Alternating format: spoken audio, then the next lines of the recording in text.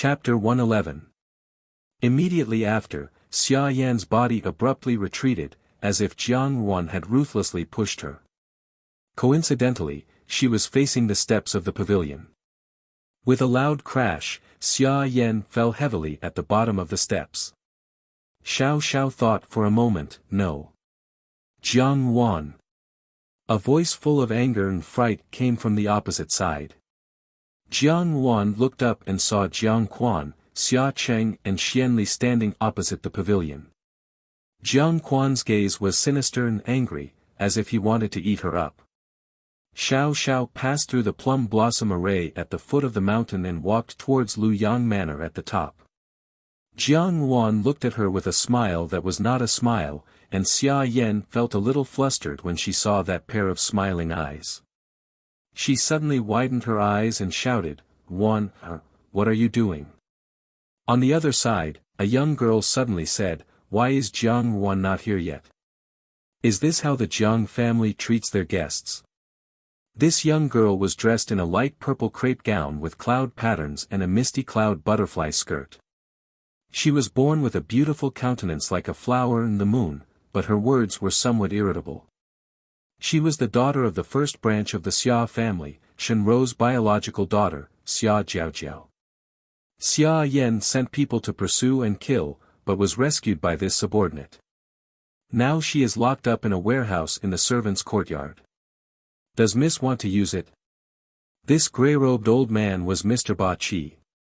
He was now 70 years old and had a sage-like appearance, but his eyes were shrewd and far-sighted. Without raising his head, he concentrated on studying the chess game in front of him and said, "Back from the southern frontier." Xia Cheng had not come to the Jiang Fu since the incident at the ancestral hall. Xia Jun's matter was a thorn in the Xia family's heart. Jiang Ruan had been away from the capital for 3 years. Hearing Lu Zhu say this, it seemed that the Xia family's grandmothers had also come. Xia Jiaojiao and Xia Jun hated Jiang Ruan like a thorn in their side, and now that she had stepped into the Jiang Fu again, it seemed that the relationship between the Xia and Jiang families had eased in the past 3 years. On the other side, Xia Yan was talking to the Xia family's eldest grandmother, Shenrou. Shenrou looked at Xia Yan's belly and said with a smile, "Grandaunt's belly is getting more and more pregnant. When I was pregnant with Jiaojiao, it wasn't this big. Maybe it's twins." Xia Jiaojiao bit her lower lip tightly as she stared fixedly at Jiang Ruan. Jiang Ruan was dressed in a simple robe embroidered with moonlight. Her skin was whiter than snow, her lips were red, her teeth were white, and her eyes were shockingly charming. Xia Jiaojiao originally had 7 points of good looks, but under Jiang Ruan's comparison, she was left with less than 10%. Xia Jiaojiao was extremely angry, but what made her even angrier was the ridicule in Jiang Ruan's words. Wasn't that right? Firstly, they hadn't sent an invitation, and secondly, they had never said that they wanted Jiang Ruan to accompany them. Now, they were blaming her for arriving late. No matter how they looked at it, it was unreasonable. The sound of cicadas chirping in the afternoon of summer was so loud that it was difficult to rest well. A few third-rank servant girls climbed up to the trees in the courtyard to cling to the cicadas. Jiang Ruan had just finished a night of iced fruit juice when she heard Lu Zhu come over and say, "Miss, Marquis Xia and the 8th prince have come to the Fu. Master wants you to go over and accompany the womenfolk to chat." When Xiao Xiao left the capital 3 years ago, Mr. Hakone was still in seclusion, so he did not bid farewell to him. Speaking of which, the master and disciple had not seen each other for 3 years. "Ruan, you're finally here. Jiaojiao has been wanting to see you for a long time." Xia Yan smiled and changed the topic. She was still a little apprehensive in her heart. Originally, she had thought that it would take a lot of effort to invite Jiang Ruan out. She had even thought of a few reasons, but she had never expected that none of them would be useful.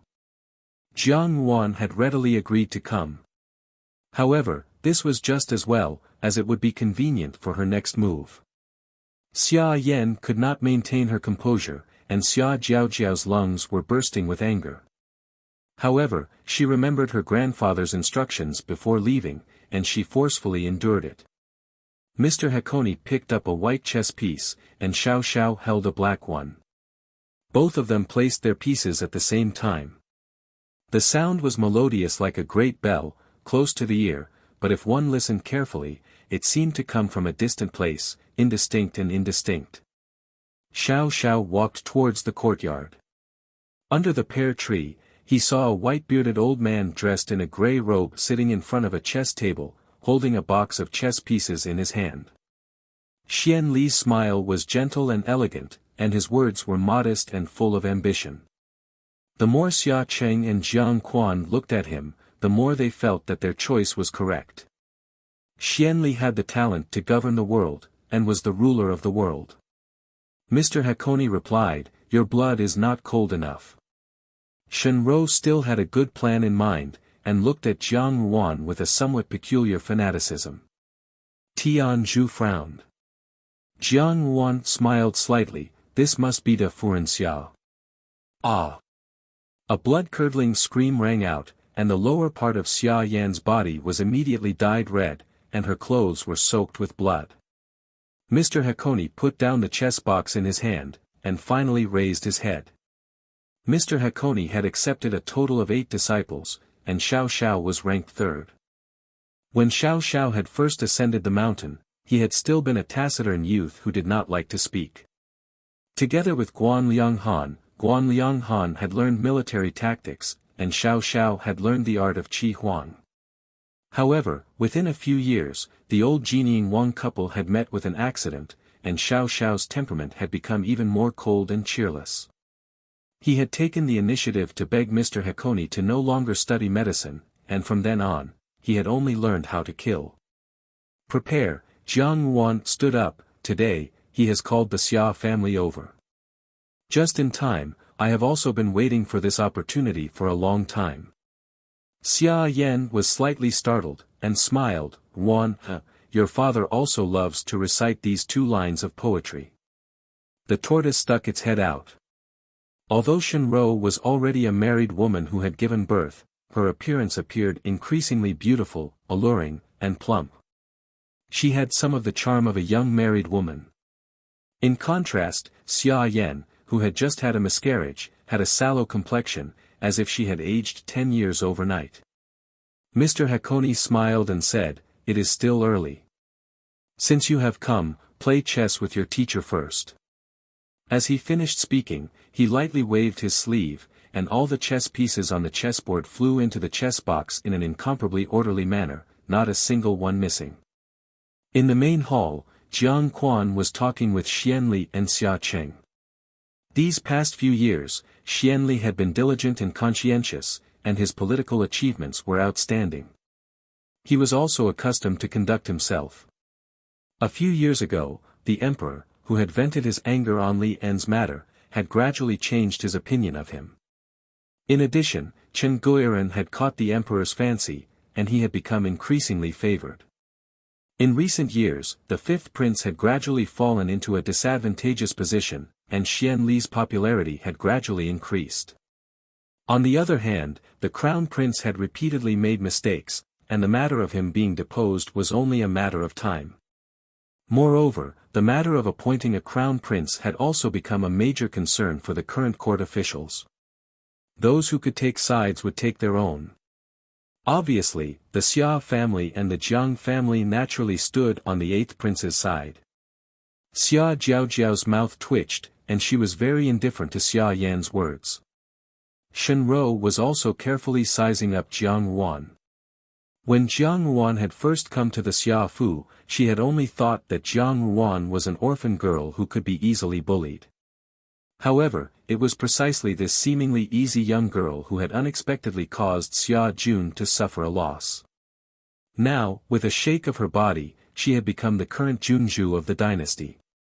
In these past 3 years, she had heard that she had gained the Empress Dowager's favor. Presumably, she had also been rewarded with a lot of money. Shen Rou calculated in her heart. Xia Cheng had intentionally mentioned Jiang Yuan to Xia Jun firstly. Xia Jun had been brooding over the previous matter, and these past few years, he had vowed to marry Jiang Yuan and torment her. Secondly, the power behind Jiang Yuan would be a great help to whoever married her. Moreover, there was also the possibility of a large sum of money. Xiao Xiao was the most sentimental person, and Mr. Hakone could see that. Although Xiao Xiao was usually ice cold, most of the time, he would take care of his fellow apprentices. A righteous person must not be an assassin. Xiao Xiao was not an excellent assassin. Mr. Hakone sighed, she has already appeared. This answer caused Shinro's face to turn red, then white, then white, then red. At that time, when Jiang Yuan had been in the ancestral hall, everyone had clearly seen it. Now that the old matter was brought up again, it was a slap to the Xia family's face. Mr. Hakone looked at Xiao Xiao for a while, then suddenly asked, Xiao, in these past few years, have you met anyone special? Jiang Yuan sneered silently in her heart. This place was the place where Jiang Quan and Xia Yan were deeply in love, but it had also been the place where Zhao Mei had grieved. When Jiang Xing was young, he had once suffered from smallpox. For several days and nights, Zhao Mei had been guarding Jiang Xing without any clothes on. When Jiang Xing had woken up, he had asked where his father was.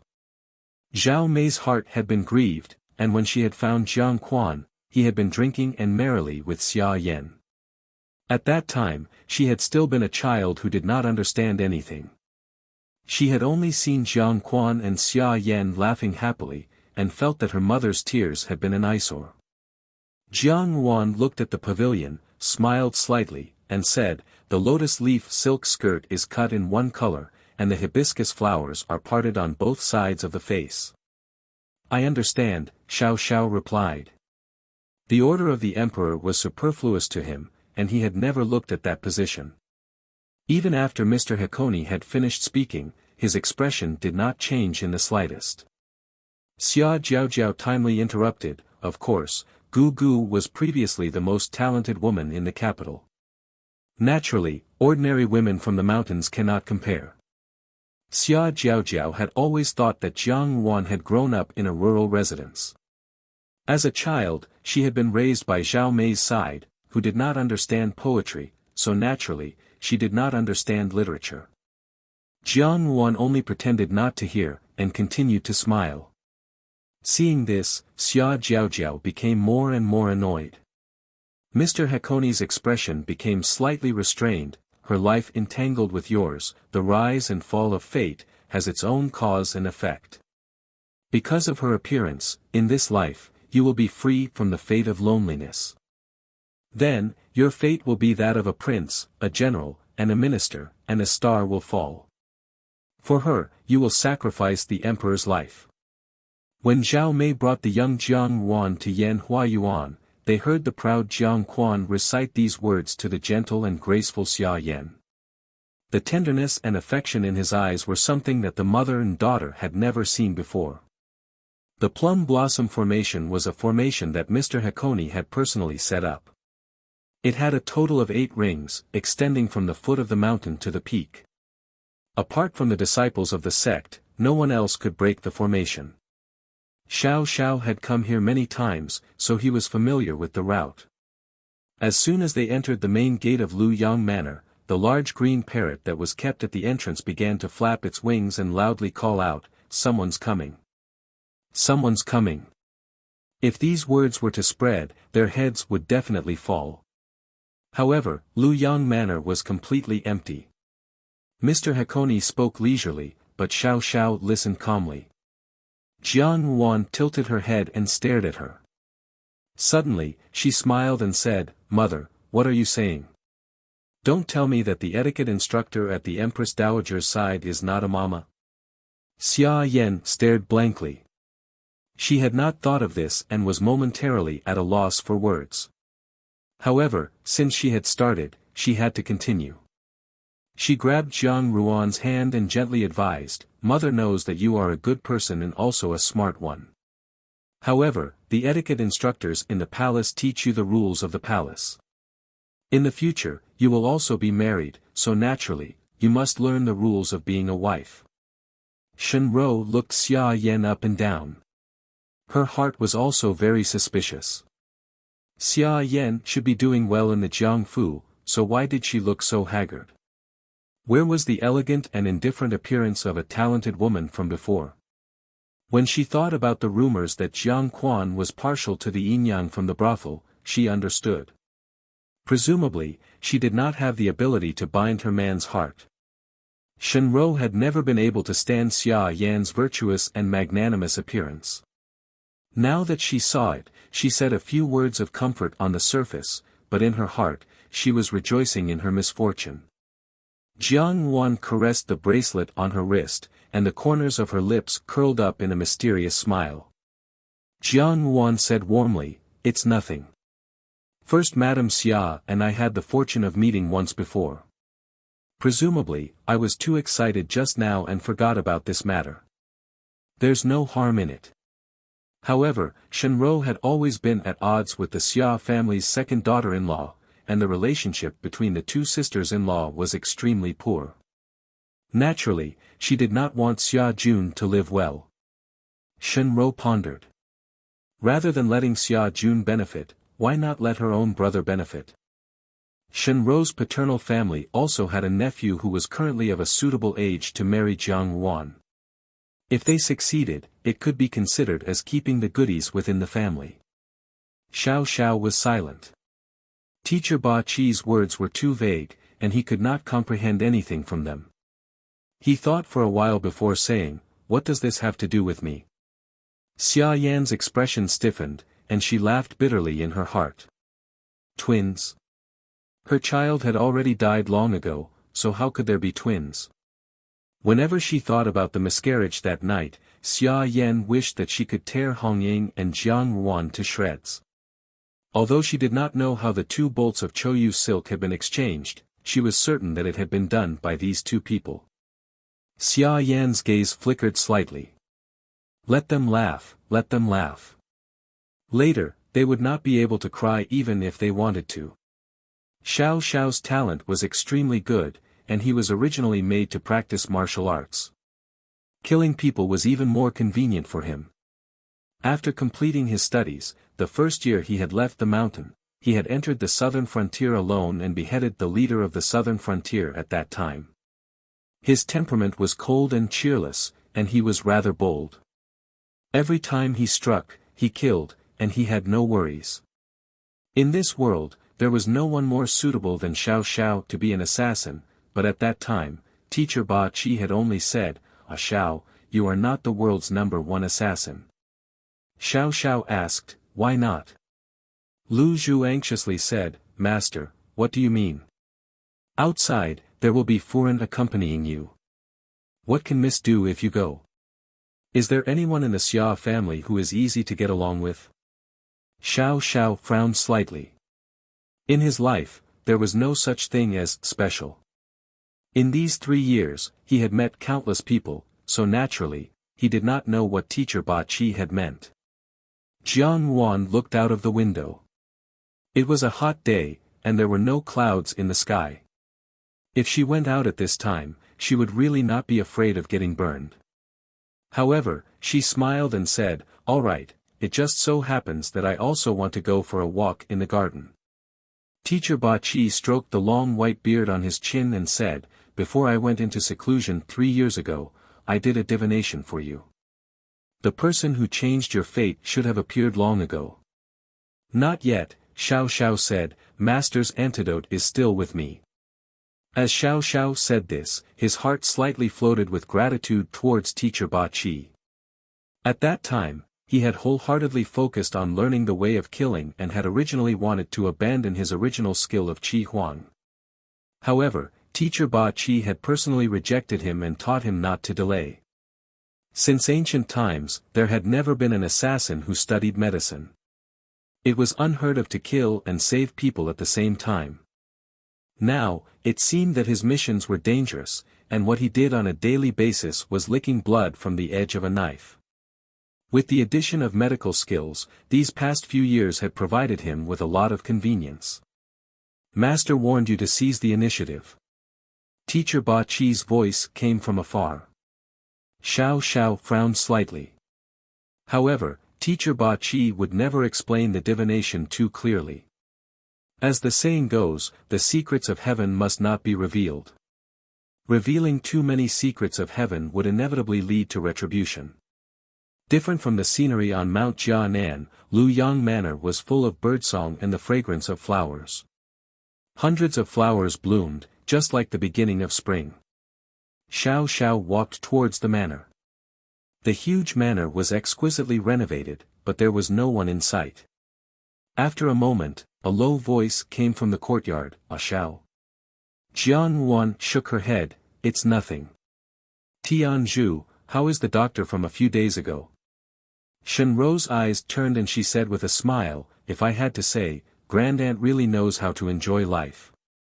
Such a good place is hard to find in our Fu.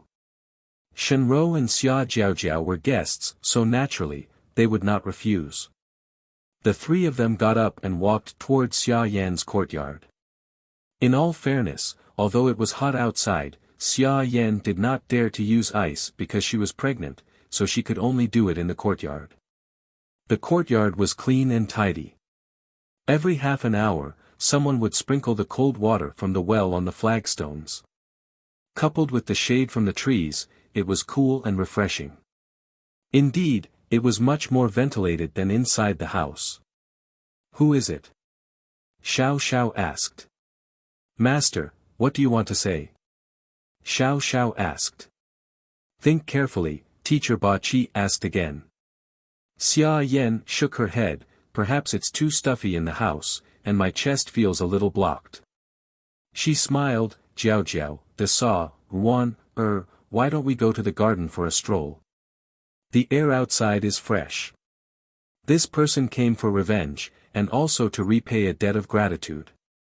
Life and death, life and death, life and death. She can clearly see all the things that happen in this world. Fate has changed because of her, and I don't know whether it's a blessing or a curse. Teacher. Xiao Xiao walked towards him. How dare you? You don't even salute when you see the princess. Tianzhu shouted with a cold face, giving Shenrou a fright. Xia Yan suddenly bent over, covered her mouth with a handkerchief, and retched twice. Lin Lang hurried over and gently patted Xia Yan's back, saying, Is Furen not feeling well again? Xia Yan suddenly became a little sad, speaking of which, it's been more than 10 years in a flash. When Jiejie was still here, she also praised this pavilion for its beauty. Ruan, you're already so old now, and in the blink of an eye, you'll reach the age of marriage. You grew up in the manor, and I'm afraid that no one has taught you manners. Mother is thinking of finding an etiquette instructor for you, okay? Teacher Ba Chi said, fine, the divination shows that I have the fate of meeting her once. One day, I will also be able to see her once. At that time, this person's karma from her past life will naturally appear. He paused, as if he had something else to say, but in the end, he swallowed it. He only looked at Xiao Xiao and said, the southern frontier's poison is fierce, have you fallen for it? Yes, Xiao Xiao replied. After returning from the southern frontier, he was usually busy dealing with various matters, and Teacher Ba Chi was still in seclusion. It was only in these few days that he found an opportunity to go to Jianan Mountain, and it just so happened that Teacher Ba Chi was about to come out of seclusion. This Junju has not received Furen's invitation, and has not heard of her coming to accompany you. I did not know that guests were coming, so how can I treat you?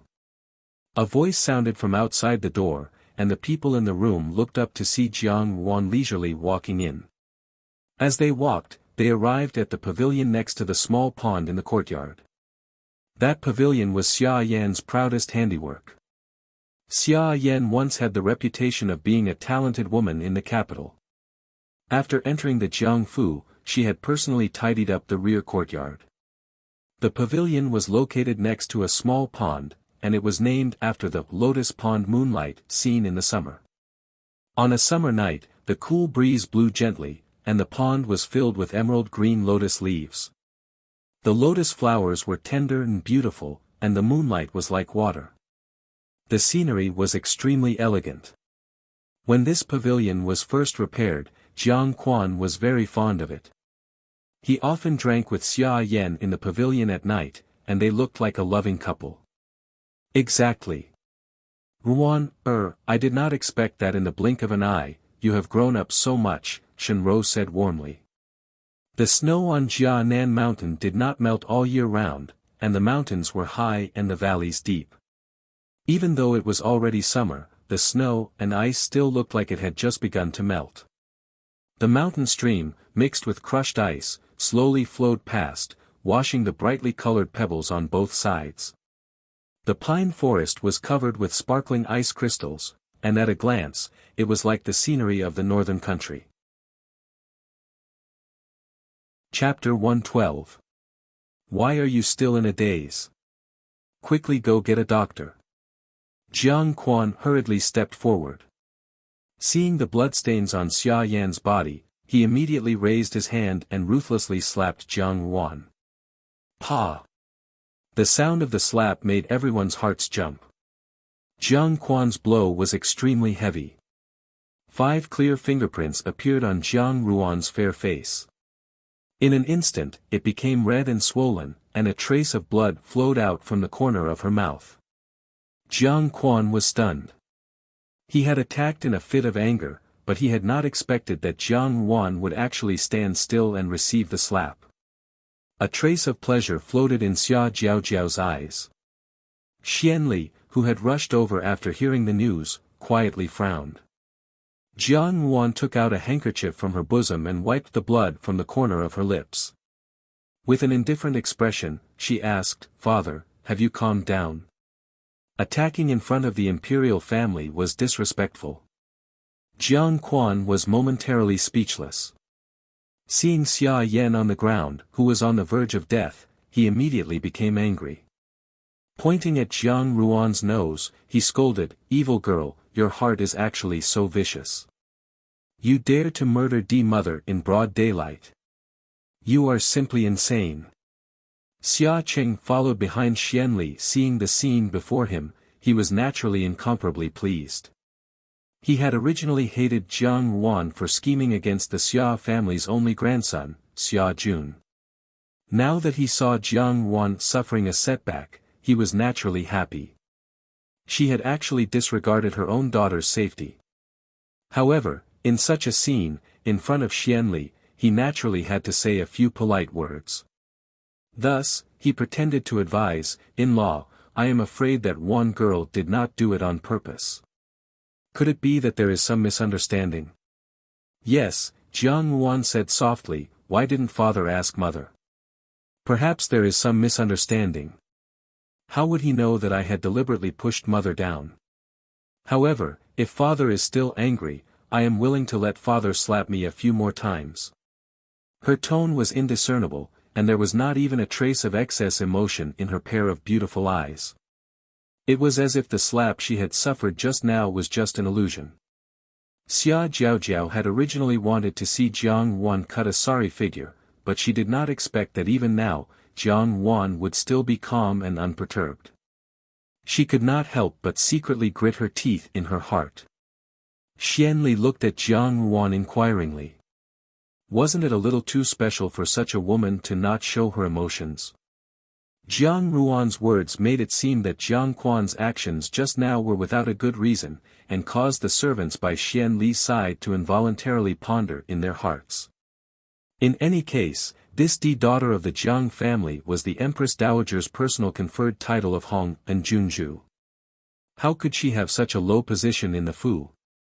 Listening to Jiang Ruan's words, was she usually Jiang Quan's punching bag? Wasn't Jiang Quan slapping the royal family's face? Jiang Quan was enraged and wanted to give him another slap.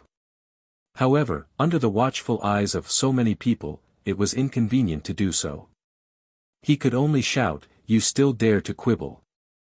Jiang Wan smiled faintly, "Why doesn't father ask mother? The victim's family is right in front of you." Upon hearing the news, the servant girls who had rushed over were just about to carry Xia Yan away, but when they heard Jiang Ruan's words, they stopped. Xia Yan secretly resented Jiang Ruan's words. Based on Xia Yan's usual amiable and magnanimous demeanor, she could only say that Jiang Ruan had not done it on purpose. But if he were to say it out loud, wouldn't that be giving Jiang Ruan a way out? As Xia Yan thought of this, she painfully groaned twice. "It hurts." With this, the servant girls and the old woman no longer dared to tarry and hurriedly carried Xia Yan back to her room. Seeing this scene, Jiang Quan did not care about anything else and hurriedly followed. Naturally, the Xia family members were eager to watch the commotion, and Xianli also stayed behind.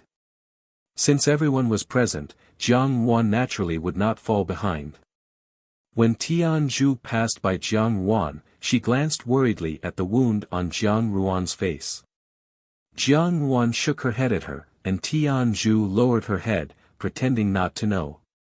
When they arrived at Xia Yan's room, Xia Yan was inside, and the midwife that they had invited was also inside. From time to time, Xia Yan's shrill cries could be heard, causing everyone to tremble with fear. When Second Yinyang heard about this, she brought Jiang Li over to gloat. Jiang Su Su and Hong Ying also hurried over. Jiang Dan, on the other hand, stayed in her own courtyard and did not come out.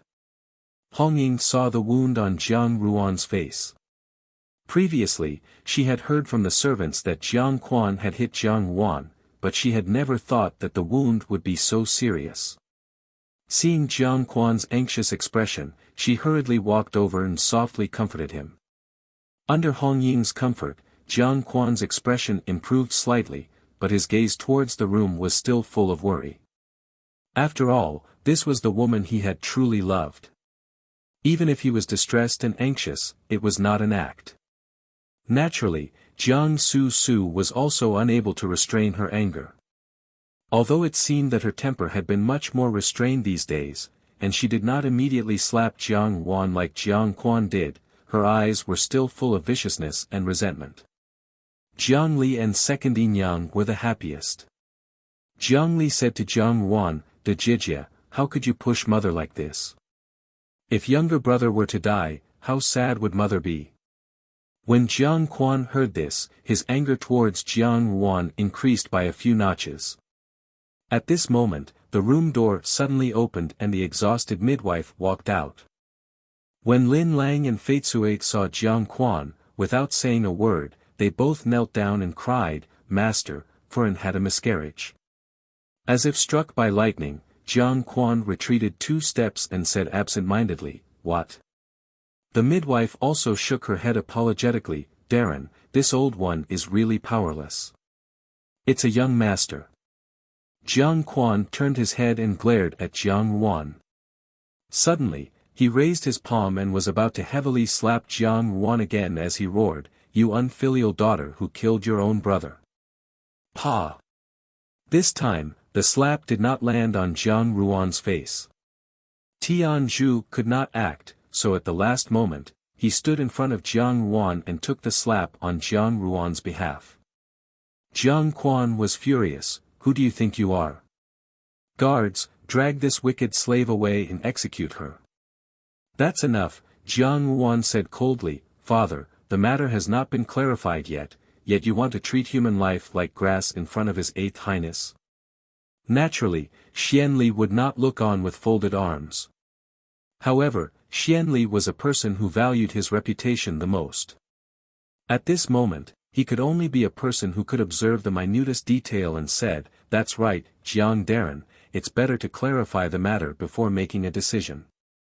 What else does De Jijia want to say?" Jiang Su Su's eyes widened. Now, her beauty was even greater than before, and she was also much smarter than before. She no longer blindly relied on her beauty. Her eyes were red, as if she was trying to hold back her tears. However, her voice was still choked with sobs as she said, "De Jijia, could it be that you want to say that mother herself removed the flesh and blood in her womb?" The beauty was delicate and charming, so Xianli warmly advised, "Second Jiang Miss, please do not be too sad." Jiang Wan retorted, "What's impossible about this? Master? It was Xia Yan, supported by a servant girl, who slowly walked out. Her whole body was on the verge of collapse, and her complexion was as pale as a sheet of paper. She had just changed into a clean set of white clothes, which made her appear even more haggard. She looked at Jiang Quan and slowly knelt down. Yan, what are you doing? Jiang Quan quickly stepped forward and helped her up to lean against his chest.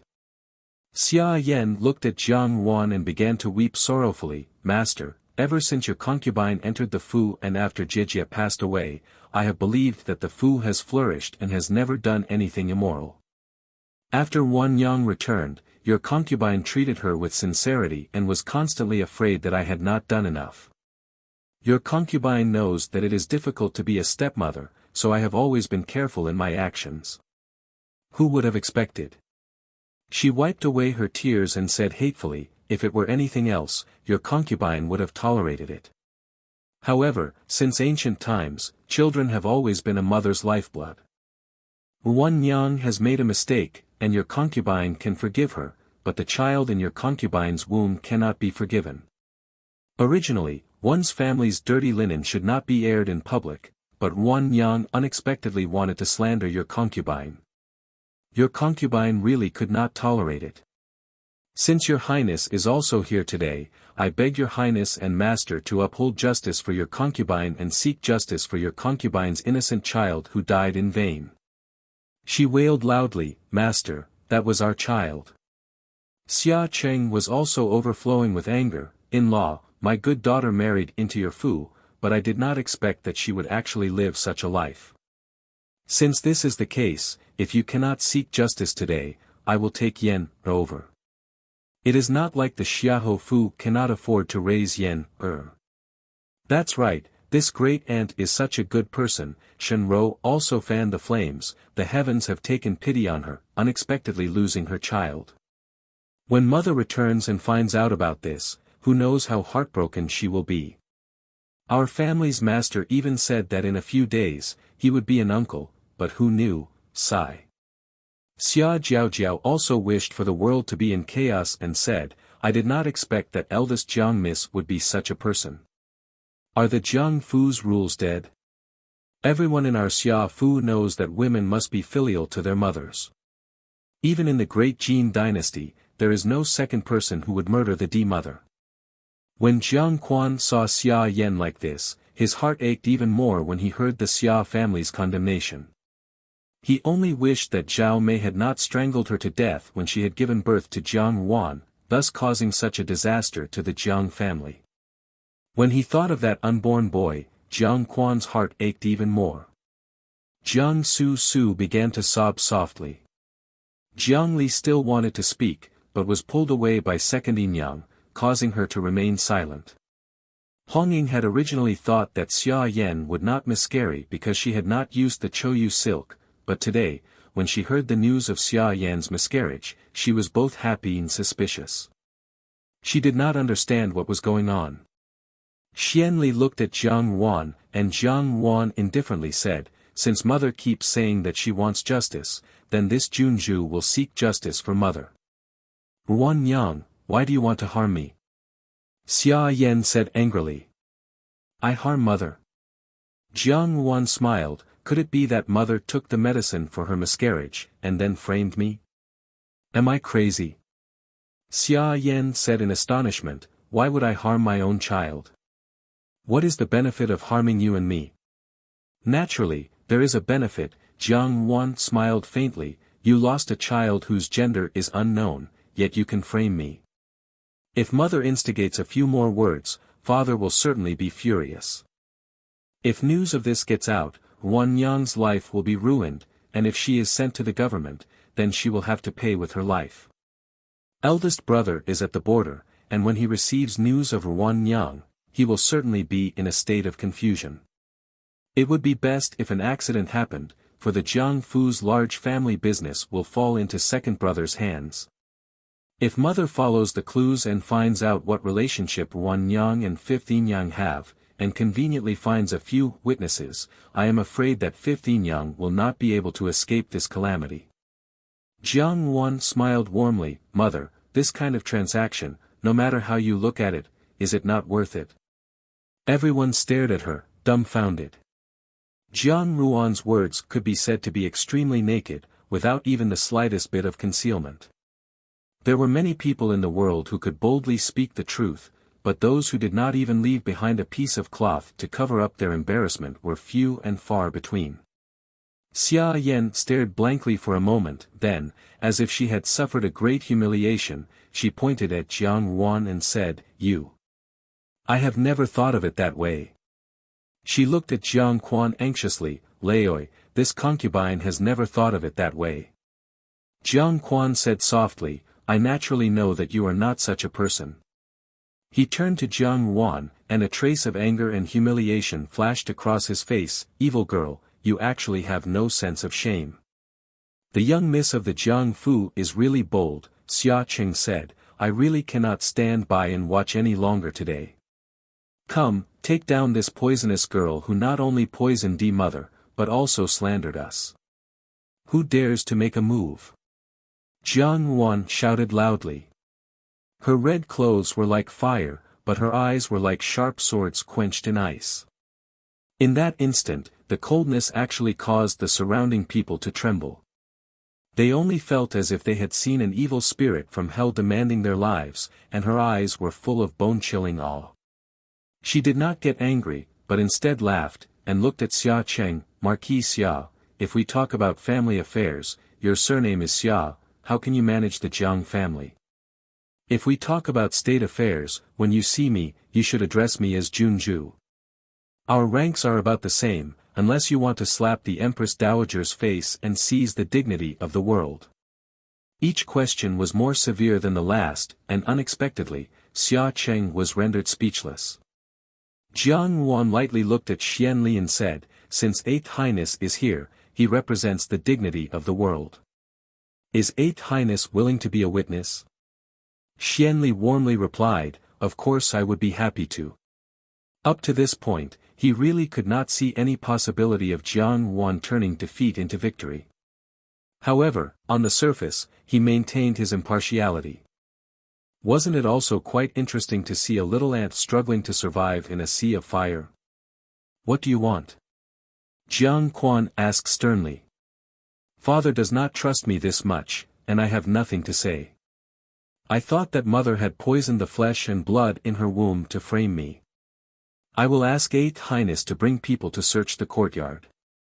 As long as the medicine that causes miscarriage is found, then the truth will be placed in front of us." Xia Yan almost laughed out loud. Jiang Ruan thought herself clever, but where would she have the medicine to cause miscarriage? Even if they searched Yan Hua Yuan cleanly, there would be nothing. She stared at Jiang Ruan, not letting go of the slightest trace of Jiang Ruan's expression. "Then what if there isn't? Then I will admit all the crimes, and ask father to hand me over to the authorities." "Mother, is this good?" Jiang Ruan said. "Good." Xia Yan clenched her teeth. "It's a deal." Xia Qing frowned, instinctively feeling that something was wrong. But words that were spoken were like water that had been spilled. Moreover, there was no other way. Jiang Su walked in front of Xianli and bowed gracefully, "I beg Eighth Highness to uphold justice." Xianli reached out to help Jiang Su up. Previously, he had not taken a good look at her, but now that the beauty was right in front of him, her every movement was soul-stealing, and her face was delicate and lovely, Xianli could not help but reveal a trace of amazement. His tone could not help but soften, "This prince is duty-bound." After saying this, he ordered the leader of the imperial bodyguards beside him, "Go and search carefully for me." Jiang Ruan looked at the two people and felt somewhat nauseous in her heart. She said, "In order to show fairness, I will have to trouble you to bring my and mother's personal maidservants. Not only will you search mother's courtyard, but also the courtyards of everyone in the Fu. Is this good?" Xianli was stunned, and smiled, naturally. The imperial bodyguards quickly went out to search, but the atmosphere in the hall became more and more tense. Xia Jiaojiao hid behind Shenrou, her eyes full of schadenfreude. As long as she thought that Jiang Yuan would be taken away by the officials and her reputation would be ruined, she could not help but reveal a happy smile.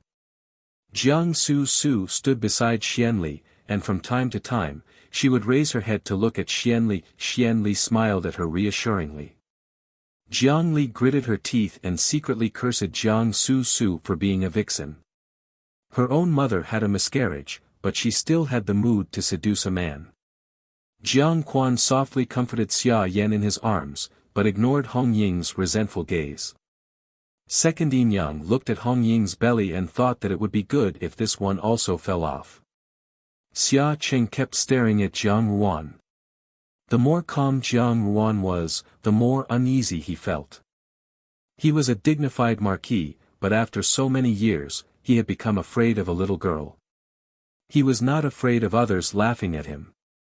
However, Xia Cheng had seen Jiang Yuan's methods at the Xia family's ancestral hall. Now that 3 years had passed, Jiang Yuan's scheming had become much more profound. How could he not be afraid? Time passed quietly. Not long after, Xian Li's imperial bodyguards returned to inquire after completing their search. Lin Lang and Tian Zhu followed behind. Xian Li asked, "Did you find any medicine?" Replying to Your Highness, "No." The head of the imperial bodyguards replied. Hearing this, tears immediately fell from Xia Yan's eyes. "Wan Yang, what else do you have to say?" "What else is there to say?" "Naturally, I will take her to the Yamen," Xia Jiao immediately said, with such a malicious heart. "Your Highness must seek justice for Gu Gu and my deceased cousin." "Sinful girl, do you admit to your crimes now?" Jiang Quan shouted loudly. Jiang Yuan smiled faintly. Xia Cheng noticed that Lin Lang's complexion was deathly pale, and his heart thumped. Before he could say anything, he heard Tian Zhu coldly say, "Master, although we did not find any medicine that causes miscarriage in Furin's courtyard, we did find these in Furin's courtyard. I would like to trouble Master to take a look." As she spoke, she handed them over with both hands. Xia Cheng stared blankly and took a look. It was a set of clothes and a pair of sky blue soap boots. Finding clothes and soap boots in the Fu was not a big deal, but when Jiang Quan shook them out, his face immediately turned ashen with anger. This was because the clothes were large, and the soap boots were also several inches larger than Jiang Quan's. The men of the Jiang family had been born into an aristocratic family of civil officials. Their statures were thin, but these clothes were clearly prepared for a strong man. Jiang Chao and Jiang Xing were not suitable, and there were no other men in the Fu. Not only that, but the collar of the clothes was also embroidered with 2 lotus flowers. Because it had been in the dark, it would have been impossible to see through the clothes on an ordinary day. However, its appearance here caused Jiang Quan to feel extraordinary shame and humiliation. He angrily shouted, "Slut," and fiercely threw the things at Xia Yan's face. Xia Yan stared blankly, and when she saw it clearly, she turned pale with fright. She hurriedly said, "Master, this concubine has never made this kind of thing. Master, this is Ruan Yang slander." "Mother really knows how to joke," Jiang Yuan indifferently said. "Ever since mother became pregnant, Wan Yang has never taken a step into Yan Hua Yuan to prevent others from disturbing her. Even just now, in this short period of time, I stood together with father. Mother says that this is slander. I would also like to ask mother, what method did I use to stuff this thing into mother's boudoir under mother's eyes?" She suddenly thought of something and laughed. "Besides, father is the clearest about the clothes that mother sews. Whether or not it was mother who sewed it, could it be that father can't tell?" Jiang Quan was so angry that his whole body was trembling. Naturally, he was very clear about his wife's embroidery skills.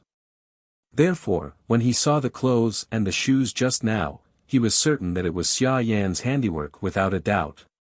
Even if Jiang Quan usually favored Xia Yan and treated Jiang Yuan coldly, any man would not remain indifferent when he found out that his wife had made him wear a green hat. Jiang Quan now only felt anger towards Xia Yan. Where was the usual trace of warmth? Seeing this scene, Xia Qing glared at Jiang Wan and said, "What kind of trick did you use?" Jiang Su also cried and knelt down, "Father, don't you know what kind of person mother is? How can you doubt mother?" Jiang Quan looked down at his most beloved daughter. After living in the family temple for 3 years, Jiang Quan already felt somewhat guilty towards Jiang Su. Ever since Jiang Su had returned to the Fu, she had become more sensible and well-behaved. Now, seeing her crying so pitifully, his heart also softened. But when Jiang Wan made a move, she never gave others any leeway. She signaled Tianzhu with her eyes, and Tianzhu coldly said, "Second miss, we servants also found something special in your courtyard." Lin Lang's complexion became increasingly pale, and she almost fainted. Jiang Su frowned, and Tianzhu took a cloth bag from the imperial bodyguard and threw it in front of everyone. The cloth bag was stained with blood, and a strong fishy smell wafted over. As Tianzhu threw it, the cloth bag fell apart, and the thing inside fell out. It was a lump of mangled flesh and blood, and just looking at it made one feel somewhat nauseous. "What is this?" Xia Yan was startled, and instinctively felt that the cloth was somewhat familiar. Stillbirth. Tianzhu was an assassin, and her whole body was ice cold. Coupled with such a gloomy sentence, everyone in the room shivered for no reason. Jiang Wan smiled, "Mother, do you still want to say that Wanyang pushed you? Clearly, you had already taken the medicine for a miscarriage, and placed your younger brother in second sister's room. Then, you came back to slander me. What nonsense are you talking about?" Xia Yan was somewhat flustered. She also did not know where this thing had come from. She anxiously asked, Su, what is this? What is going on?" A trace of anger flashed in Jiang Su's eyes. She had not expected that Jiang Wan would actually turn this thing over. In front of Xianli, Jiang Su could only tenderly and timidly say, "This is a human placenta." "Mother, Su has heard that eating human placenta can nourish one's beauty. You also know that when I fell off the cliff. But this is definitely not a younger brother. Su bought it from a medicine shop. Human placenta." Shenrou covered her mouth, and the way she looked at Jiang Su changed in an instant. Human placenta was a bloody thing. Who would have thought that this niece, who looked so delicate and weak, could actually eat such a disgusting thing? Jiang Quan was also somewhat disappointed. In his heart, Jiang Su was as pure as a fairy, and was above the common people's food. She was his pride, but now, she had caused him to lose face. Xian Li's expression was also somewhat strange. Jiang Su was angry in her heart, but on the surface, she looked even more wronged. "Master, did you hear that? This is a human placenta, not a miscarriage."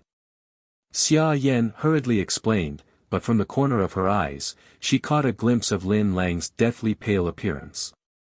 Why was Lin Lang so afraid and on the verge of collapse? Xia Yan suspiciously stopped, and a thought suddenly flashed through her mind. No. Impossible. She looked at the cloth bag on the floor again. Why did the brown cloth look so familiar? It was exactly the same as the one Lin Lang had used to wrap the dead baby when she had a miscarriage. "Ah!" Xia Yan screamed, and everyone in the room jumped in fright. She broke down and pulled at her hair, "Impossible, impossible, impossible. Mother, what's wrong?" Seeing this scene, Jiang Su panicked and hurriedly pulled at Xia Yan. But Xia Yan did not know where she got the strength from, but she pushed Jiang Su away and retreated, as if she was looking at a demon. "Mother, what's wrong? Am I Su?" Xia Yan was like this in front of Xianli, and Jiang Su was somewhat hurt. Xia Yan broke down and pulled at her hair again. Jiang Su had eaten a human placenta, and the human placenta that Jijie had eaten was from her younger brother's body. This matter was absurd to the extreme, and it made one's hair stand on end. But it was the truth. Jiang Wan slightly raised the corner of her mouth. This was her true goal. Xia Yan had loved Jiang Su her entire life, and if she knew that the flesh and blood in her womb had become a human placenta that her daughter had bought from a medicine shop, would it become a nightmare for her? Good and evil will always be repaid, and heaven has its own cycle. When Xia Yan suddenly went crazy, and everyone was at a loss as to what to do, a middle-aged man suddenly came from outside. This man was carrying a medicine box, and he stormed in angrily. The servant girl outside the door could not stop him. When the man saw Xia Yan, he cursed, "You black-hearted woman, you actually dared to make a fool of me. Using lead-filled silver to deceive me. This won't do, you must come with me to see the official." Lu Zhu blinked and hurriedly pulled the man back. She asked, "Sir, why are you pulling my madam?" "Hey," the man was unable to restrain his anger. "This person had a miscarriage a few days ago, and I was the one who helped her deliver the baby. She did not allow me to speak of this matter, and even said that I would be rewarded with a large sum of money. But when I went home to buy things and went to the shop, I discovered that the silver was actually filled with lead." "Nonsense!" Jiang Su was furious. "Who bribed you to slander my mother? Be careful that I don't drag you to the officials to argue." Humph, the man was not easy to deal with, and he sneered. "If you don't believe me, you can go to Bao Tang in the capital. At that time, I was the one who wrote the prescription for this woman, and there were a few ingredients that only Bao Tang has. All the transactions of Bao Tang are recorded in the books, and you can go and check, and you will know who is lying." Bao Tang was the largest medicine shop in the capital, and business was very particular about integrity. Otherwise, it would be destroying one's own reputation, so they would not lie. If Xia Yan had taken the medicinal ingredients that she had eaten after her miscarriage, Bao Tang would know with a check. The man was still angry and wanted to pull Xia Yan, who was on the ground. "You woman, quickly come with me to see the official." But Xia Yan was now like a lunatic, and her mind was not clear, so how could he argue with her? "Enough!" Jiang Quan finally shouted. His eyes were bloodshot, and the muscles on his cheeks were trembling slightly. It was obvious that he was very angry. The fact that Xia Yan had miscarried had almost become a fact, but what made him even angrier was the owner of the clothes. However, it was impossible for Xia Yan to answer his question. Jiang Quan said coldly, "Help Furen back to her room, and watch her closely." This was to put Xia Yan under house arrest. Xia Cheng also did not expect that things would suddenly turn out like this. She looked at Xian Li as if asking for help, and then chased after Jiang Quan. In law, this matter. The show was over, so there was no need for Shenrou and Xia Jiaojiao to stay any longer. Xia Jiaojiao was very disappointed that Jiang Wan had not met with misfortune. Jiang Li and Second Yinyang, on the other hand, were extremely happy. They had followed Jiang Quan for many years, and knew that it would be very difficult for Xia Yan to make a comeback this time. Hong Ying wanted to go and comfort Jiang Quan, so naturally, she would not stay in the hall. For a moment, only Jiang Wan and Jiang Su were left in the hall. Jiang Su walked step by step towards Jiang Wan, and said with a gloomy face, "Today, it was your good deed again. De Jiejie's methods are as ingenious as ever. Could it be that second younger sister is not curious as to why mother suddenly went crazy?" Jiang Wan looked at her quietly and suddenly said. Jiang Su stared blankly. "What?" Jiang Wan smiled faintly. That smile, in Jiang Su's eyes, was somewhat strange. Jiang Wan looked at the lump of flesh and blood on the ground, and softly said, "Because, that placenta was personally discarded by mother." Chapter 113. Just like that, the storm ended, and the unlucky one was the instigator. In the Ruanju, Lien Chao spat, serves her right. That black-hearted person actually wanted to scheme against Mississippi. Let's see what else she has to say now.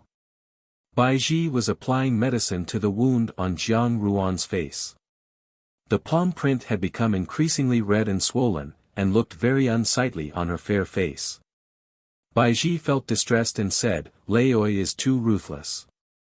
In any case, Miss is the daughter of the Fu. How can you be beaten in front of outsiders? Moreover, you used all your strength. Bai Ji and Lien Qiao now understood that Jiang Quan did not regard Jiang Ruan as his own daughter at all. Naturally, his tone was filled with reproach and anger.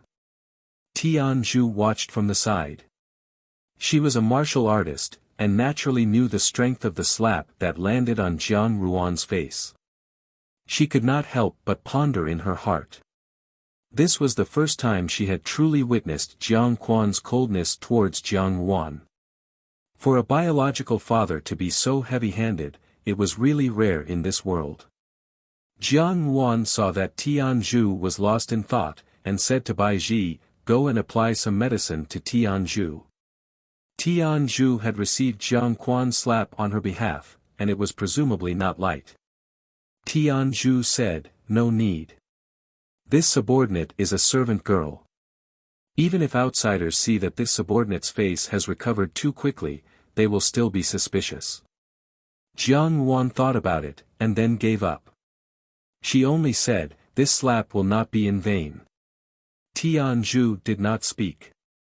The night passed, and the next day, Lu Zhu brought back news from outside. Jiang Quan had sent people to Bao Jitang to confront them. Sure enough, as the middle-aged doctor had said, Xia Yan had sent her personal maid to Bao Jitang to grab some medicinal herbs, which were all medicine for postpartum recovery. Naturally, Jiang Quan was unable to restrain his anger. He sent people to arrest Lin Lang and Fei Cui, and interrogate them in detail about Xia Yan's adulterer. The two servant girls naturally could not say who it was. Jiang Quan was also really angry, and without saying anything further, he killed the two servant girls and threw them into the mass grave. Lin Lang and Fei Cui were head servant girls with status in the Jiangfu, but now they had their heads separated from their bodies. For a moment, everyone in the Fu felt insecure. In a fit of rage, Jiang Quan arrested all the servant girls and old women in Yanhua Yuan, and tortured them to find out who the adulterer was. Some of them could not bear the heavy torture, and relented, saying that it was a wandering young master who was passing by, and that he had already left the capital. This confirmed the fact that Xia Yan was having an affair outside. Flustered and exasperated, Jiang Quan wanted to divorce his wife, but Jiang Su knelt outside Jiang Quan's study for an entire night. When Jiang Chao found out about this matter, he hurriedly asked Xianli to intercede on Xia Yan's behalf. Although the Xia family also felt that they had lost face, Xia Yan was, after all, the link between the Jiang and Xia families by marriage.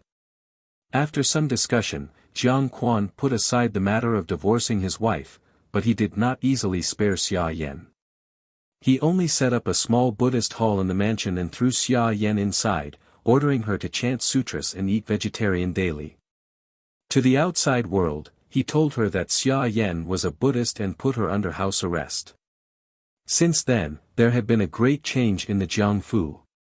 Everyone knew that Xia Yan had completely lost Jiang Quan's favor, and thus lost all power and influence.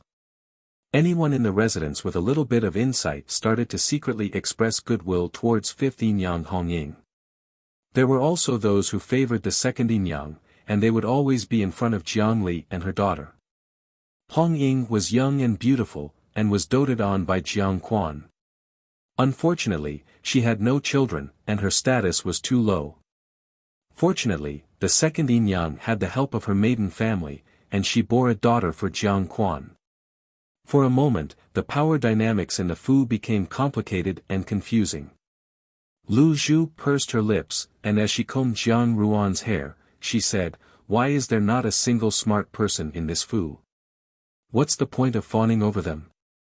If I were a servant, I would naturally fawn over Mississippi. Miss is the proper mistress of the Fu, and is also a Junju personally conferred by the Empress Dowager.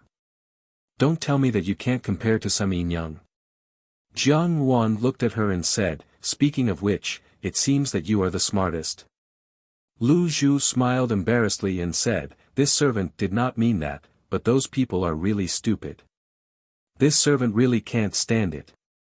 Jiang Yuan smiled faintly. The reason why everyone in the Fu fawned over 5th Yang and 2nd Yang, and turned a blind eye to her, the eldest daughter, was very simple.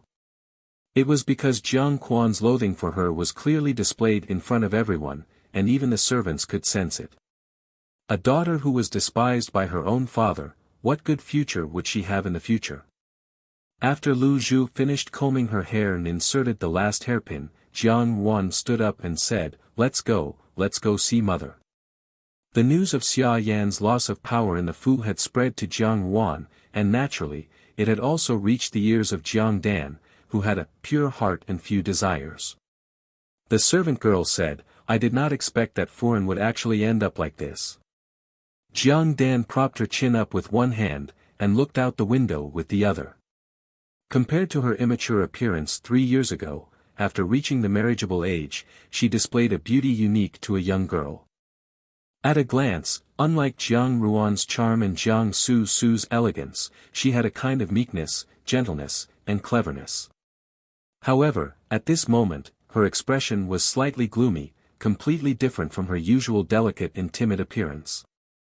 You want to scheme against Jiang Yuan, but your brain is a bit stupid. She sneered. The servant girl immediately fell silent. In these 3 years, her family's miss had become more and more temperamental, causing people to be unable to fathom her. It was as if she had grown 10 years older overnight. Sometimes, when she looked at the expression in Jiang Dan's eyes, even the personal servant girl would feel a chill run down her spine. What a pity, after putting up such a big battle array, in the end, only Jiang Furen was dragged down.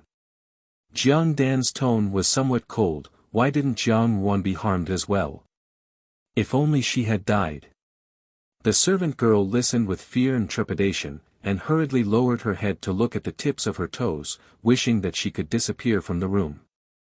Jiang Dan caught a glimpse of her movements from the corner of her eye, and the corner of her mouth raised in a mocking smile.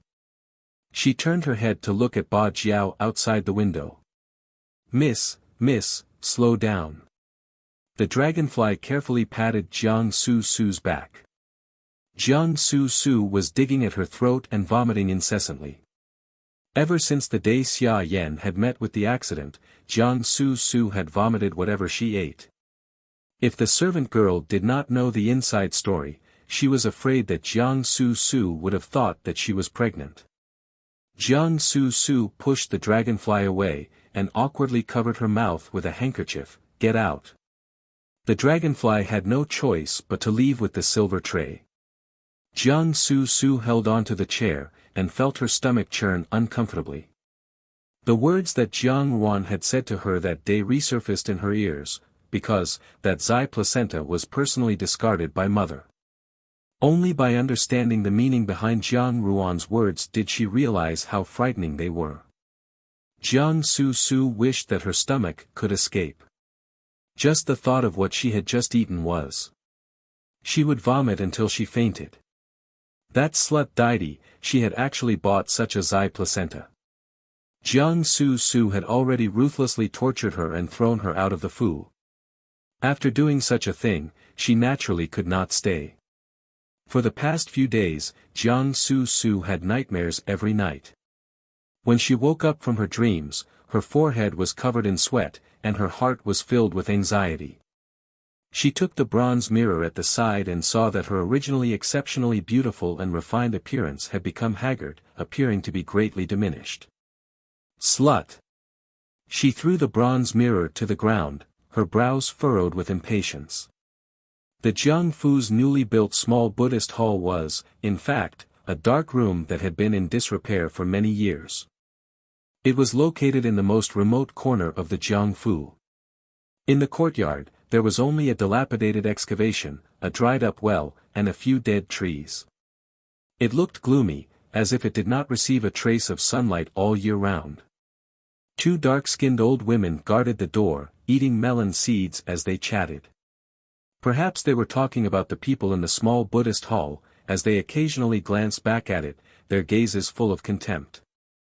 When Jiang Yuan brought Tianzhu and Baiji over, they happened to see this scene. When the two old women saw Jiang Yuan, they did not even bother to tidy up the melon seeds as they stood up, nodding and bowing as they greeted her. The servants in the Fu had long been in an uproar over what had happened a few days ago. Originally, Xia Yan had seized the initiative, but she had been fooled by this de Xiaojie, who did not reveal her mountains and waters, and had fallen to this state. The servants were not blind, and they could clearly see the matters between their masters. It was clear that this de Xiaojie's methods were much more superior than Furen's. Moreover, now that Jiang Yuan was the Empress Dowager's favorite, if she really wanted to dispose of an old woman in the Fu, it would be as easy as turning her hand. Therefore, although they knew that Jiang Quan did not like this daughter, no one dared to look down on Jiang Yuan, and they were usually still respectful. Jiang Yuan smiled slightly and waved her hand, saying, "I came in to see mother." Baiji stepped forward and stuffed two embroidered pouches full of silver fragments into the hands of the two old women. The two old women calmly weighed the embroidered pouches, and their faces bloomed with smiles. De Xiaojie need not be so courteous. If you want to come, you can just say it. This old servant will open the door for de Xiaojie. After saying this, they took out the iron key hanging around their necks and opened the door. Only then did they clearly see that the door had been reinforced with iron, and the door bolt was still on the outside. This was a grand way of locking up Xia Yan. After the two old women opened the door, they moved to one side. Jiang Yuan brought Tianzhu in, and Baiji stood outside the door. The old woman understood, and walked to the other side, so she could not hear what was being said inside. The room was pitch black, and there was only a small window open. Even this small window was nailed shut with wooden boards. Inside, there was nothing. Xia Yan had long heard Jiang Yuan's voice from the window, but at this moment, she only pretended not to hear. Tianzhu lit the oil lamp, and the room could be seen clearly. There was only a wooden bed, covered with a thin layer of blanket, which was damp and dirty. There was a wooden table, a straw praying mat, an offering table, and a clay guanyin statue. Xia Yan knelt on the straw praying mat with her eyes closed, as if she was sincerely praying. Jiang Yuan sat on the only chair in front of the wooden table, and looked around. It could be assumed that Jiang Quan was truly furious with Xia Yan. The interior of the house was almost comparable to her home in the rural residence. Every dog has its day. Xia Yan had originally instructed the Zhang family to entertain Jiang Yuan, but she had never thought that today, she would fall into the same situation. Xia Yan's legs were already numb from kneeling, and her knees were aching and itching. This place was damp and airless, and when it rained, it would be cold to the bone. In just a few days, she had actually fallen ill with rheumatism. However, Jiang Quan had given a strict order that no one was allowed to visit. Today, however, the person who came to visit was the thorn in her side, Jiang Yuan. Xia Yan originally wanted to ignore Jiang Yuan, but Jiang Yuan was too patient, so she did not make a sound and quietly sat in the room. Her knees were really uncomfortable, and she finally opened her eyes. In a flat tone, she asked, "What are you doing here?" Jiang Yuan looked at her with a smile. A scholar who has been away for 3 days must be looked at in a new light. Mother has only been cultivating here for a few days, but it seems that you have also been infected with Buddha's nature. You look much more relaxed. Xia Yan was flustered, but she tried her best to pretend to be the elegant and gentle talented woman she had been in the past. However, when she looked down and examined her clothes, she saw that they were stained with grease and dirt, and they looked greasy.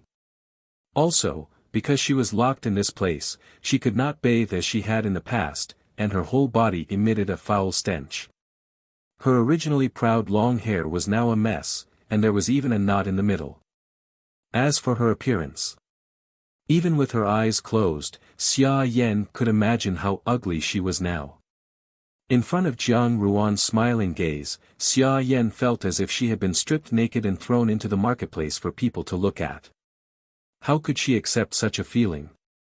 She raised her head to look at Jiang Ruan. Jiang Ruan was wearing a long dress embroidered with golden threads, the color of begonia. Her hair was black, her skin was snow white, her lips were red, and her teeth were white. Even in the gloomy, dark room, her entire body seemed to be plated with a layer of glittering luster. This luster made her seem like the most revered person in the world, even though she was merely sitting in front of a wooden table. That smiling gaze looked down on her, as if she was looking at an ant in the dust, full of ridicule. Xia Yan's whole body began to tremble. The more glamorous Jiang Ruan was, the more miserable she looked. At this moment, Xia Yan actually recalled the scene from many years ago, when she had first met Zhao Mei. Many years ago, she had been renowned as a talented woman in the capital. She had a good hand in poetry and a good hand in painting. She was skilled in zither and chess, and all men fell in love with her and women were jealous of her. However, she still could not marry into a good royal family, because her father was a bastard son, and her status was not high. Those nobles could marry her back as a concubine, but they could not make her a wife. The most frightening thing in the world was not a beauty past her prime, or a beauty with white hair, but a peony growing in a mud basin. The young Xia Yan's ambition was higher than the sky, and she wholeheartedly wanted to climb up to a good marriage. At this time, she met Jiang Quan. Jiang Quan was a new official of the imperial court. He was refined, handsome, and had an elegant demeanor.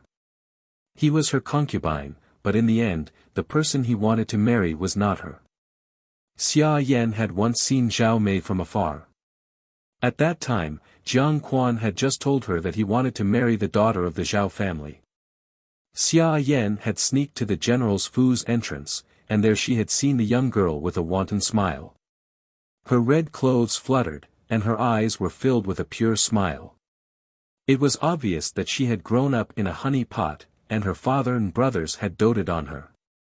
An extremely complicated feeling arose in Xia Yan's heart.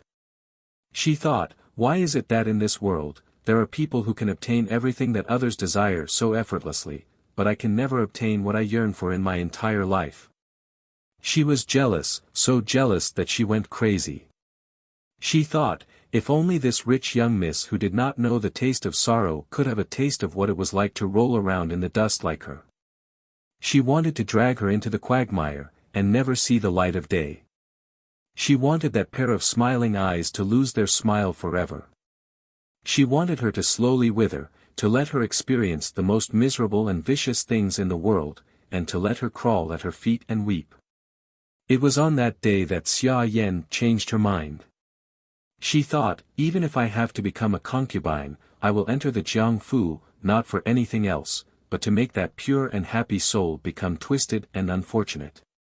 She did it. Zhao Mei entered the Fu, Zhao Mei lost favor, Zhao Mei was bullied by the servants, and Zhao Mei's children would never receive Jiang Quan's love. Until Zhao Mei died, Xia Yan thought that in this lifetime, she could be considered to have trampled Zhao Mei under her feet. Who would have guessed that at this moment, when she saw Jiang Ruan, dressed in red, sitting in the dark, her eyes would not reveal the pure smile of the past, but a sneer of ridicule, as if she had seen through her, as if she was mocking a jumping clown who overestimated her capabilities. Xia Yan screamed and fiercely pounced on Jiang Ruan. She wanted to scratch that face. But Tianzhu's movements were faster, and with a flying kick, she broke her knee. Xia Yan suddenly fell to the ground and knelt in front of Jiang Ruan. Jiang Ruan looked at her and indifferently said, Jiang Furen, how does it feel to fall into hell? Xia Yan was startled, and suddenly burst into maniacal laughter.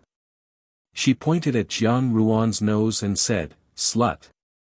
You are exactly the same as that shameless mother of yours. With a pa sound, Tianzhu handed over a handkerchief. Jiang Wan gently wiped her hands and looked at the dumbstruck Xia Yan. She smiled slightly and said, "Mother, a loose tongue can cause trouble." Xia Yan fiercely gritted her teeth and suddenly laughed in a low voice. She simply smashed a broken jar and said, "You're angry just like that? Little whore, it seems that you are very protective of that short-lived mother of yours. It's a pity that when she died, you didn't see her weeping and begging me to let you and your sister off. TSK, it was really ugly." Jiang Ruan's gaze moved slightly, but she still did not speak. Xia Yan continued, "Humph, you don't know how your mother died, do you? At that time, her health was not good. I advised Master to take care of her, so he ordered the kitchen to send her some tonic. When that slut saw that it was something sent by Master, she happily drank it, not knowing that she had drunk poison."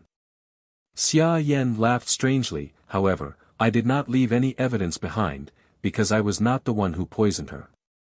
Can you guess who did it?" Jiang Ruan's heart skipped a beat, but her face remained expressionless. Xia Yan was the first to laugh, as if she had encountered something particularly funny. She said, "It was Jiang Dan." "Ha ha ha, I only sent someone to threaten Jiang Dan a few words, and she was so scared that she poisoned Zhao Mei's bowl every day. Wasn't Zhao Mei very kind all her life? She did not know that her kindness had raised an ingrate by her side. But later, I discovered something even more interesting. Jiang Dan actually poisoned you." She laughed heartily, because I told her that Zhao Mei's kindness to her was only on the surface. You are Zhao Mei's biological daughter, and Zhao Mei will never be able to treat her the way she treats you. If you died, Jiang Xing would only have her as his younger sister, and Zhao Mei would treat her as her daughter. Jiang Dan listened to my words, and on a daily basis, she would find an opportunity to poison your tea and snacks. Ha ha ha. In this Fu, Jiang Dan is the most ruthless person. You all treated her like that, but she could not wait for you all to die. Are you very disappointed and sad now?" Tianzhu looked at Jiang Ruan with some surprise, but Jiang Ruan's expression did not change in the slightest, as if she had not heard Xia Yan's words. She only said indifferently, "Many thanks, Jiang Furen. So there is such a story." Xia Yan had already lost her composure and laughed heartily. "Now that I have entered this place, I have no hope of escaping because my skills are inferior to others and I have lost to you. But you, that slut Zhao Mei has already gone to hell, and Master hates you. Sooner or later, you and that short-lived brother of yours will not have a good ending. There are many people in this Fu who want you to die. Be careful that one day, when you reach hell, you do not know who the murderer is." Jiang Wan smiled and said, "Whether I go to hell or not, what does that have to do with Jiang Furen? However, whether Jiang Furen can go to hell or not, I am very clear." Xia Yan was startled and looked at Jiang Wan vigilantly.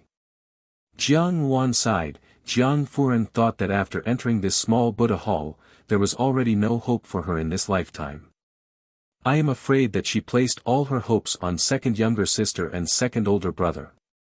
But why did Jiang Furen not consider that if the news of D Mother's affair were to spread, how would second older brother and second younger sister raise their heads in the capital? How would they have a good future? Xia Yan's body trembled. Yes, if the news of her cheating and framing D daughter were to spread, how would Jiang Chao's colleagues view him? And which good family would be willing to marry Jiang Su? Xia Yan was very clear about the importance of the D mother's reputation to a child. She abruptly raised her head. How would outsiders know? Master wouldn't tell anyone. She yelled.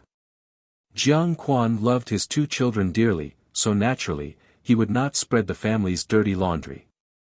Once it was spread, Jiang Quan would have no place to hide his old face. Jiang Ruan's smile became more and more gentle. The more people there are, the more mouths there are. There are no walls in this world that do not have ears. How can Jiang Furen be so sure that it will not spread? It's you, It's you.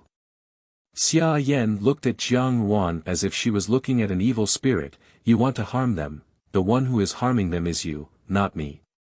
Jiang Wan stared into her eyes and said each word clearly. Xia Yan suddenly knelt down in front of Jiang Wan and began to kowtow incessantly. I beg you, don't harm them. I beg you, save them. In any case, they are your brothers and sisters. It's all my fault. You can only blame me, they are innocent. Xia Yan continuously kowtowed dozens of times, but Jiang Wan remained unmoved. Finally, she raised her head, and a trace of determination flashed in her eyes. She sneered, if you really want to go out and say it, then go out and say it. Jiang Furen, at this moment, is thinking that as long as you end your own life, everything will be fine. Jiang Wan asked softly. Xia Yan looked at her in fear. Yes, this was what she was thinking. If Jiang Wan was determined to spread this matter, she would hang herself with a rope. Once she died, outsiders would no longer be able to say anything about this matter to Jiang Su Su and Jiang Chao. She was already ruined, and in this life, she only hoped that Jiang Su Su and Jiang Chao, the brother and sister, would be able to live comfortably and contentedly. Who knew that Jiang Wan would be like a roundworm in her stomach and see through her thoughts with a single sentence? Jiang Wan laughed. Jiang Furen's love for her children is really touching. However, I don't know if second younger sister and second older brother will also think the same of madam. She lowered her body and looked directly into Xia Yan's eyes. I think that second younger sister and second older brother will also feel ashamed and resentful for having such a mother. If Jiang Furen is unable to end her own life, they will certainly think of a way to erase Jiang Furen, because to them, Jiang Furen is like a stain on their existence. She stared at Xia Yan's frightened expression and laughed carefreely. At that time, Jiang Furen will see her own children trying to erase her existence. Presumably, she will be very sad. However, I don't know who will make the first move. Will it be second younger sister or second older brother? She straightened her body and lightly glanced at Xia Yan. Her tone was unusually cold. Jiang Furen, don't worry. I will not let you die so easily. Your life will not be strangled by me. To kill you, it will have to be done by your own flesh and blood. Her tone was bewitching and enchanting, containing a strange kind of allure, as if a demon from the underworld was beckoning to people. She indifferently said, this Juanju's heart is like a viper's, how could I miss such a good show of flesh and blood killing each other? Her red dress was charming and gentle, dragging on the ground. The door of the small Buddhist hall was closed with a pa sound, and the sound of someone breaking down and crying could be heard inside the room. Jiang Wan raised her head and coldly instructed the two old women outside the door, keep a close eye on her, don't let her die. Chapter 114. Back at Wanju, Jiang Wan dismissed all the servant girls. Lian Xiao and Lu Zhu did not know what had happened. Tian Zhu, the only one who knew what had happened, was a taciturn person. Although she was puzzled, the servant girls still obediently retreated, leaving Jiang Wan alone in the room. Jiang Wan sat in front of the desk, thinking nothing. In the blink of an eye, the sky darkened. She only felt a little annoyed, so she stood up and walked out of the room. Wanju's courtyard was not big. She walked along the small courtyard to the courtyard wall and sat down. The moon in the summer night was big and round, like a huge pearl, illuminating the courtyard clearly. Jiang Wan sighed softly, and Xia Yan's words suddenly appeared in her mind. It was Jiang Dan. Jiang Dan had poisoned the tonic that Zhao Mei drank every day. She remembered that when third Yin Yang had died, she had entrusted Jiang Dan to Zhao Mei. In fact, as the matriarch of the Jiang family, Zhao Mei's heart ached that Jiang Dan had lost her mother at a young age. She had indeed loved Jiang Dan as her own daughter. Although Jiang Quan had given Zhao Mei the cold shoulder at that time, and compared to Zhao Mei, Xia Yan was more like the matriarch of the household. However, at that time, Zhao Mei and her children had lived happily. As for Jiang Dan, when she was young, Jiang Wan only felt that this fourth sister was too timid. Occasionally, she would stick to Zhao Mei so much that even Jiang Wan would feel slightly jealous. However, when she thought about it, she was relieved. She had only been a little girl without a mother and relied on her mother. Now that she thought about it, she felt a chill run down her spine. The poison that Zhao Mei had been poisoned by Jiang Dan. Not only that, Jiang Dan had also poisoned her. Jiang Wan now understood why her body had always been unwell. It was because, in her early years, she had unknowingly eaten something poisonous. It was just that at that time, Jiang Dan had been timid and there were not many opportunities to poison her tea and snacks. Later, she had gone to the residence. Otherwise, who knows how she would still be alive now. Jiang Dan. Jiang Wan sneered in her heart. She knew that there was someone in the Fu who had hidden well, but she did not know that she was such a heartless and unscrupulous thing. Thinking that her mother's life seemed to be a joke, Jiang Wan did not know whether she was angry or sad. She didn't know how long she had been sitting under the courtyard wall until she felt her whole body aching.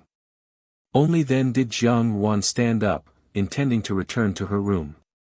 As soon as she turned around, she was stunned. Not far away, a black-robed young man was standing quietly under a tree, looking at her silently. Clearly, he had been here for a long time. "You." "I'm back," Jiang Wan replied. Xiao Xiao had disappeared for a few days, and now, he had suddenly appeared out of nowhere. At this moment, Jiang Wan had something on her mind, so she did not have the time to reprimand him for barging into her residence in the middle of the night. Xiao Xiao raised his eyebrows and walked towards her. "What's wrong?" As soon as he returned, he heard from Tian Zhu what had happened in the past few days. He saw Jiang Ruan's expression at the foot of the courtyard wall. He did not know what she was thinking about, but she actually felt very lonely. That kind of desolate back view was dazzling to the eyes. Jiang Wan watched as Xiao Xiao walked towards her. He extended his hand towards her, as if he wanted to caress her face. However, just as he was about to touch her, he stopped and asked, "Why are you not done yet?"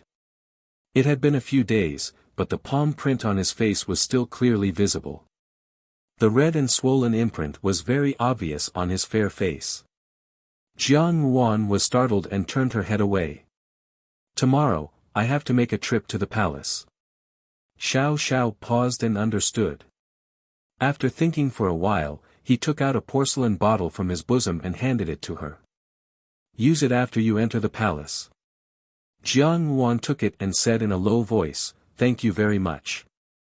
Today, her mood was really gloomy. Even an ordinary person could see it. Not to mention a sensitive person like Xiao Xiao. He glanced at Jiang Wan and suddenly reached out to grab her arm. He lifted her up. Before Jiang Wan could react, she found herself on top of the big pear tree in the courtyard. "What are you doing?" She sat on the pear tree, trembling. She could only reach out and grab Xiao Xiao's hand.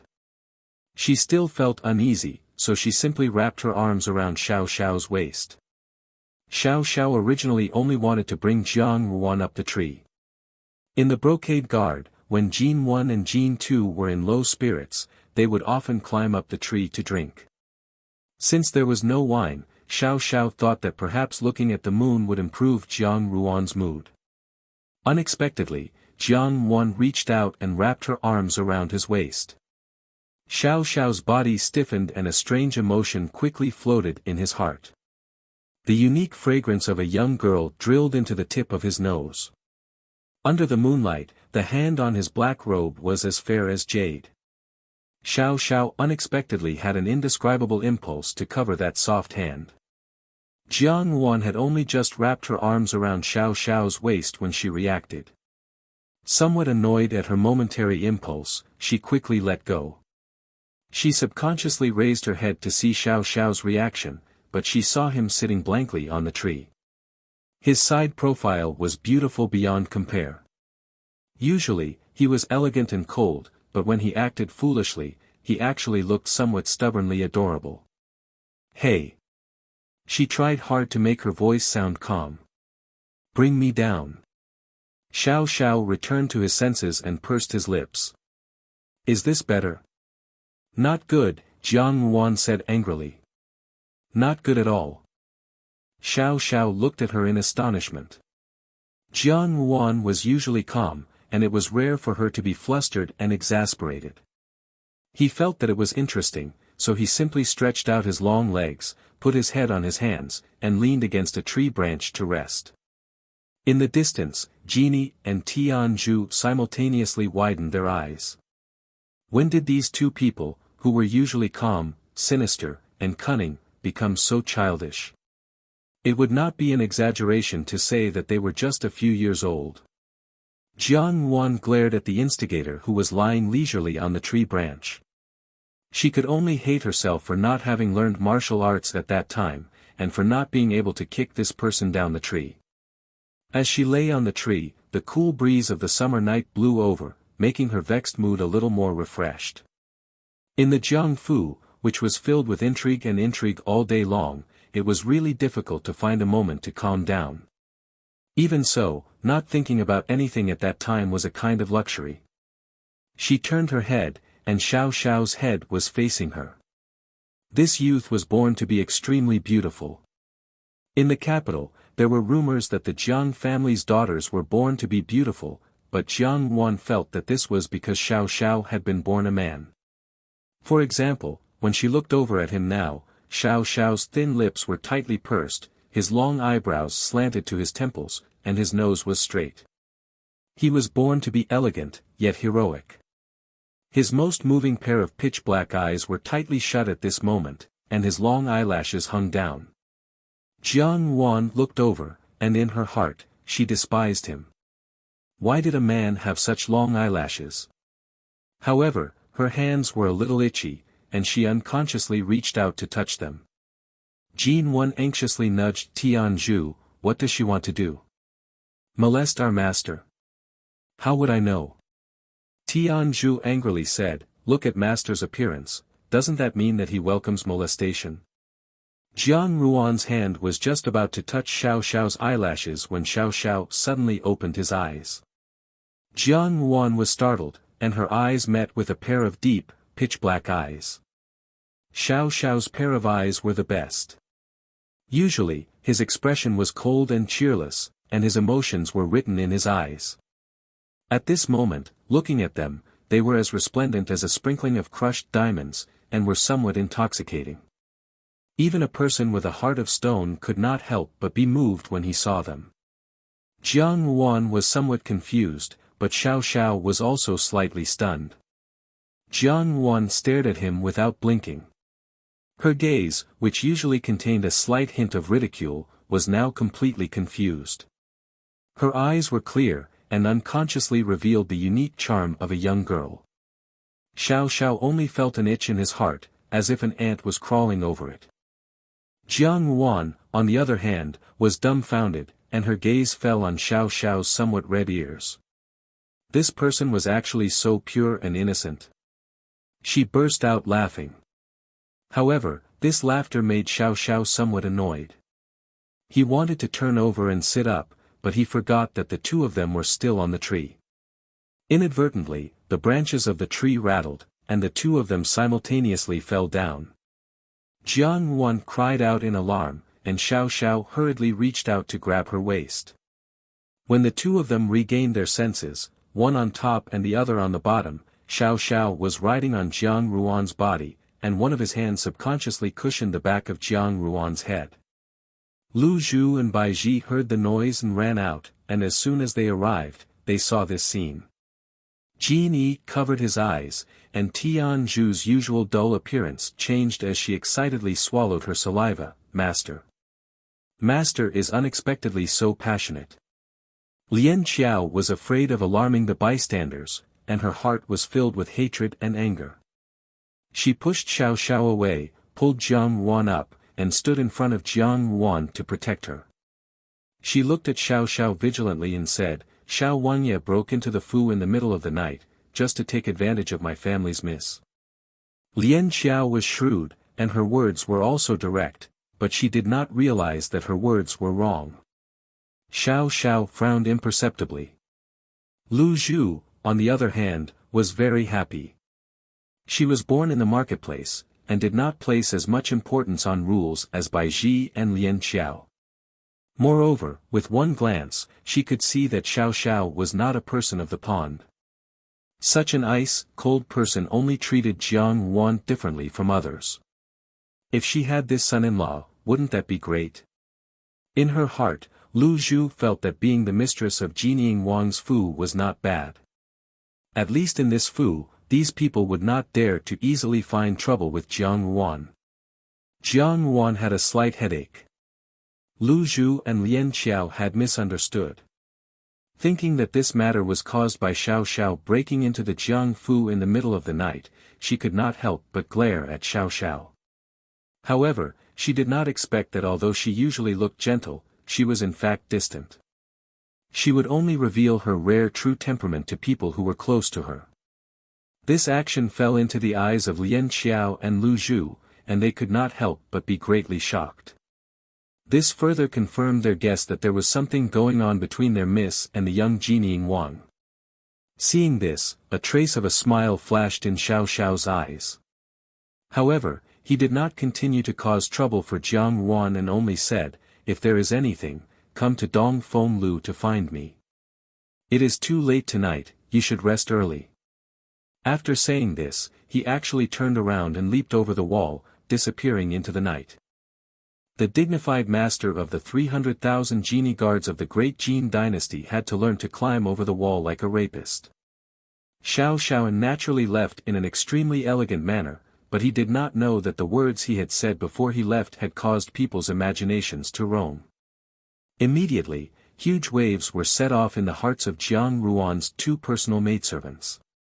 Because of Xiao Xiao's careless disturbance, Jiang Wan was no longer in the mood to think about what Xia Yan had said during the day.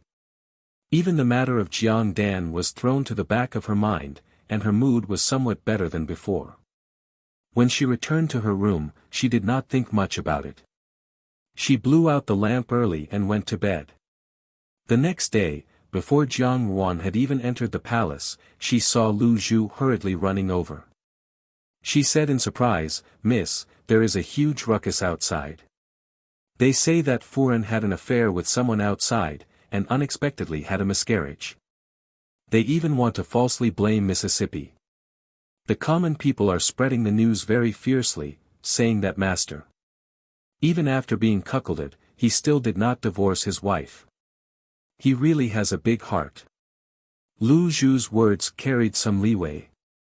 Presumably, those people's words should be even more ear-piercing. Jiang Wan pondered slightly. She had not yet had the time to release the news, so how would outsiders know? Naturally, the Xia and Jiang families would not say anything, and Xianli would not seek trouble for himself. She asked, who did you hear this from? It's that middle-aged doctor. Lu Zhu covered her mouth as she laughed. That person was drinking wine in the tavern. When he got drunk, he told this matter as a joke. I reckon that the entire capital is now talking about this matter. Jiang Wan raised her eyebrows. Everything was fine, so why would that man say it himself after receiving benefits? He must have been instructed by someone else. A person appeared in her mind. Wasn't Xiao Xiao a little too meddlesome? However, if he did it, it would save her a lot of trouble. Is the carriage ready? Jiang Wan asked. The matter of entering the palace could not be delayed.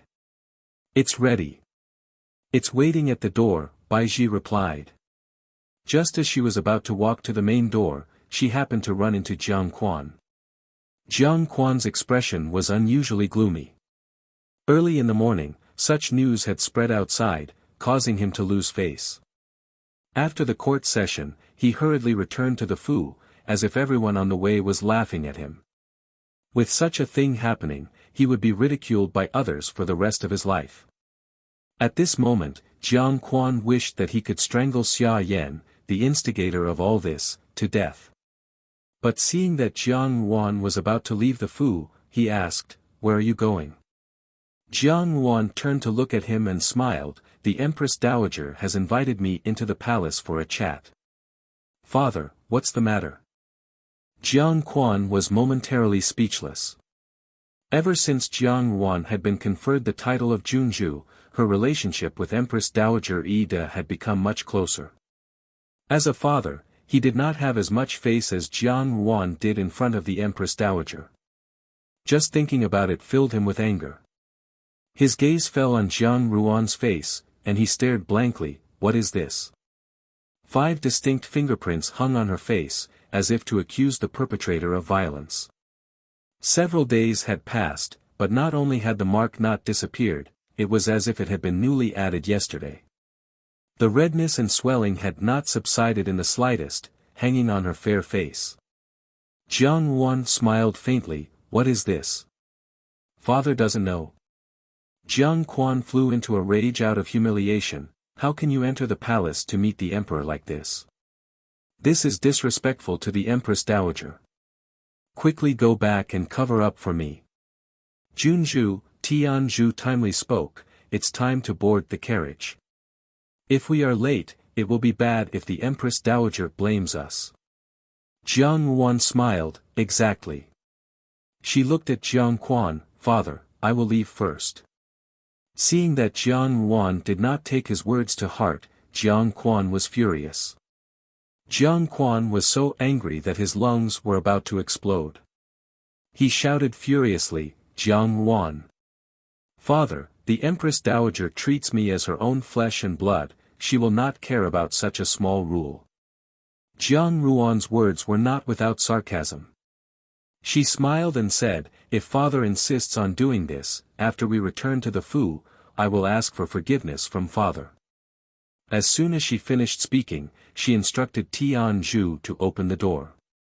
As soon as the Jiang Fu's door was opened, many commoners gathered outside to watch the commotion.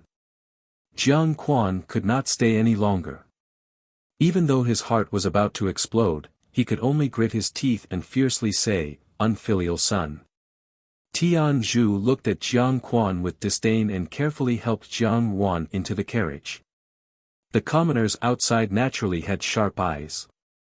When they saw the handprint on Jiang Ruan's face, they thought of the rumor that Jiang Quan had slapped Jiang Wan when he heard that Xia Yan had miscarried.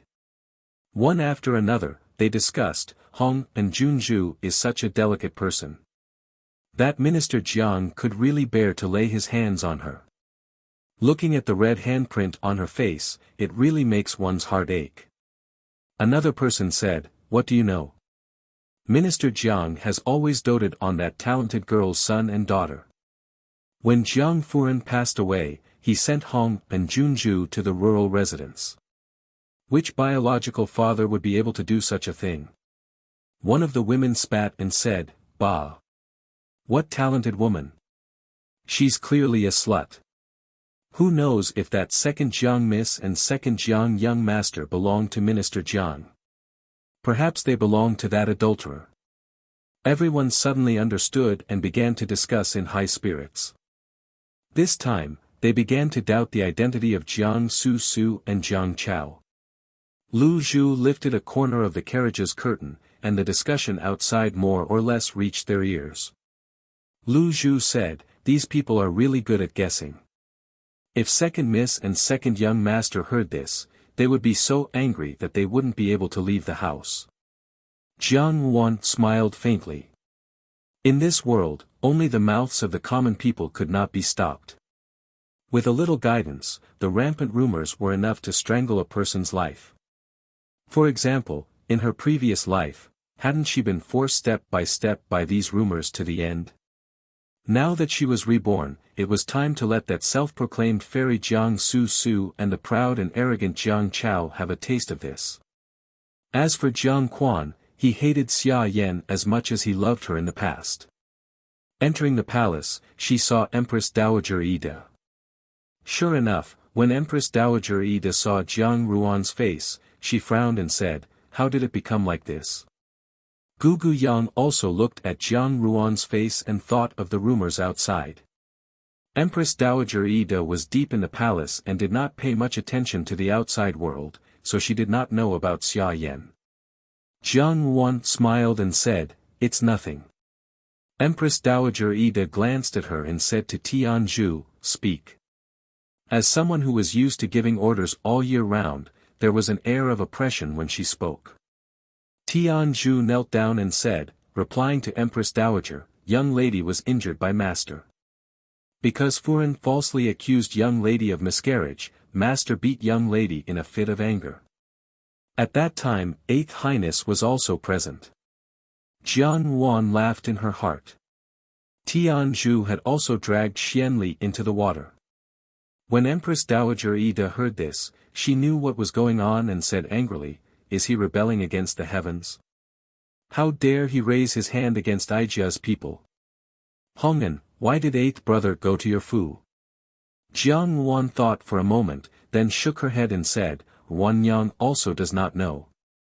Perhaps he came with Xia Ho to discuss political affairs with master."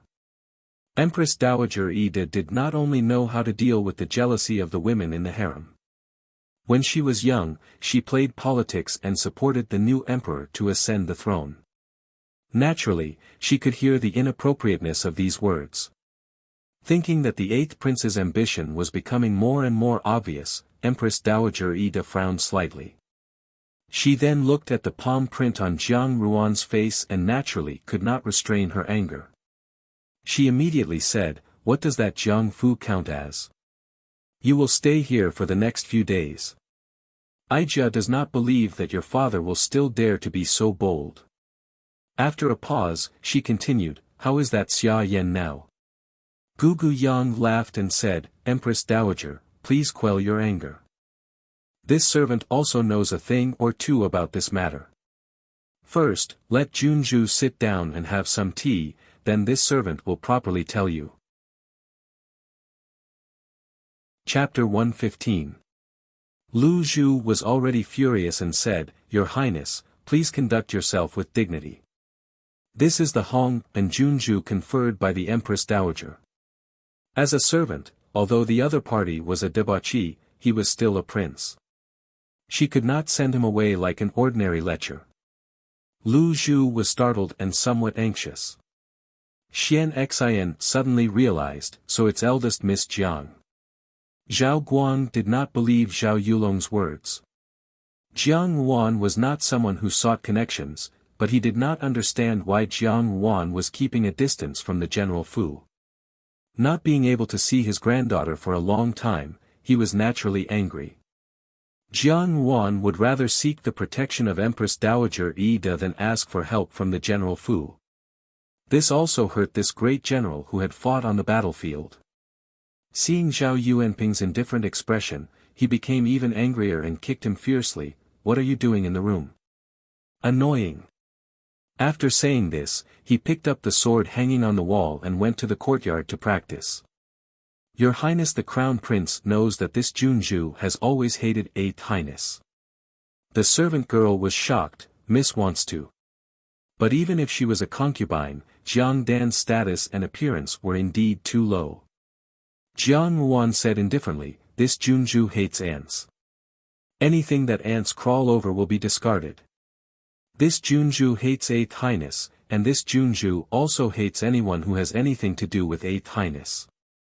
However, now that Jiang Ruan had already become Hong and Junju and Jiangli was about to be married off, Jiang Quan naturally would not be willing to send Jiang Su to the palace. After going around and around in the Jiang Fu, wasn't Jiang Dan the only suitable candidate? Lu Zhu was so angry that her lungs almost exploded. Without thinking, she stood in front of Jiang Ruan and shouted, "Impudent! How dare you be rude to a Junju?" If Xian Xian was a debauchee in the palace, none of the brothers were his match, but the crown prince was an exception. Perhaps because he knew that he was not valued by the emperor, the crown prince also had the temperament of a broken pot. Against Xian Xian, they were about the same, no one was better than the other. He knew that today, with the crown prince here, he could no longer have anything to do with Jiang Yuan. Xian Xian fiercely flicked his sleeves and his expression changed. Suddenly, he beamed at Jiang Yuan and said, "Then, Junju, this prince will come to see you again in the future. Let us have a good chat." More importantly, the more indifferent she was to the Zhao family, the more those who wanted to use her to plot against the general's residence would have scruples. The crown prince paused for a moment. Jiang Yuan hated Xianli. This was something he had noticed a long time ago. Although he did not know why Jiang Yuan would hate his 8th younger brother, the crown prince also disliked Xianli. Therefore, the crown prince was very satisfied with this aspect of Jiang Yuan. Xian Xian had always been very tolerant towards beauties, so he did not blame Jiang Yuan for the sarcasm in her words. He looked at her lecherously and smiled. "Dare I ask for young lady's name?" Today, Jiang Yuan was wearing a light red embroidered floral dress. Because she was in front of the Empress Dowager, Yang Gugu had given her the recently fashionable plum blossom makeup. It made her look even more stunning and her posture even more alluring. As soon as the man saw her, his eyes seemed to be glued to Jiang Yuan's body as he brazenly sized her up from head to toe. Jiang Yuan indifferently said, "Third Highness." Jiang Yuan looked at the crown prince and said, "Doesn't your highness have something to discuss with Wan Yang? You can go now. Where does third younger brother want to go for a small gathering with Junju?" A low voice sounded from behind. It was the crown prince and the fourth prince, Xian Lang, walking towards them. In the palace, excluding the most competitive fifth prince, Xian Hua, and eighth prince, Xianli, there were only the untalented crown prince and the incompetent Xian Lang. However, this third prince was a special existence. His biological mother had passed away early and was raised under the name of another concubine. However, he was very naughty and mischievous. When he was not even 18 years old, he had already left the palace to open a fu. His reputation for being immoral was known throughout the world. He loved beauties the most. He kept 88 concubines in his fu, but he had yet to set up a concubine. Although Xian Xian loved beauties, he had not done anything out of line. Out of sight, out of mind, the emperor had ordered him not to enter the palace unless there was something important. As a result, the chances of Xian Xian appearing in the palace were pitifully low. Jiang Su had Jiang Chao as her elder brother, and now that Jiang Yuan was Hong and Junju, she was the only one left in the fu. If she continued to wait like this, it would be very difficult for her to find a good husband after the most beautiful age of a woman. "What are you afraid of?" Jiang Dan acted as if she had not heard the maidservant's words. "After the 8th month, isn't it time to enter the palace for the consort selection?" Xian Xian frowned, obviously dissatisfied with the crown prince's sudden interruption. The crown prince glanced at Jiang Yuan and laughed heartily. "Hong and it just so happens that Ben Gong has something to discuss with you. Third younger brother, if there's nothing else, you can go back first. I will bring Hong and over first." Xian Xian carefully sized up the young girl in front of him. He had seen many beauties, but this was the first time he had seen such a stunning beauty. Not only was her appearance out of the ordinary, but that kind of distant and noble temperament made his heart itch. Today, she had come to the palace to discuss his marriage with Imperial Consort Chen. Xian Xian's biological mother had died young, and the empress was extremely disgusted with him. Imperial Consort Chen was a beauty, but unfortunately, he could not have her, and her methods were too ruthless. Imperial Consort Chen had agreed to betroth Chief Lin Zi's daughter, Lin Zixiang, to him as a concubine. However, Xian Xian looked down on Lin Zixiang. A beauty as stiff as a block of wood was really hard to chew. His temperament was also not gentle, but his official wife was only a decoration to him, so Xian Xian did not care much about it. When the crown prince said this, his gaze was somewhat gloomy. This was the truth.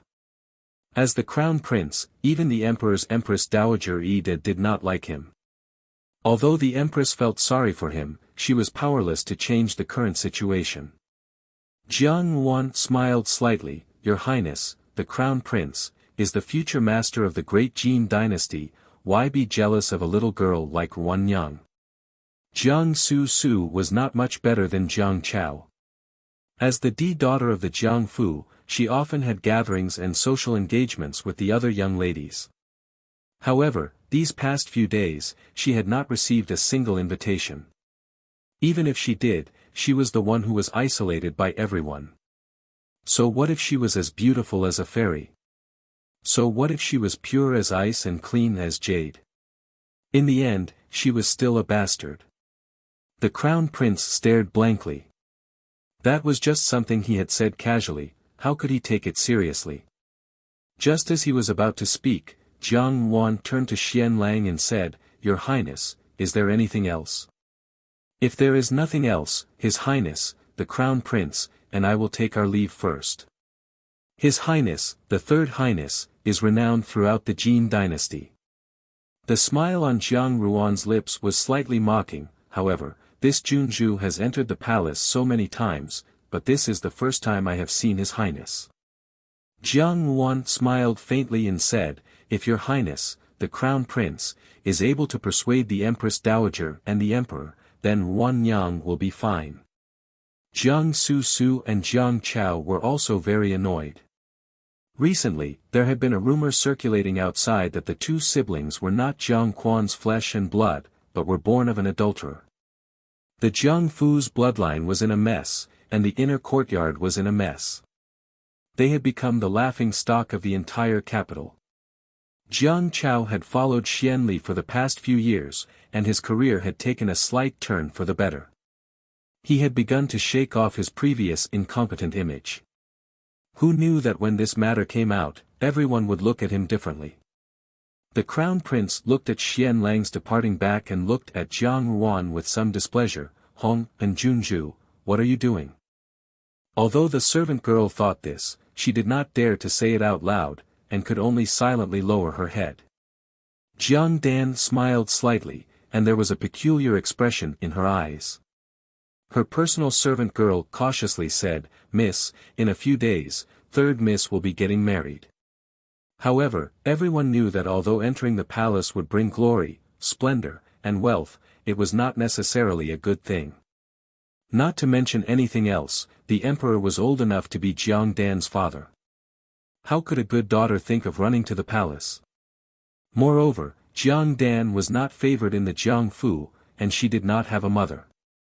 If she really entered the palace, without anyone to help her, how could she not be eaten alive? The ambiguity in those words made Lu Zhu frown, but the Crown Prince and Xian Lang looked as if they were already used to it. After Xian Xian finished speaking to Jiang Yuan, he straightened up and glared fiercely at the Crown Prince, saying, "Eldest brother, this younger brother will take his leave first." Finished speaking, he did not wait for the Crown Prince to reply, but turned around and strode away. Now that this person had once again appeared in front of Jiang Yuan, not to mention anything else, his gaze was like disgusting mud. The man's gaze fell on Lu Zhu. In fact, Lu Zhu was also a delicate and charming young lady. She was usually very cute, but Jiang Yuan's appearance was too magnificent. The man glanced at Lu Zhu, and then stared at Jiang Yuan. In an absurd tone, he said, "Junju, I wonder which Junju it is." Some people guessed that Empress Dowager Ida wanted to support Hong and Junju. In this way, the news of Hong and Junju being favored was undoubtedly more credible. Who in the great Jin dynasty did not know of Hong and Junju? At first, he had only heard that this Junju, who had been bestowed the title halfway through her life, was favored by the Empress Dowager, and that she was born with a stunning appearance. However, the common people had always followed what others said, so Xian Xian did not really believe it. Now that he saw it again, it was too late for regrets. If he had known earlier, he would have begged Imperial Consort Chen to marry Jiang Yuan as a concubine. If there was such a beautiful and charming woman in the Fu, he would be willing to die. This man was not unfamiliar to Jiang Yuan. In her previous life, when she was in the palace, she had seen this person a few times. At that time, Xia Jiaojiao had deliberately let this person see her appearance so that he could grope her in the garden. Fortunately, Xian Li had rushed over. However, once this man had the opportunity to enter the palace, he would seize the opportunity to harass her. He was the idiot prince that everyone was talking about, the third prince, Xian Xian. Xian Lang somewhat cowered. The crown prince looked at him and said, "Good for nothing."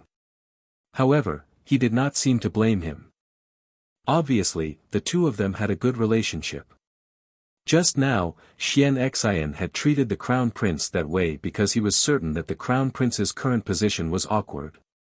Sooner or later, his position would be abolished. Now, it was only in name, so he was unbridled and fearless. The crown prince seemed to have long been accustomed to this kind of position. He looked at Jiang Wan and said, "Hong Hen, now you are a fragrant piece of fatty meat. Anyone would want to take a bite." He laughed lowly, "Imperial grandmother dotes on you so much that even Ben Gong is a little jealous." However, Xian Xian did not expect that Empress Dowager Ida would love Jiang Wan so much, so why would she betroth her to an absurd child? Xian Xian walked a few steps closer to Jiang Wan, "Speaking of which, we are now a family. Hong and Mimi, why not have a small gathering with Ben Gong? How could he be satisfied if he did not obtain such a beauty in this lifetime?" Jiang Li's wedding was imminent. Now that Xia Yan had completely lost power and Hong Ying was pregnant, the matters of the courtyard had actually been handed over to the second Yinyang. Jiang Li was the only daughter of the second Yinyang, so naturally, it had to be done with great splendor. According to the servants, the dowry was actually comparable to that of the D daughter. Zuolang Zhong was originally going to be engaged to Jiang Dan, but now it was with Jiang Li. Jiang Dan waved her hand, "Let her be." The maidservant looked at Jiang Dan and saw that her expression was still good. She said, "Miss should also plan for yourself. Once third Miss marries, it will be Miss' turn." But until now, no one had come to the Fu to propose marriage. "How are you a maidservant? Ben Gong sees that you are a treasure." He suddenly smiled strangely, "Why don't you become Ben Gong's concubine? In any case, you and Ben Gong are not related by blood. There are precedents in the great Jin dynasty." Jiang Dan listened to these things in the courtyard and was overjoyed. She smiled lightly, "The Jijie really has good methods, no wonder you can win the Empress Dowager's favor." The man raised his head, revealing a face that was somewhat similar to Xian Li's. He was not ugly, but there were dark circles under his eyes. With one look, it was obvious that he had indulged in debauchery. When he saw Jiang Wan, he was startled and stopped walking. In her previous life, Xian Xian and Lin Zixiang had been betrothed not long after this, and Imperial Consort Chen had personally chosen the marriage. With Lin Zixiang's temperament, when she entered Xian Xian's Fu, she naturally did not have a good life. Every day, she was pushed aside by her concubine, and in the end, she even lost her child. Furthermore, she was slandered by one of Xian Xian's favorite concubines. She could not bear the hatred in her heart, and with her unyielding temperament, she used a dagger to take that concubine down with her. Xian Lang stared blankly, as he had not expected that Jiang Wan would be so merciless as to order him to leave. For a moment, he looked at her with some hurt in his eyes, and a flash of grievance passed. Those who did not know better would have thought that Jiang Wan had bullied this fourth prince. In the Jiang Fu, however, everyone was anxious. That day, Jiang Quan had wanted to wait until Jiang Wan returned to the Fu to properly destroy her prestige. He did not expect that with a verbal order from the Empress Dowager, Jiang Wan would remain in the palace. This caused his heart to be in a mess. These past few days, wherever he went, there would be people talking about him behind his back. Jiang Quan simply claimed that he was sick, did not attend court, and stayed at home. "You know me?" Xian Xian was somewhat overwhelmed by the favor. Such a beauty actually knew him. However, no matter how much he racked his brains, he could not recall where he had seen this beauty before. In the General Fu, when Zhao Guangyu found out about this, he naturally flew into a rage. How could a fine granddaughter of his be scolded like this in the Jiang Fu? Did she think that the General Fu was easy to bully? Speaking of this matter, Zhao Guangyu felt sullen. Ever since Jiang Wan had been conferred the title of Junzhu and returned to the capital, she had not once set foot in the General Fu. Li Shi had also sent her an invitation, but Jiang Wan had refused. Zhao Yulong had learned from Zhao Yuanping's temperament, and was naturally very dissatisfied. He only said that Jiang Wan had initially only used the Zhao family, and now that she had climbed up the Empress Dowager Ida, he was unwilling to ask about the General Fu again. Lu Zhu was also very curious. Although Jiang Wan usually had a cold temperament, she still had to be polite on the surface, and would not leave behind any evidence that could be used against her. She was already like this to those people, so there was no need to mention her own grandparents. During the flood that year, Jiang Wan had used the grain that she had bought to block the disaster for the Zhao family. Lu Zhu could also see that Jiang Wan was not heartless towards the Zhao family. However, why was she so cold now? Even they, as servants, could not understand. Since Jiang Wan had stayed in the palace, her days were naturally very leisurely. Empress Dowager Ida had the intention to give Jiang Quan the cold shoulder, and did not mention the matter of Jiang Wan returning to the Fu. The crown prince saw that Jiang Ruan's expression was indifferent, and that she really did not take this matter to heart. He could not help but be somewhat angry. However, Jiang Wan glanced at Xian Lang. Xian Lang followed behind the crown prince, looking gentle and harmless. In the palace, the crown prince was incompetent, and the fourth prince was incompetent. The two seemed to be in the same boat. In fact, the crown prince's relationship with the other brothers was not very good, but he was quite good to this Xian Lang. It was just that Xian Lang's appearance made Jiang Wan easily think of Jiang Dan in the Jiang Fu. Zhao Yuanping's mouth twitched. He naturally thought that his father had gone crazy because he was in a bad mood. After thinking about it, he did not understand why Jiang Wan had drawn a clear line between herself and the Zhao family. She had caused Li Shi and his brothers to be sad for no reason. This young lady had always been unfathomable, and even someone as smart as him could not understand. Jiang Wan and Lu Zhu accompanied the Empress Dowager for lunch, and Empress Dowager Ida was resting at the moment.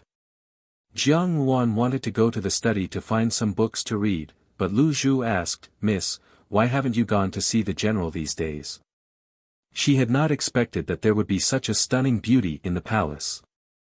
Just now, she had heard that palace maids say something about a Junzhu. She could not tell others about these things, and could only hide them in her heart. Just as she turned the corner of the corridor, she saw a man coming towards her. In the palace, this man was really too eye-catching. He was dressed in an emerald green Danluo official robe, with a deep purple and gold belt. His entire body was glittering with a golden luster. The fragrance of the cosmetics on his body could be smelled even from a distance. Upon a closer look, this man was actually wearing more than 10 fragrant sachets, all painted in red and embroidered in green. At a glance, it was obvious that they were women's belongings. Zhao Yuanping said indifferently, "Father, why are you so angry? Didn't you see that one girl has entered the palace to look for the Empress Dowager? With the Empress Dowager as her backing, no one would dare to bully her. The same cowardly and timid person, and the same love of stabbing people in the back. In her previous life, the crown prince had been stabbed in the back by this fourth brother whom she had a good relationship with. In the end, the crown prince ended up committing suicide in prison. Xian Lang had long thrown his lot in with imperial consort Chen, but this crown prince treated his enemy as a friend." Jiang Wan shook her head, but her heart was as clear as a mirror. In the eyes of the emperor, if they were tied to the Jiang Fu, they would accidentally have a relationship with Xian Li. The emperor in the palace seemed to like Xian Li, but he was well aware of this in private. Otherwise, in her previous life, Xian Li would not have taken the risk of poisoning the old emperor. Now, the cleaner the relationship between the Zhao family and her, the safer they would be. If they really got too close to her, it would be hard to avoid the emperor's suspicions. A monarch's heart was hard to fathom, and who knew what kind of disaster it would bring to the Zhao family. The crown prince frowned, but Xian Lang had already smiled apologetically and said, "Then, eldest brother, fourth brother will leave first. Eldest brother and Junju can slowly chat, goodbye." Finished speaking, he hurriedly left. Although there was no anger on his face, there was some anxiety and uneasiness. Originally, when Xia Yan was still around, she was constantly worried about Jiang Su's affairs and naturally did not have the time to care about her. Now that second Yinyang was in charge, she would not really think about Jiang Dan. Moreover, Jiang Quan did not even remember her existence. In the huge Fu, she was a concubine's daughter who had lost her mother, and was practically forgotten in a corner. This matter caused an uproar, and the emperor was furious. Official Lin beat the drum to protest his injustice, but this was a matter of the inner courtyard. At most, Xian Xian could only be accused of incompetence in managing the household. Apart from being fined his salary, he did not receive any other punishment, and continued to indulge in debauchery every day. He had never cared about his reputation, and no matter what the common people said, he continued to do as he pleased. Official Lin's anger and hatred were difficult to quell, and not long after, he died of illness. Madame Lin's white silk followed him, and a good generation of the Lin family fell. Chapter 116. Although the Crown Prince was known as the Crown Prince of no talent, he was not a fool. He understood the meaning behind Jiang Ruan's words and frowned. "What did you say? How did fourth sister get involved with eighth sister?" Jiang Ruan scanned her surroundings and said, "Your Highness the Crown Prince, it just so happens that I want to go to the Baiyun Pavilion to look for a few books. If your Highness has nothing else to do, you can come with me." There were many books in the Baiyun Pavilion. Usually, the Empress Dowager's imperial concubines would send their maids to find some books to read. The Crown Prince thought for a moment, then said, "All right. It just so happens that I want to take a look as well." The little eunuch by the Crown Prince's side was taken aback. Everyone knew that the Crown Prince did not like to read. If the Crown Prince and Jiang Ruan went to Baiyun Pavilion today, there would be a lot of gossip in the palace tomorrow. However, the Crown Prince had always been a person who did things his own way, so why would he care about such things? Jiang Ruan had the support of Empress Dowager Ida, so naturally, she was not afraid. The two of them went to the Azure Cloud Pavilion. At this hour, there was no one around. As the Crown Prince accompanied Jiang Ruan to select books from the bookshelves in the loft, he asked, "What did you mean by what you just said?" Jiang Ruan carefully searched through the bookshelves and said, "Could it be that your Highness the Crown Prince does not understand?" The Crown Prince did not speak. Jiang Ruan did not tell him, but from then on, he felt a sense of disgust. Once the seed of doubt was planted, it would sprout in the future and no one could control it. It would be very difficult for Xian Lang to regain the Crown Prince's trust.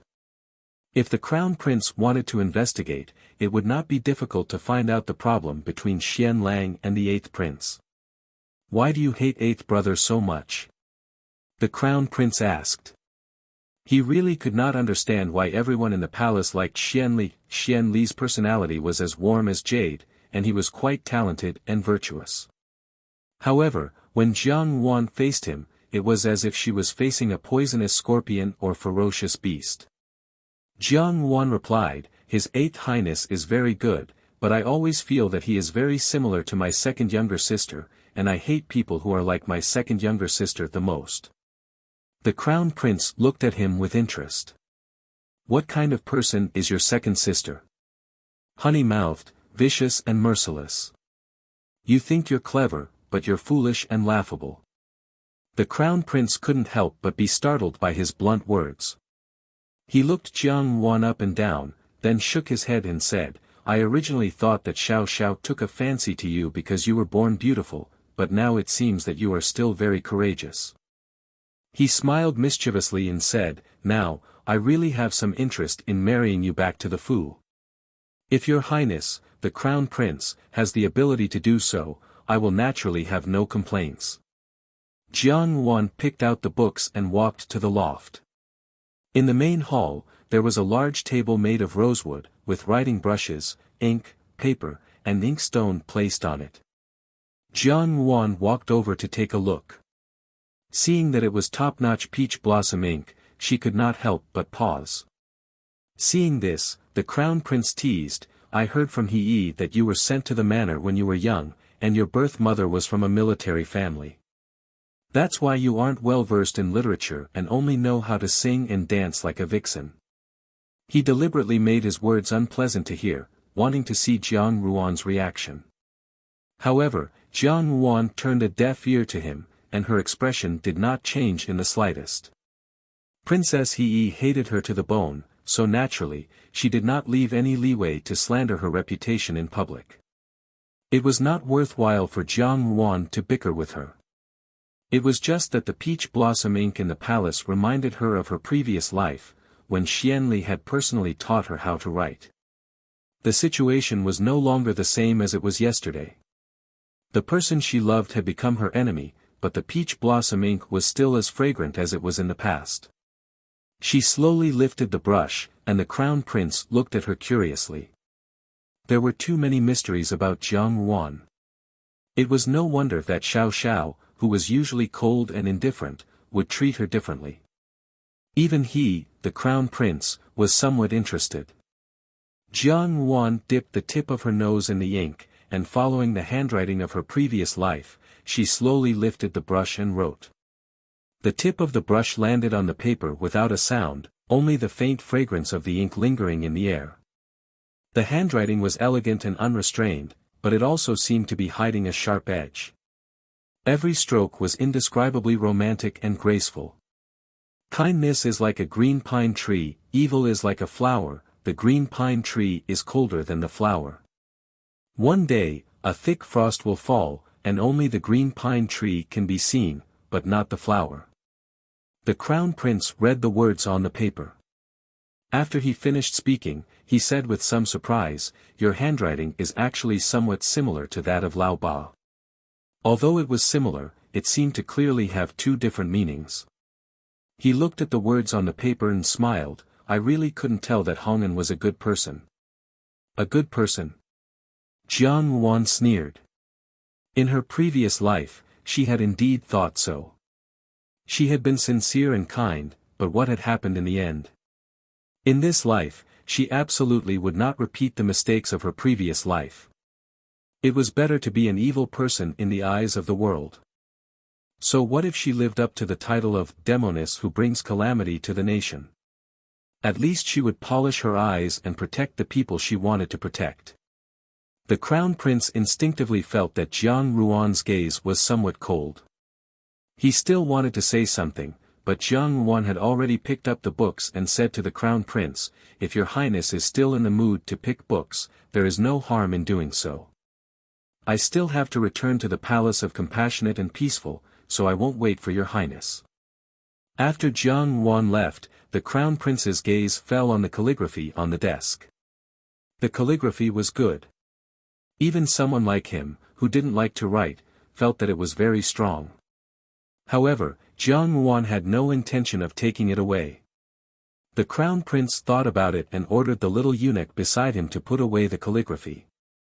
He then turned around and left Bai Yun Pavilion.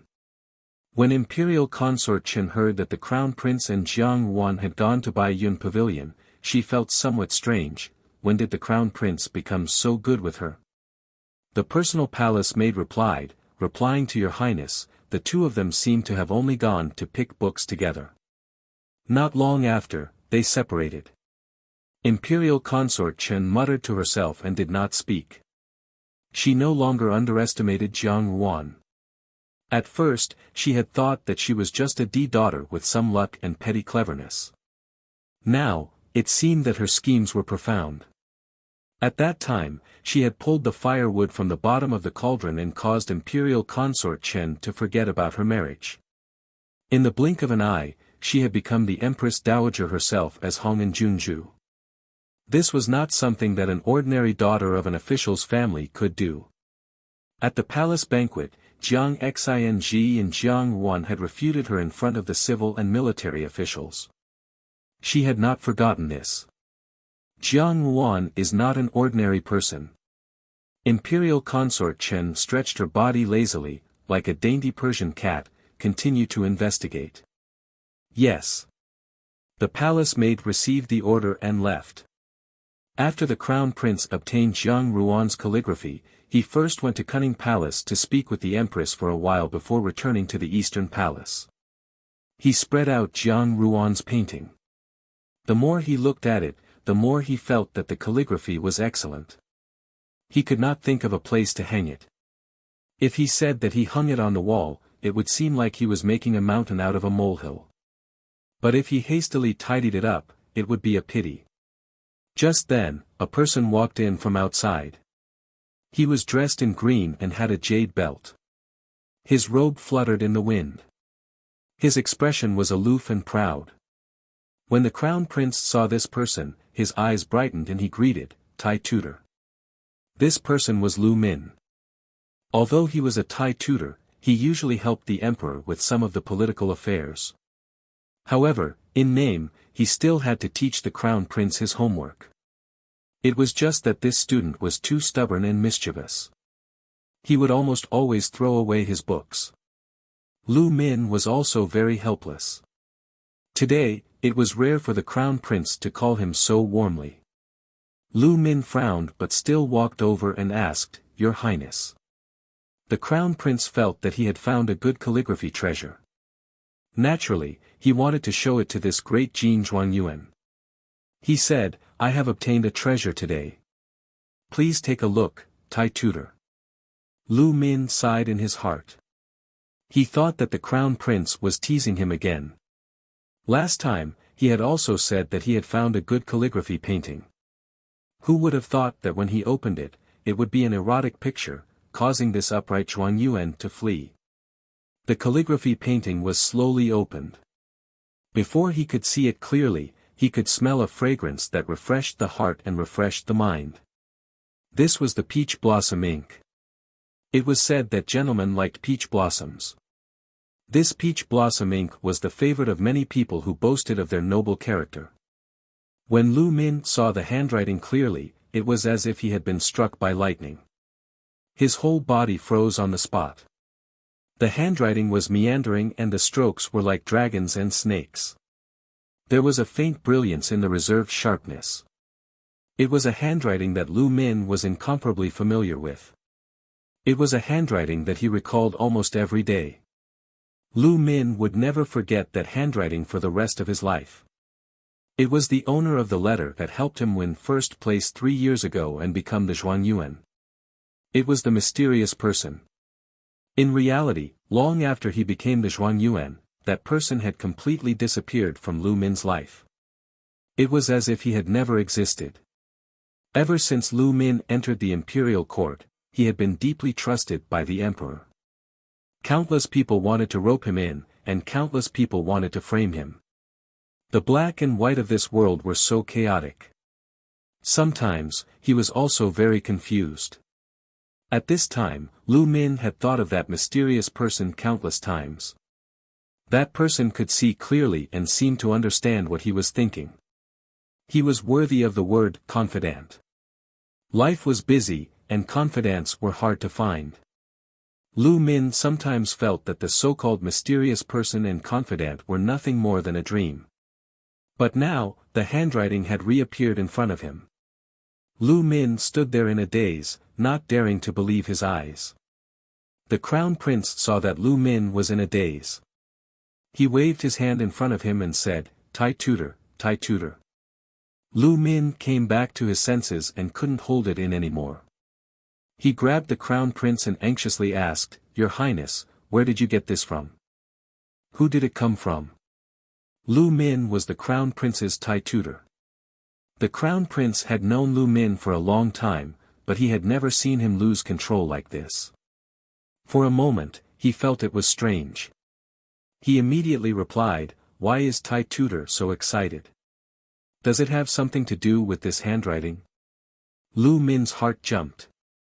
He knew that he couldn't be seen by the Crown Prince, so he pretended to be ashamed and said, "This subject saw that this handwriting was quite strong and was a bit surprised. This book is worthy of the word romantic. This subject is a literary idiot and lost control of himself just now. I hope your highness will punish me." The Crown Prince thought about it and felt relieved. These scholars had always been strange. As the Zhuangyuan, Lu Min was usually very excited when he saw good calligraphy and paintings. Today, seeing this calligraphy treasure, it was understandable that he lost control. He immediately believed Lu Min's words and said with a smile, "Tai Tutor's true nature." The Crown Prince couldn't be blamed for believing Lu Min's words. Lu Min usually had a good reputation in the court and was an upright person. He never did anything shady. Meeting such a proud and aloof person, the Crown Prince had nothing to say and naturally had no reason to doubt him. Lu Min saw that the Crown Prince believed him and let out a sigh of relief. This was the first time he had lied, and his back was covered in a layer of cold sweat. However, his curiosity towards the calligraphy won over his fear. He probed, "Your Highness, who did this handwriting come from?"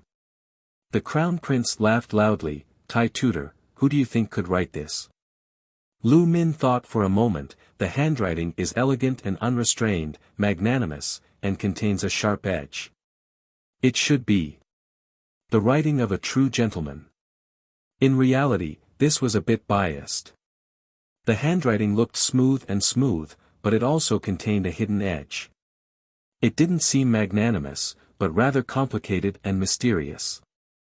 However, the Crown Prince naturally couldn't see anything, and Lu Min wouldn't really say what he was thinking.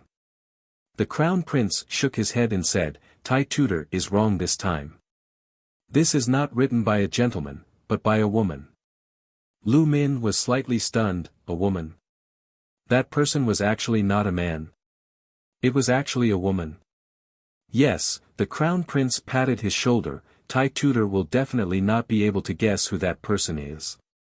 It is the favorite of Imperial Grandmother, Hong and Junju, who just returned to the capital this year.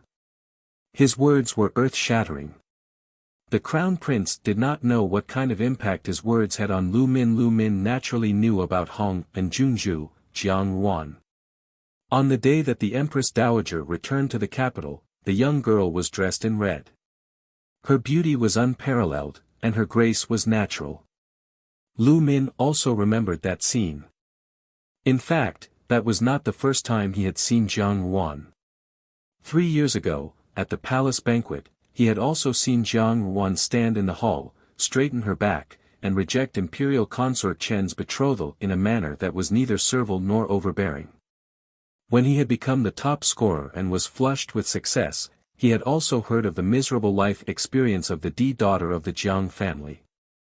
However, he had never thought that the woman was the mysterious person he had taken as a bosom friend. It was actually her. Lu Min couldn't clearly describe the feeling in his heart.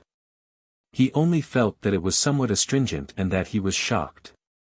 That person who was full of knowledge and had quite the same thoughts as him was actually a woman, and they were actually so close to each other.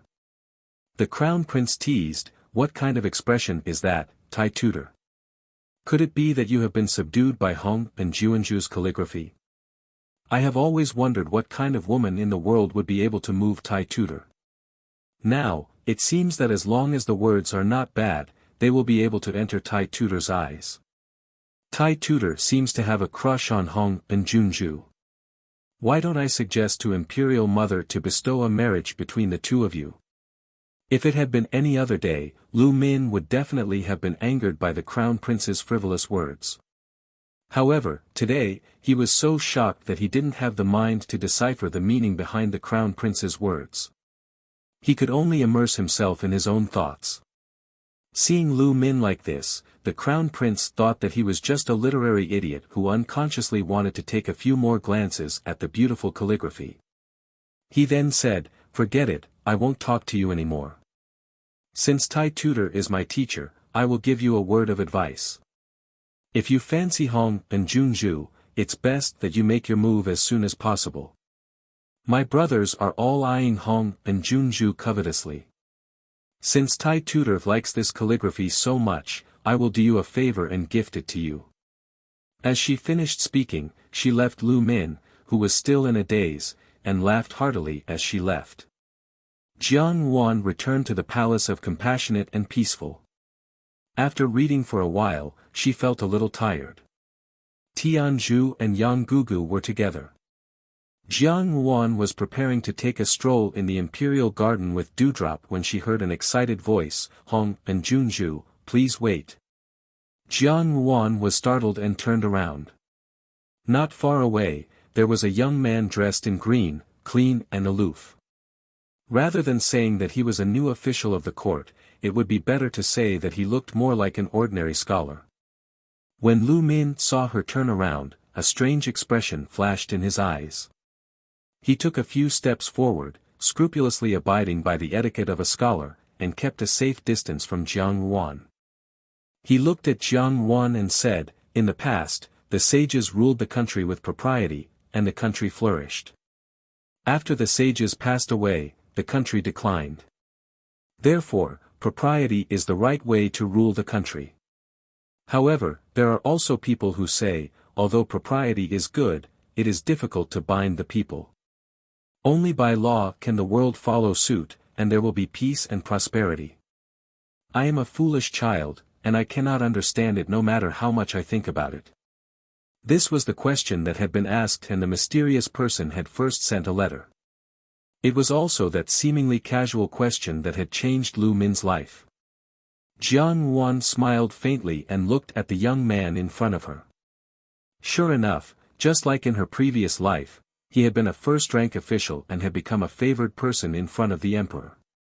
Only, in this life, there were fewer disputes and frustrations, and his path had been smooth sailing. Lu Min's character was upright, and he had genuine ability and genuine learning. Beneath the emperor, this kind of talent was most favored. She returned the courtesy and politely said, "Grand Tutor Lu, you seem to be asking the wrong person about this question." Lu Min stared at the woman smiling faintly in front of him. Ever since he had found out that the person was a woman, his heart had been incomparably complicated. Even at this moment, Jiang Yuan's expression was not one of confusion, only magnanimity and calmness. Although she had calmly rejected his question, Lu Min knew that it was her. That person was Jiang Yuan without a doubt. He had many questions to ask Jiang Yuan. For example, how did she know the questions of the court examination, and why did she help him? Moreover, why did she disappear from his sight after that? If the crown prince had not unintentionally taken out that painting today, he might have been kept in the dark forever and never had the opportunity to know that he was so close to that bosom friend of his. Jiang Yuan saw that he did not seem to know what to say, so she said, "Grand Tutor Lu, if there is nothing else, this Junju will take her leave first." After saying this, she was about to turn around and leave. Unexpectedly, as soon as she turned around, she felt her arm tighten. It was Lu Min, who no longer cared about etiquette, who had grabbed her arm. Startled, Lu Zhu hurriedly looked left and right. Fortunately, there was no one else in the imperial garden at this time. Lu Zhu anxiously said, "How can you be so rude? Quickly let go of our family's Mississippi." However, Lu Min insisted on not letting go. Looking at Jiang Yuan's puzzled eyes, he finally asked in a hoarse voice, "Yes. Is it you?" The answer was obvious. Jiang Yuan said, "It's me." Something flashed slightly in Lu Min's eyes. He took a short breath and firmly asked, "Why did you help me?" Why did she help him? Could it be that it was because of the events of her previous life? Jiang Yuan frowned and said, "I am not helping you. It's the Zhuan Yuan of the great Jin dynasty. If it wasn't you, it would be someone else. If it wasn't him, it would be someone else. Lu Min was slightly absent-minded. Suddenly, an indescribable emotion welled up in his heart. Disappointment, anger, regret, grievance, and all sorts of other emotions intertwined together, causing his grip on Jiang Ruan's hand to tighten. It was so tight that Jiang Ruan unconsciously frowned. At this moment, she heard a faint voice coming from behind her. It was slightly cold and seemed to contain some kind of inexplicable anger. Let go of her. Chapter 117. When Xiao Xiao came over, he saw Lu Min holding Jiang Ruan's hand tightly and Jiang Ruan frowning. A trace of displeasure flashed through his heart. The two of them turned around. Although Lu Min was surprised to see Xiao Xiao, he did not let go. Seeing this, Xiao Xiao's eyes turned cold. He strode forward, grabbed Lu Min's hand, and pulled it away from Jiang Ruan's arm. Xiao Xiao was a martial artist, while Lu Min was just a weak scholar without the strength to truss a chicken. Immediately, he felt a piercing pain where Xiao Xiao had grabbed his hand, and his face turned pale. "How are you?" Xiao Xiao turned his head, but his words were directed at Jiang Ruan. Jiang Ruan shook her head, "I'm fine." "Xiao Wangye, I'm talking to Junju." Lu Min was somewhat angry and reminded him. Perhaps Xiao Xiao's reputation as a traitor in the court was too obvious, but as an upright official, Lu Min instinctively disliked Xiao Xiao. Now, seeing Jiang Ruan and Xiao Xiao's familiar expressions, his eyebrows twisted into a knot. How did she get mixed up with a traitor? Xiao Xiao was also sizing up Lu Min. This new nobleman in front of the emperor had become the Zhuanyuan in one fell swoop 3 years ago and had been promoted step by step in the imperial court. Finally, he was a first-rank official. Even the old officials in the imperial court were somewhat afraid of Lu Min naturally. Xiao Xiao also knew that Jiang Ruan and Lu Min had exchanged letters 3 years ago, and the questions of the court examination were still vivid in his mind. Not to mention how Jiang Ruan knew the questions of the court examination, just the reason why she helped Lu Min was something that the genie guards could not find. However, ever since Lu Min won the first place, Jiang Ruan had nothing to do with him. Now, the two of them were tugging at each other in the imperial garden.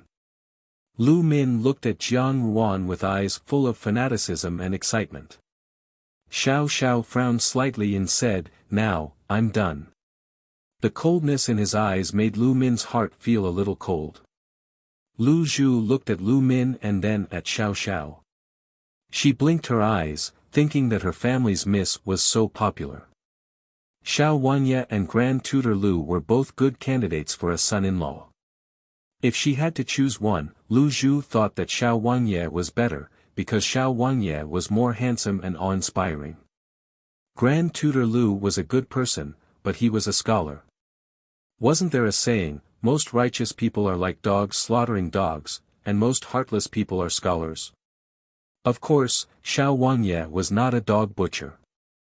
He was the great Jin dynasty's most distinguished little prince. At present, Jiang Ruan did not want to have anything to do with Lu Min. If someone with ulterior motives were to see them, it would be difficult to avoid making a fuss about it. Now that Lu Min knew that the person was her, if anything were to happen in the future, this grand tutor would not stand idly by. Thinking of this, Jiang Ruan smiled at Lu Min and said, "If grand tutor has nothing else to do today, I still have some matters that I would like to discuss with Xiao Wangye." Hearing such a familiar tone, a smile flashed in Xiao Xiao's eyes, but Lu Min's face turned a little green. However, he was, after all, a proud and aloof official who disdained to be entangled with others. Although he felt somewhat uneasy, he still gave Jiang Ruan some respect. He only took a deep look at Jiang Ruan, cupped his hands and said, "Junju, we shall meet again someday." After saying this, he nodded to Xiao Xiao and left without saying anything. He did not pay Xiao Xiao the courtesy of a superior, but rather the courtesy of a colleague. It could be assumed that Lu Min was certain that Xiao Xiao was a rebel and a traitor, so he also looked down on him. Xiao Xiao coldly watched Lu Min leave. Jiang Yuan raised her head and looked at him. Why have you come? Xiao Xiao then retracted his gaze and said, I heard that you met Xian Xian. Thinking about it, it could be assumed that Tian Zhu had snitched on Xiao Xiao. Jiang Yuan did not want to hide it from him, so she nodded and said, yes. Xiao Xiao raised his eyebrows. What kind of person was Xian Xian? Even if there were some beautiful women in the palace, he would still covet them. Jiang Yuan's appearance could be considered not bad, so how could Xian Xian let her go? Jiang Yuan naturally did not know that in Xiao Xiao's eyes, her unparalleled beauty was merely a not bad. If she had known, she would definitely have sneered. Xiao Xiao himself was a devilishly beautiful man, so the appearance of a mortal was not worth mentioning in his eyes. Xiao Xiao asked, what are your plans now? What plans? Jiang Yuan looked at him in astonishment. You are already of marriageable age, and you have also been bestowed the title of Junju by the Empress Dowager. Jiang Xian's meritorious service is outstanding, and the people in the palace are eyeing you covetously. Your marriage will inevitably be made a fuss. Xiao Xiao reminded her. This time, when Jiang Yuan returned to the capital, she had seen all kinds of people, and now she had become a fragrant cake. Does Xiao Wangye really think that I will be tempted? Jiang Yuan said, as you said, I can't wait to avoid those people. I have never thought of getting married. Getting married, and spending the rest of her life with a stranger. In this life, she did not know if she still had the confidence to do so. She was afraid that, like in her previous life, she would end up with a miserable ending. Xiao Xiao noticed a flash of coldness in Jiang Yuan's eyes, and his heart slightly paused. Suddenly, he had the impulse to ask, then what do you think of me? As soon as this thought emerged, Xiao Xiao himself was baffled. He was calm and collected in the way he handled matters, and usually, his temperament was cold and indifferent. Only when it came to feelings, it was a blank slate. Naturally, he did not know that he had strange thoughts about Jiang Yuan, and just stood there in a daze like the boy next door. Jiang Yuan saw that Xiao Xiao was lost in thought, and asked, what's wrong? Xiao Xiao returned to his senses and shook his head, nothing. Looking at her face, he asked, is the ointment ready? Ever since she met the Empress Dowager, Jiang Yuan had started to use the ointment that Xiao Xiao had given her. That ointment was indeed a rare miracle medicine. After using it, she felt cool and refreshing, and not a single scar could be seen. It was just that with Empress Dowager Ida in front of her, she did not use it much every day. But even so, the slightest scar could not be seen. No need. It's a good ointment. Jiang Yuan smiled. Xiao Xiao pursed his lips, I will give you some more in the future. That ointment was personally concocted by his master, Master Ba Qi. It was priceless, but it was used to treat the slap mark on Jiang Yuan's face. If Master Ba Qi knew about it, he would definitely scold him for being unfilial and wasting God's gift. Jiang Yuan felt that the atmosphere was a little strange, and could not help but raise her head to look at Xiao Xiao. Coincidentally, Xiao Xiao was looking down at her. In fact, she was already considered tall, but she still only reached up to Xiao Xiao's chest. Looking at it this way, she appeared petite and cute. Xiao Xiao's pitch-black eyes sparkled like stars, seemingly containing some kind of strange emotion. Jiang Yuan only glanced at him before looking away. Her heart was somewhat uncontrollably beating wildly. She secretly cursed in her heart, damned evildoer. However, she did not expect that her somewhat uneasy action would fall into Xiao Xiao's eyes.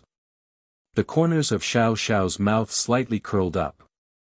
Lu Zhu followed the two of them from a distance, her heart extremely anxious.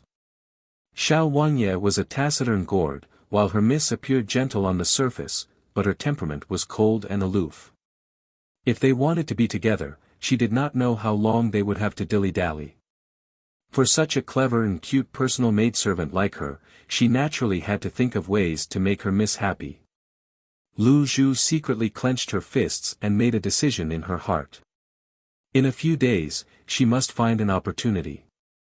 Who said that only a cold person could be a matchmaker? A clever maidservant like her could also be a matchmaker. After Jiang Quan claimed to be ill and did not attend court for a few days, he finally returned to the Jiangfu. Not to mention the ridiculing gazes of his colleagues when he attended court, even after the court session ended, there were still people from afar who ridiculed him from behind. Jiang Quan had always prided himself on being a clean and upright aristocratic family, fair and honest, but now, he had slapped his own face. When had he ever been in such a difficult situation? Along the way, he only incessantly urged the carriage driver to hurry back to the Fu. The carriage rumbled along, and after an unknown amount of time, it suddenly stopped. Jiang Quan thought that they had arrived at the Fu, and was puzzled as to why the journey back to the Fu today was so short. As soon as he lifted the curtain, he was stunned.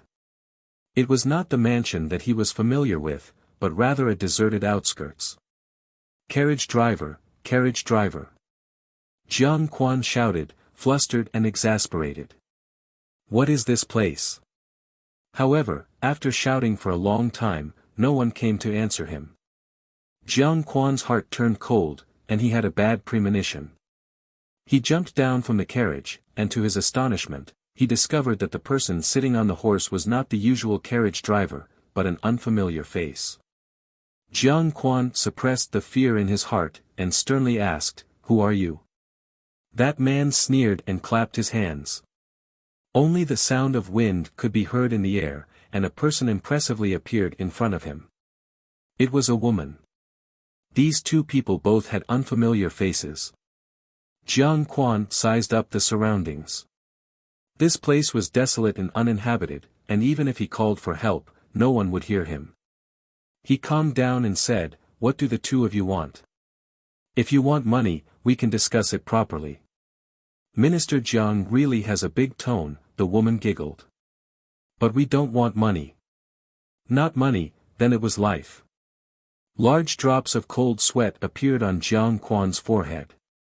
He did not know who he had offended. He could only put on a calm expression and said, "If you have something to say, we can talk it out. You have murdered an official of the imperial court, this is a serious crime." A trace of ridicule flashed in their eyes at the same time. This plaything, a good-for-nothing scum, had beaten up the young madam. No wonder the young master was so angry. A smile floated on that man's face. Before Jiang Quan could speak, he felt his legs go soft. A small stone had hit his knees, and his whole body fell to the ground. "Tsk, your bones are so soft." Jean Eyre was very disdainful. He looked at the woman beside him and said, "It's your turn." Jean San rubbed his palms together and slowly approached Jiang Quan. Women were always more soft-hearted than men. Seeing this, Jiang Quan hurriedly begged for mercy and said, Miss, please spare my life. I can give you money." "Who sent you to kill me?" "Minister Jiang, what's the hurry?" "I'm not here to take your life." Jean San smiled flirtatiously and said, "It's just that I don't like you. A few days ago, I heard that Minister Jiang beat up the daughter of the Jiangfu because of the madam who made you a cuckold. We, the people of the Jianghu, abhor evil and are very indignant on that young lady's behalf." Seeing that Jiang Quan had yet to react, Jean San's expression changed and he said, "Then let us seek justice for her." Pa pa pa pa pa, more than a dozen crisp slapping sounds rang out in the wilderness, causing one's ears to shiver. After the slap, Jean San blew on his hands and said, "It hurts." How could the people trained by the Imperial Secret Service be looked down upon? Although Jean San was a weak woman, her blows were much heavier than Jiang Quan's that day. Every slap was 10 against 10, and Jiang Quan was hit so hard that he saw stars and in the blink of an eye, he became a pig's head. Perhaps Jean San's blows were a little too heavy, but when his fingernail scratched Jiang Quan's face, fingernail marks appeared. Jin San chuckled and said, "My hand was wrong." Jiang Quan wanted to vomit blood in his heart. Everything had been fine, yet he had suffered such a disaster. After all, it was Jiang Wan again. This Jiang Wan was born to be his nemesis. Now that he had fallen to this state, it was all thanks to Jiang Wan. How was this a daughter? She was clearly an enemy, a debt collector. Jiang Quan himself regarded Jiang Wan as a thorn in his side, but he did not think that the things he had done to Jiang Wan were not something a father would do. There were such people in this world who would not recognize their own mistakes, and only felt that everyone owed them. After Jin Er and Jin San had helped Jiang Wan escape, they did not want to take another look at Jiang Quan. Then, he left Jiang Wan in the wilderness and leisurely departed. If Jiang Quan wanted to find and return to the Jiangfu, he would have to expend a great deal of effort. The two chatted as they walked. Jin San said, "Young master asked us to return a tooth for a tooth. How about this? Not bad, and he even gave us a lot." Jin Er said, "If we work so hard, in the future, we will definitely be able to gain face in front of young madam." That day, Jiang Quan finally drove his own car back to the Jiangfu in public, bearing more than 10 slap marks on his face. Under the watchful eyes of the people in the capital, everyone saw Minister Jiang, who was widely known for his purity, cut a sorry figure. Some people guessed that he had been beaten by a courtesan. Looking at the slap marks on his face, they did not seem to belong to a man, and there were even traces of a woman's fingernails scratching on it. In a short while, all the storytelling houses in the capital began to bustle with noise and excitement. Jiang Quan's matter was made into a story by the storytellers and was told in the restaurants all day long. It was brilliant and interesting. For a time, everyone in the capital knew about it.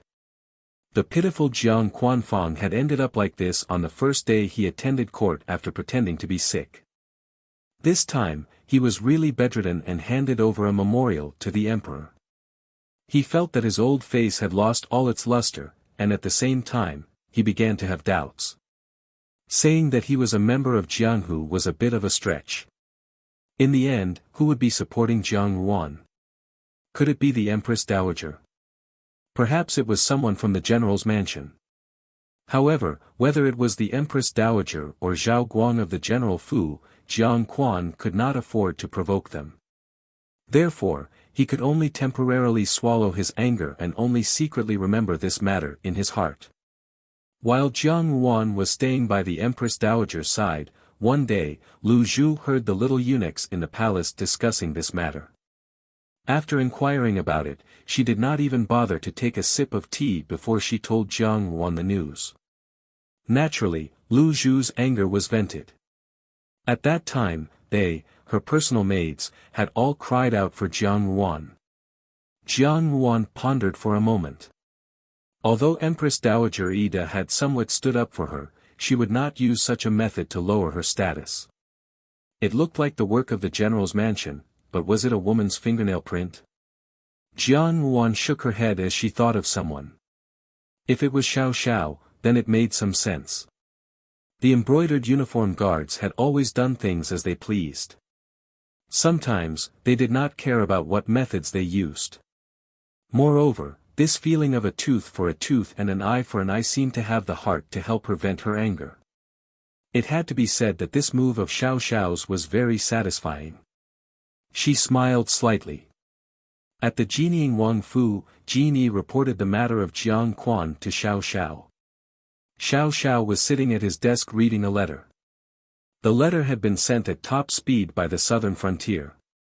Xiao Xiao did not even raise his head as he lightly said, "Well done, go and receive your reward."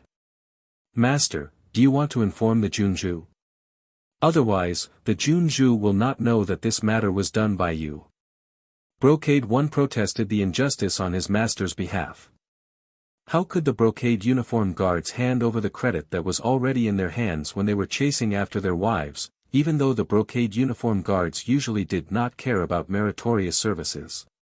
Although the embroidered uniform guards usually did not care about meritorious deeds, in order to obtain the heart of a beauty, they naturally spared no effort to be courteous. There is no need. Xiao Xiao's gaze was still fixed on the letter. He had only done this to punish Jiang Quan. As for how to deal with Jiang Quan, it was ultimately up to Jiang Yuan to decide. He did not intend to let Jiang Yuan know.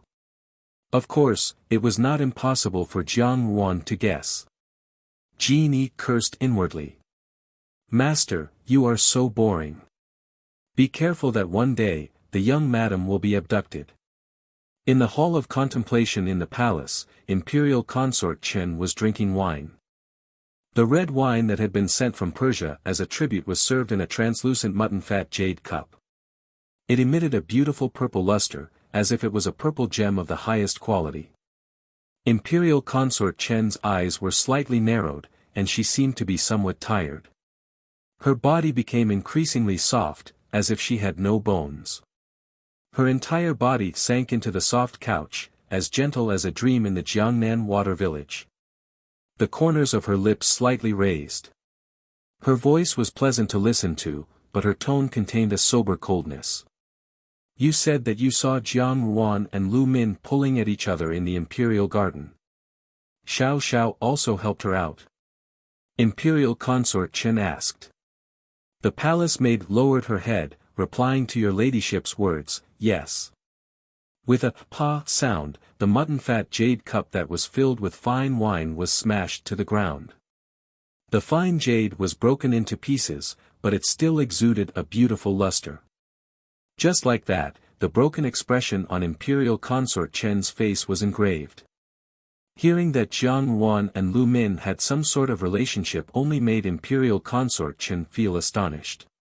However, upon hearing that Xiao Xiao had protected Jiang Yuan, Imperial Consort Chen's heart seemed to be fiercely gripped by something. She was extremely angry. If one were to say that there was nothing in the palace that could enter Imperial Consort Chen's eyes, besides the 8th Prince Xianli, Xiao Xiao was one of them. Imperial Consort Chen had entered the palace in her early years. At that time, the emperor already had 3,000 beauties. She was beautiful, gentle, and like a delicate flower, she had managed to obtain her current position. But in reality, every time she approached the emperor, she would feel slightly disgusted. However, Xiao Xiao was different.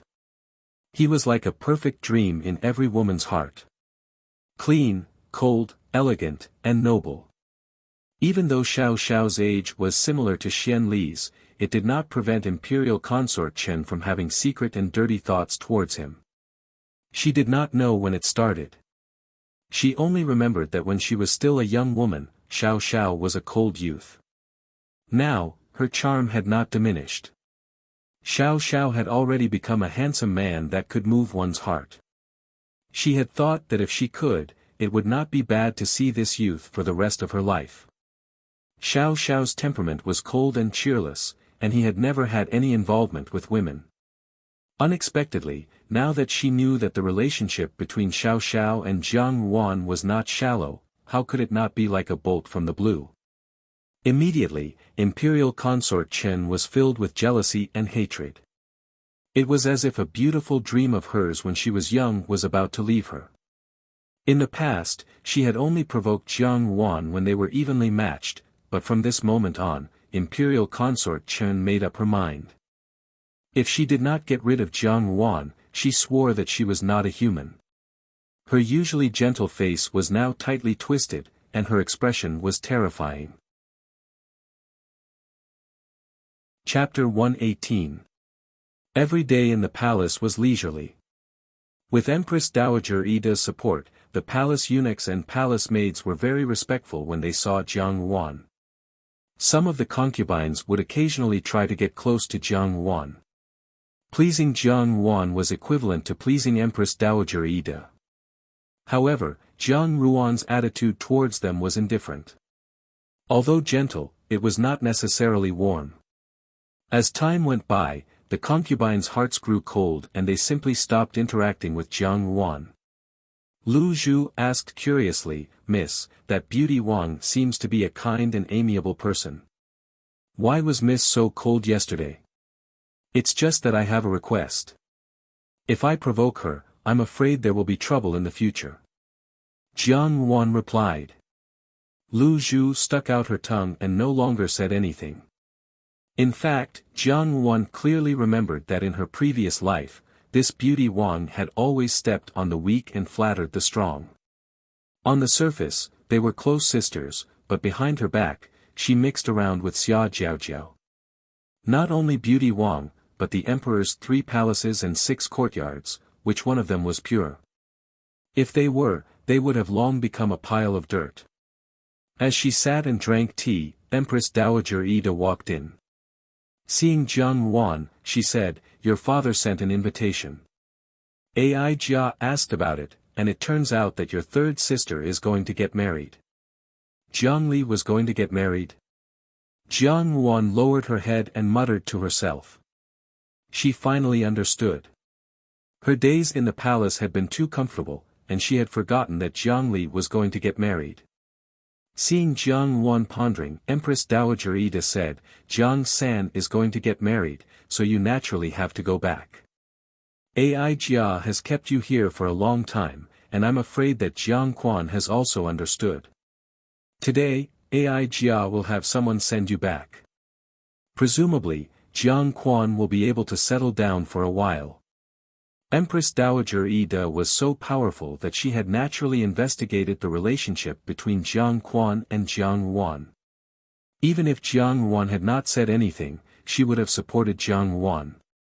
Now that Jiang Li was going to get married, Jiang Wan, as the elder sister, had to go back. Jiang Quan would not dare to say anything now. Jiang Wan thought about it, then smiled and said, "Thank you, Imperial Grandmother." Empress Dowager Ida looked at Jiang Wan and did not speak.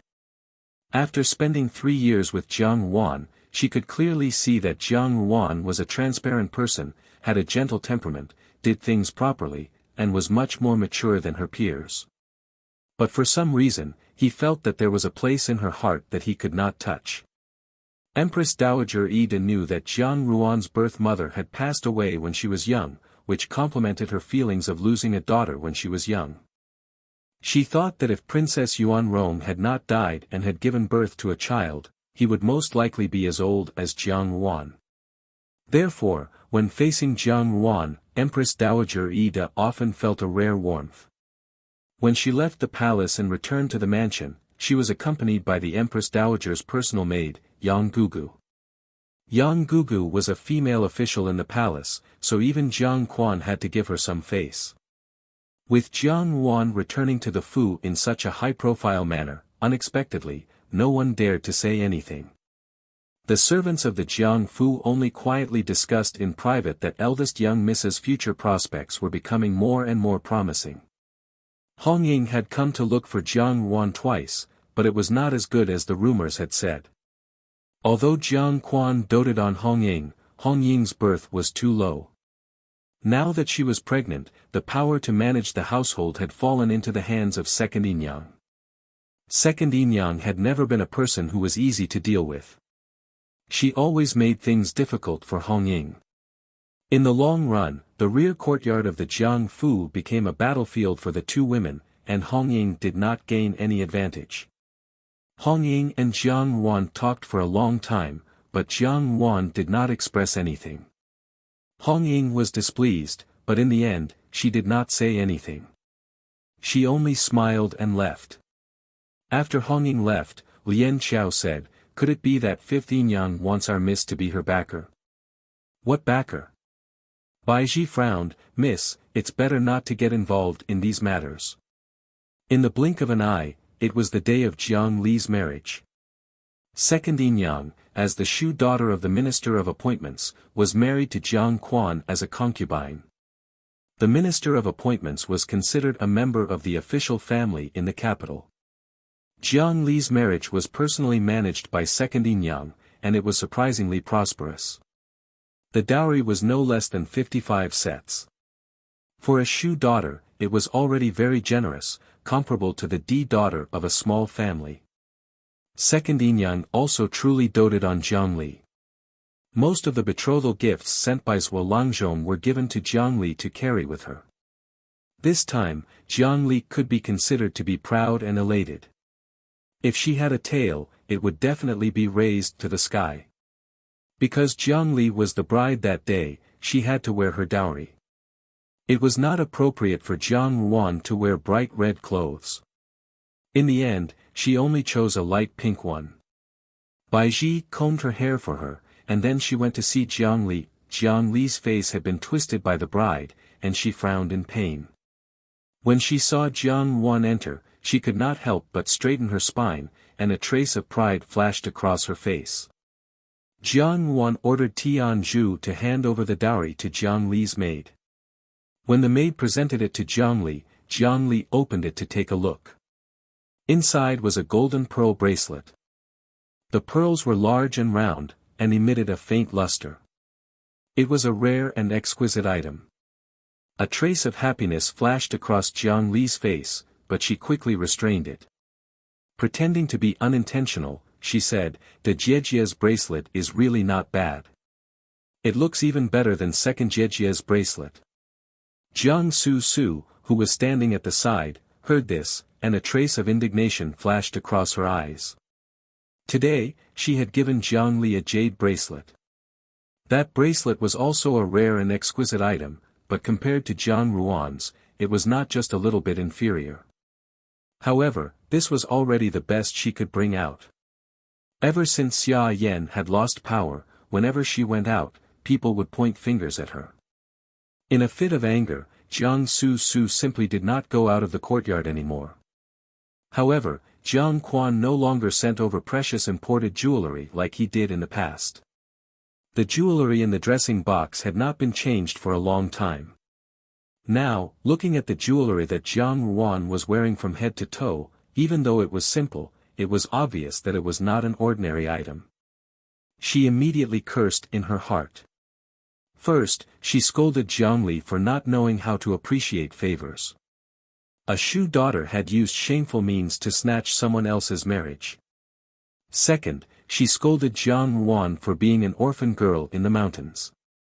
Now that she had climbed up the Empress Dowager's high branch, she thought that she had flown up the branch to become a phoenix. Although the three sisters were sisters in name, in reality, they were not very familiar with each other. Jiang Yuan smiled and said, "Congratulations, third younger sister." Jiang Li was extremely proud of herself. Since she was young, she had always been jealous of Jiang Yuan and Jiang Su in the Fu. Jiang Su was fine, because she had Jiang Quan and Jiang Chao to protect her. Now that Xia Yan had lost power, Jiang Li could not wait to see her make a fool of herself. Now, the person who was most displeasing to the eye was Jiang Yuan. Speaking of which, Jiang Yuan had an incompetent mother, yet she still occupied the position of the D-daughter. Now, she did not know what kind of luck she had walked into, but she had managed to muddle her way into the position of a Junju. Every time she thought of this, Jiang Li was extremely jealous. Becoming a doctor's wife or an official's wife was an extremely good thing, but because of Jiang Yuan, Jiang Li felt that she was still inferior to her. "The Jijia is too polite." Jiang Li smiled. Tian Zhu felt some disdain. This second Jiang young miss was nothing more than a brainless person. Everything was written on her face. It really did not make one have a good impression of her.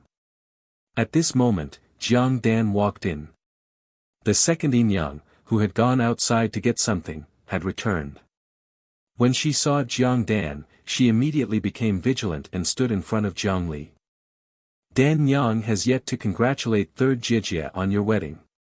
Jiang Dan instructed a servant girl to bring in the additional dowry and smiled, "Congratulations third Jijia." When Jiang Li saw Jiang Dan, she frowned. She naturally knew how this marriage had come about. Now that she saw Jiang Dan, it was as if she was reminding her of something. She sneered and ordered the servant girl to open the box. Clicking her tongue twice, she reached into the box and picked out a plain silver bracelet with 9 curved lines. Shaking her head, she said, "Fourth younger sister." It's not that I want to criticize you, but this additional dowry of yours is really too shabby. Although we are Shu daughters, we are still Shu daughters of an official's family. This kind of small plaything, even a poor commoner would disdain to use it. In all fairness, the bracelet was indeed not outstanding, but it was also not as bad as Jiang Li had said. To Jiang Dan, it should be one of the better things in her dressing box. Jiang Dan's words were harsh and malicious, but she herself was not aware of it. The second Yinyang also followed suit, looking as if she did not care at all. Jiang Dan slightly lowered her head and shivered as she shrank her shoulders. She looked very pitiful. If it was in the past, Jiang Su would have said a few words in order to maintain her fairy-like image. If it had been the Jiang Ruan of her previous life, she would definitely have stood on Jiang Dan's side. However, the situation now was not like it was yesterday.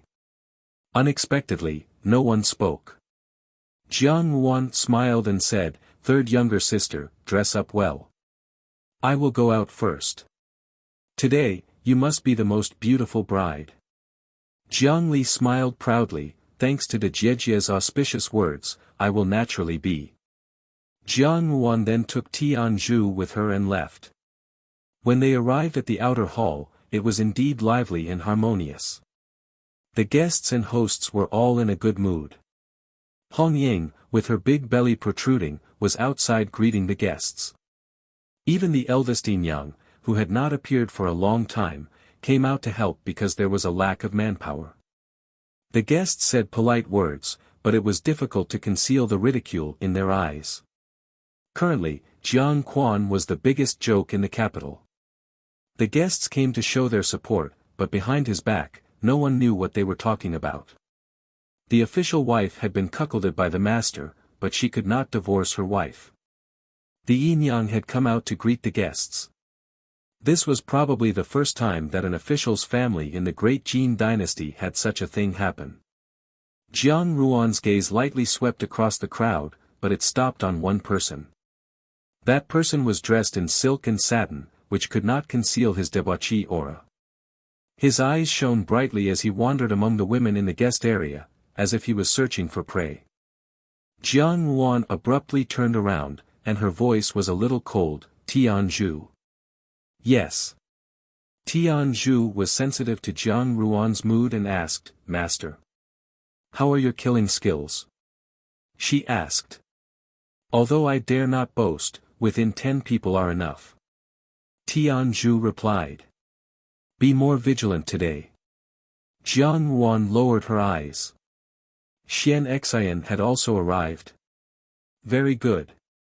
She wanted to know who had invited Xian Xian. Jiang Su. Second Yinyang. Or was it Jiang Li? The wedding was held at Zhuolangzhong's Fu. Jiang Li did not have any brothers, so it was Jiang Chao who carried her onto the bridal sedan. The entire journey was joyous, and everyone in the capital stopped to watch. This wedding could be considered to be a grand one. After the ceremony, Zhuolangzhong toasted outside, and Jiang Li was sent to the bridal chamber. After the disturbance in the bridal chamber, it was time to toast. Jiang Li's veil had not been removed, but for the first time, her voice had become gentle and soft. After toasting second Yinyang and Jiang Quan's birth father and mother, she toasted her siblings. Jiang Li delicately picked up the wine cup on the tray. "This cup of wine is a toast to my eldest sister. Now that I have married and followed my husband, eldest sister and I are both daughters of the Jiang Fu. In the past, we were separated more than we were together. It is truly regrettable. Today, this cup of wine will fulfill our sisterly affection." As she finished speaking, she placed the wine cup in front of Jiang Ruan. Jiang Ruan looked at her and smiled faintly, but did not accept the wine she offered. Jiang Quan's expression changed, but he suppressed the anger in his heart. Jiang Ruan did not even accept her own Shu sister's wine. If word got out, how would it look? Jiang Li's head was covered, and she could not see outside. She could only feel that the wine she had offered had not been accepted, and could not help but feel anxious. Just as she was about to speak, she heard a slightly greasy male voice say, "Why doesn't Hong and Junju accept her own sister's wine? Is she unwilling?" That voice was so hedonistic, and there was an ambiguous and unclear meaning in his eyes. Everyone looked towards Jiang Yuan. Jiang Yuan was dressed in a light pink brocade gown. Today, in order to distinguish herself from the bride, she did not dress as brightly as she usually did. She looked much gentler. At this moment, she was smiling faintly. Her skin was whiter than snow, and it made people feel that she was beautiful and graceful. Seeing that everyone's gaze was focused on Jiang Yuan, Jiang Su clenched her fists. Jiang Yuan smiled faintly and reached out to take Jiang Li's wine cup. There was such a rule at wedding banquets in the Great Jin dynasty. The bride's toast had to be accepted, otherwise, it would be disrespectful to the host's family. Only by drinking the toast until there was not a drop left, would it be considered a blessing to the host's family. Therefore, many people who did not touch a drop of wine could not refuse the bride's toast at the wedding banquet. Especially when it was her Shu sister's toast. If she did not accept it, it would be hard to avoid people saying that she was using her status as a Junju to bully her Shu sister in the Fu. Jiang Yuan smiled faintly and said, "Second sister's words have really moved this Junju greatly." Jiang Li's hand trembled slightly. Jiang Dan saw it and lowered her head, pretending not to notice. In the crowd, however, there was a pair of eyes that shone with joy. Jiang Yuan took the cup, covered her face with her sleeve, and drank the wine in the cup cleanly for everyone to see. After that, she approached Jiang Li and said in a low voice, "Second sister, everyone can testify that I drank it until there was not a drop left." Jiang Li also hurriedly drank all the wine. Her voice was tender and sweet. "The Jie really dotes on your younger sister. Good. Hong and Junju really has a great capacity for drinking." The greasy voice from before appeared again. Xian Xian walked out from behind the crowd, his eyes fixed on Jiang Yuan, Hong and Junju, a heroine. His pair of lustful eyes looked up and down at Jiang Yuan, his gaze making one feel nauseous. Xian Xian was extremely happy today. He had coveted this beauty for a long time, but he did not expect that the heavens would help him, giving him the opportunity to take advantage of today. His gaze fell on the two empty wine cups on the tray, and then on Jiang Yuan's body. The skin wrapped under the clothes was definitely as delicious as it looked. Thinking of that wonderful body lying under him, Xian Xian could not help but swallow a mouthful of saliva, and the gaze he looked at Jiang Yuan became more and more unscrupulous. Jiang Yuan only needed to look at this person to know the dirty tricks in his heart. She laughed coldly in her heart and said, "I feel a little dizzy, I'm going out to get some fresh air." She then turned around and left the bridal chamber. Jiang Dan looked thoughtfully at the wine cups on the tray. Suddenly, her lips curled up into a smile, and her eyes flashed with some unknown meaning. Jiang Su was left on the spot, but she had always been good at putting on airs. With just a few words, she attracted everyone's gaze towards her. Jiang Yuan left the bridal chamber and walked outside. Zhuo Langzhong's Fu could be said to be very big. Moreover, she had never been here in either her previous or current life, but her throat was somewhat tight. Just now, with that cup of wine, she had inadvertently ordered Tian Zhu to drop Jiang Li's wine, but she did not expect that she would still fall for it. Only a little of it had stained her lips, but at this moment, she already felt somewhat powerless. After thinking about it, there was only one explanation. The 2 cups of wine on the tray had both been drugged. Even if she had dropped one, the result would still be the same. With such preparations, besides Xian Xian, who else could it be? And the one who had conspired with Xian Xian was undoubtedly Jiang Li. Jiang Li had always been stupid and ignorant, but she also fancied herself clever. She thought that everyone in the world was as stupid as she was. What she had done today was really not right, but she had also been used by Xian Xian. However, Xian Xian's lust had reached the heavens, and he had actually dared to be so daring in broad daylight. However, there was still something fishy about today's matter. She did not dare to stay in the bridal chamber for too long, because her head was already starting to feel a little dizzy. However, in this huge Lanzhong Fu, why was there not a single servant? Just now, it was as if the guests at the banquet had dispersed in an instant, and nothing could be found. The Lanzhong Fu was also involved in this matter. Why? Jiang Yuan walked faster and faster, and her sensitive senses told her that there was something different behind her. Tian Zhu vigilantly followed behind her. As an assassin, she was always more sensitive than others. Tian Zhu said, "Master, there is someone in front." She paused, and her expression was rarely serious. "We have been ambushed." Jiang Yuan sneered. An ambush in the Lanzhong Fu, and it was aimed at her. Was it necessary for Zhuo Lanzhong to sacrifice his official career for a lecherous prince? One had to know that if something had really happened, her reputation would have been ruined, but the Empress Dowager would certainly be furious. The people involved would also not be able to escape responsibility. However, it seemed that the Lanzhong Fu might have been involved in today's matter. Tian Zhu abruptly pulled open her belt, and underneath it was a silver flexible sword. At the same time, people who looked like imperial bodyguards sprang out from all directions. These imperial bodyguards looked very strange, and did not seem like the imperial bodyguards of Zhuo Lanzhong's Fu. The leader said, "Kill this servant girl, but do not harm the Junju." Before he finished speaking, Tian Zhu had already leaped high into the air. Her body was very light, and in an instant, only a silver light could be seen in the air. The person closest to Tian Zhu leaned to the side, and a bloody wound appeared on his neck. With a bang, he fell to the ground. Those imperial bodyguards were stunned. They had originally thought that it was just a servant girl who knew some martial arts, and they did not expect that she would be so savage.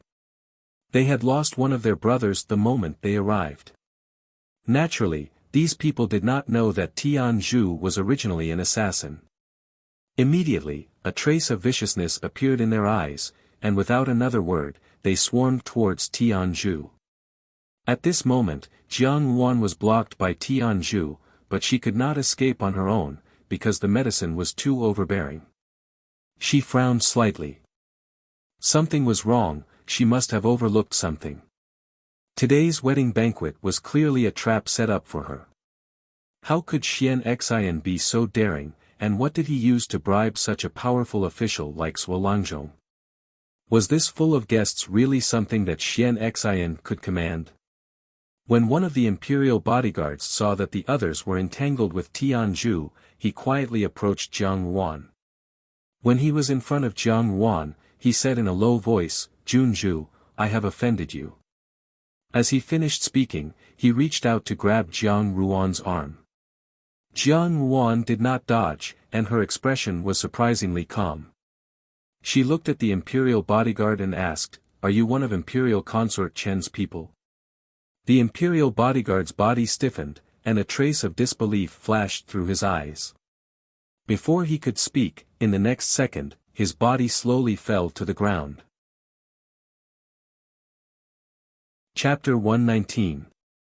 No one could clearly see Jiang Yuan's movements. They only saw the guard's stiff body fall to the ground. There was not a single wound on his body, and a trace of blood slowly flowed from the corner of his mouth. When the rest of the guards saw this, they all looked at Jiang Yuan with vigilance and turned pale with fright. It was fine that this seemingly ordinary servant girl was vicious, but even the seemingly defenseless Junju had some kind of unique skill. Jiang Yuan steadied herself and turned the blood moon bracelet on her hand. There were only 9 needles inside, and each one was dipped in a highly toxic poison. This thing was indeed made with great dexterity. Once it was used, there would be no turning back. However, it also had a fatal flaw, and that was that it had to be shot in front of the eyes. Just now, in the moment of desperation, she remembered something from the past.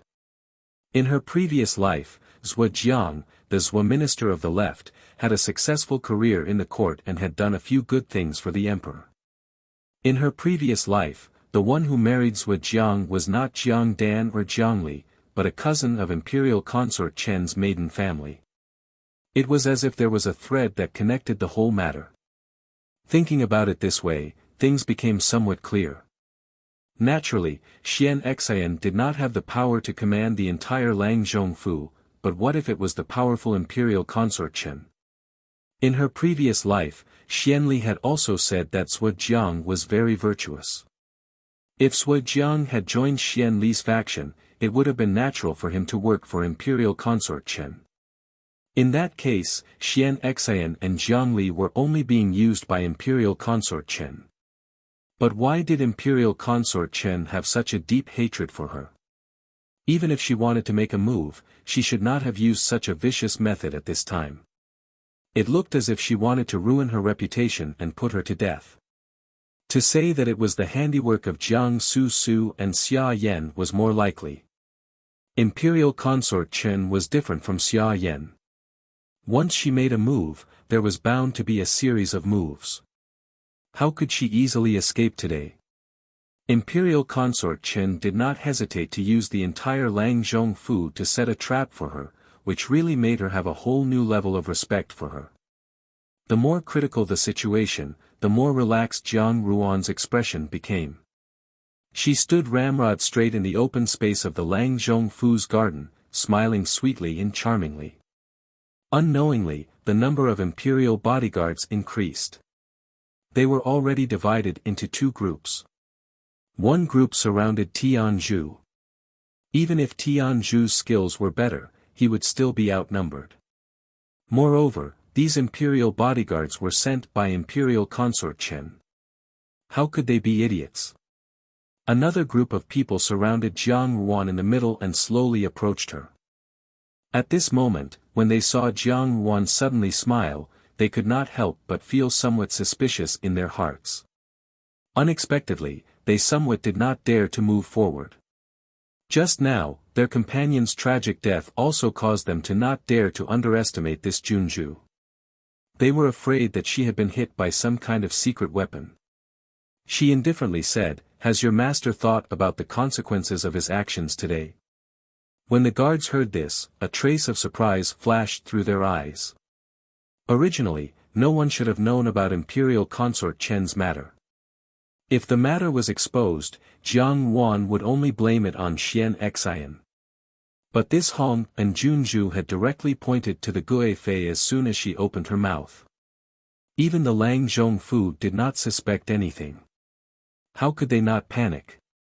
Were it not for imperial consort Chen's order to send Jiang Ruan to the Xian Xian bed, these imperial bodyguards would have already killed Jiang Ruan to silence her.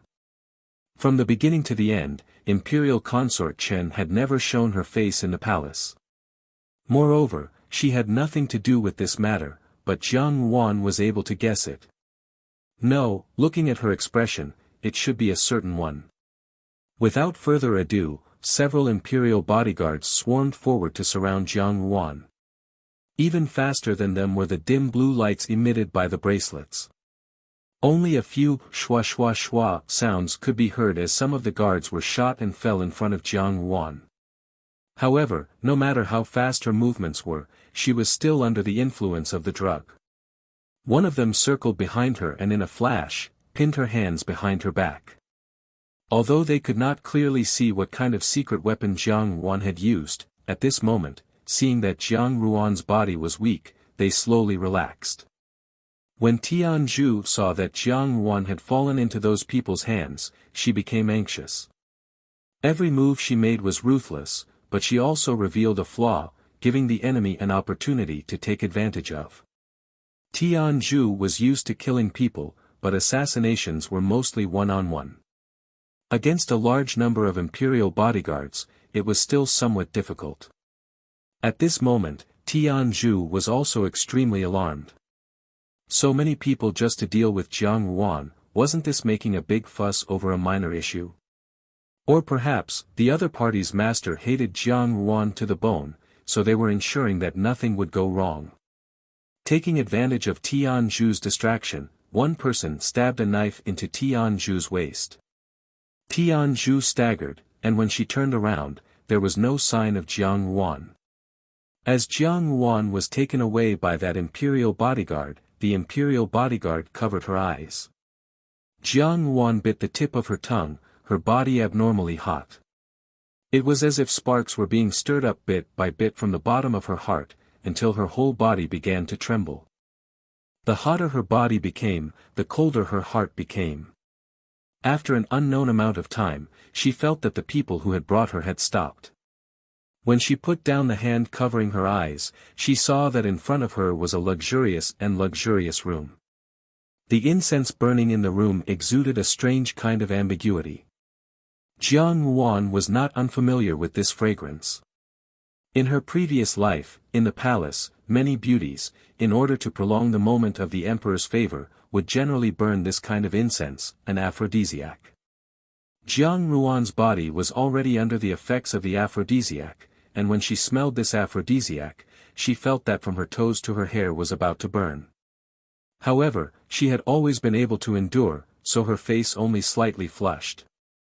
If it was not for the fact that she was well aware of the effects of the aphrodisiac, no one would have believed that she was under the effects of an aphrodisiac. Hong and Junju. A sticky voice sounded, as if disgusting maggots were crawling on her bone marrow. The imperial bodyguard bowed and retreated. Jiang Yuan no longer had the strength to stand up, and fell to the ground. She stared coldly at the man in front of her, who was staring at her with a lascivious smile. Xian Yu's gaze moved around Jiang Yuan's body.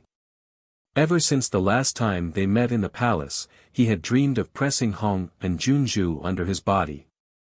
Even after seeing such a stunning beauty, when he looked at the concubines in his courtyard, he only felt that they were all ordinary rouge and powder. These days, Xian Yu did not want to eat or drink. Who knew that the outwardly serious Sua Jiang was actually tactful? Moreover, the lovely wife he had married, Jiang Li, had created such a good opportunity for him. Naturally, Xian Yu did not know that the imperial bodyguard he thought was actually Sua Jiang's people. He had completely overestimated his own abilities. However, at this moment, Jiang Yuan could not escape even if she had wings. Thinking that tonight would definitely be a night of ecstasy, Xian Yu could not help but feel excited. Step by step, he approached Jiang Yuan. Jiang Yuan quickly pulled out the dagger that was tied to her calf. The dagger that Xiao Xiao had given her had never left her side. However, at this moment, the more dizzy her head was, the more Jiang Yuan understood that if this continued, before anyone could come to save her, she would be the first to meet with an accident.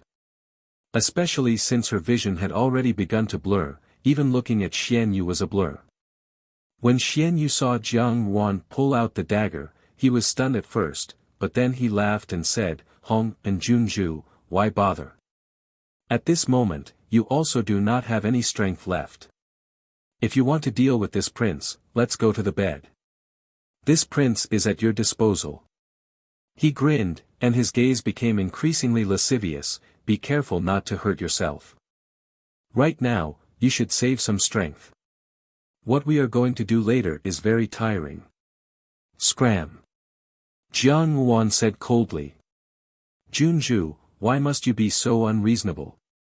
Xian Yu smiled and moved closer to her. "This prince is truly in love with Junju. After tonight, this prince will ask imperial father to marry Junju. You and I are not blood-related siblings, and there are precedents in the Jin court. You will be this prince's imperial concubine, is this not good?" As he got closer, he muttered, "This prince will serve Junju well." Jiang Yuan looked at him and sneered. Her gaze suddenly darkened, and without hesitation, the dagger in her hand pierced into her left arm. Her actions were extremely ruthless, and even Xian Yu was startled by her seemingly suicidal posture. Her light pink clothes were immediately soaked in blood, and the redness was frightening. Seeing the large patch of blood, Xian Yu was startled at first, but then he became angry and said, "Slut! Refusing a toast only to drink a forfeit. He took large strides towards Jiang Ruan. In his opinion, this woman did not know what was good for her. It was her good fortune to have taken a fancy to Jiang Ruan, but Jiang Ruan had ruined his mood. Today, if he did not torture Jiang Ruan until she knelt on the ground and begged for mercy, he would not be Xian Yu. Xiao Xiao's dagger could cut iron like mud. It was a precious weapon, and although Jiang Ruan had not pierced it deeply, it was still painful enough to clear her mind. When she looked at Xian Yu again, it was no longer as hazy as before. Xian Yu walked in front of Jiang Ruan and was about to lift her up from the ground when Jiang Ruan suddenly stretched out her hand and pressed it against the blood moon bracelet on her wrist. Third Prince, if you take another step forward, don't blame this princess for not giving you face. If I harm your life, you can only go and tell King Yama, she said. These words successfully caused Xian Yu to stop in his tracks. He looked at Jiang Ruan with some suspicion and laughed heartily. His eyes were already filled with anger. Junju, this prince advises you not to play any tricks. My people are just outside, could it be that you have some other ideas? Jiang Ruan stared at him coldly and raised the bracelet on her wrist. The corners of her mouth curved into a cruel smile, but her voice was like an icy mountain spring. Third Prince, do you know what this is? Xian Yu's gaze fell on the bracelet on Jiang Ruan's wrist. The blood jade bracelet emitted a faint blue luster, and at a glance, he could tell that it was not an ordinary item. He had only thought that it was Jiang Ruan's precious jewelry, but now he did not know what it was. It is called the Blood Moon Bracelet, from the capital's Bao Pavilion. There are 9 needles inside, and each needle is dipped in a highly toxic poison that can seal the throat upon contact. Jiang Ruan said lightly, Third Prince is too close to me. This princess is very afraid that if I make a mistake, I will inadvertently press the switch and cause Third Prince to die. Xian Yu was stunned at first, then angry, and laughed loudly, you dare to threaten me? Whether it is a threat or not, Third Prince will know once you try it, Jiang Ruan said. Xian Yu looked at Jiang Ruan in disbelief. This legendary beauty, Hong and Junju, who was loved by the Empress Dowager, did not have the slightest trace of fear at this moment. This was different from the women he had played with in the past, especially to the point that Xian Yu immediately became interested. He laughed and said, this prince knows that Junju is afraid, but there is no need to use this bracelet to fool me. If something happens to me, how can Junju escape responsibility? Murdering a member of the imperial family, Junju can only pay with her life. His gaze lingered on Jiang Ruan's snow-white neck. Junju, do not be afraid, this prince will be gentle. The reason why Xian Yu did not take Jiang Ruan's words to heart was precisely because he was sure that Jiang Ruan would not dare to lay a hand on him. In any case, he was a prince, and the crime of killing a prince, even if he was the Empress Dowager's adopted grandson, he would not be able to escape death. Jiang Ruan laughed, and looked at Xian Yu as if she was looking at a joke. Her arm had already dyed a large part of her clothes, and her light pink clothes had been dyed bright red by the blood. Her smile was like a flower, extraordinarily charming, and her entire body carried a cruel beauty. Why wouldn't I dare? The Third Prince is lecherous and immoral, and has played with countless women. Falling into the Third Prince's hands, after tonight, this Juanju's only way out will be a white silk. Since I will die anyway, what's one more person to accompany me in death? She raised her head and almost trembled with laughter. If the Third Prince does not believe me, you can come forward, but I also want to know whether the Third Prince's movements are faster or the poisonous needles in my blood moon bracelet are faster.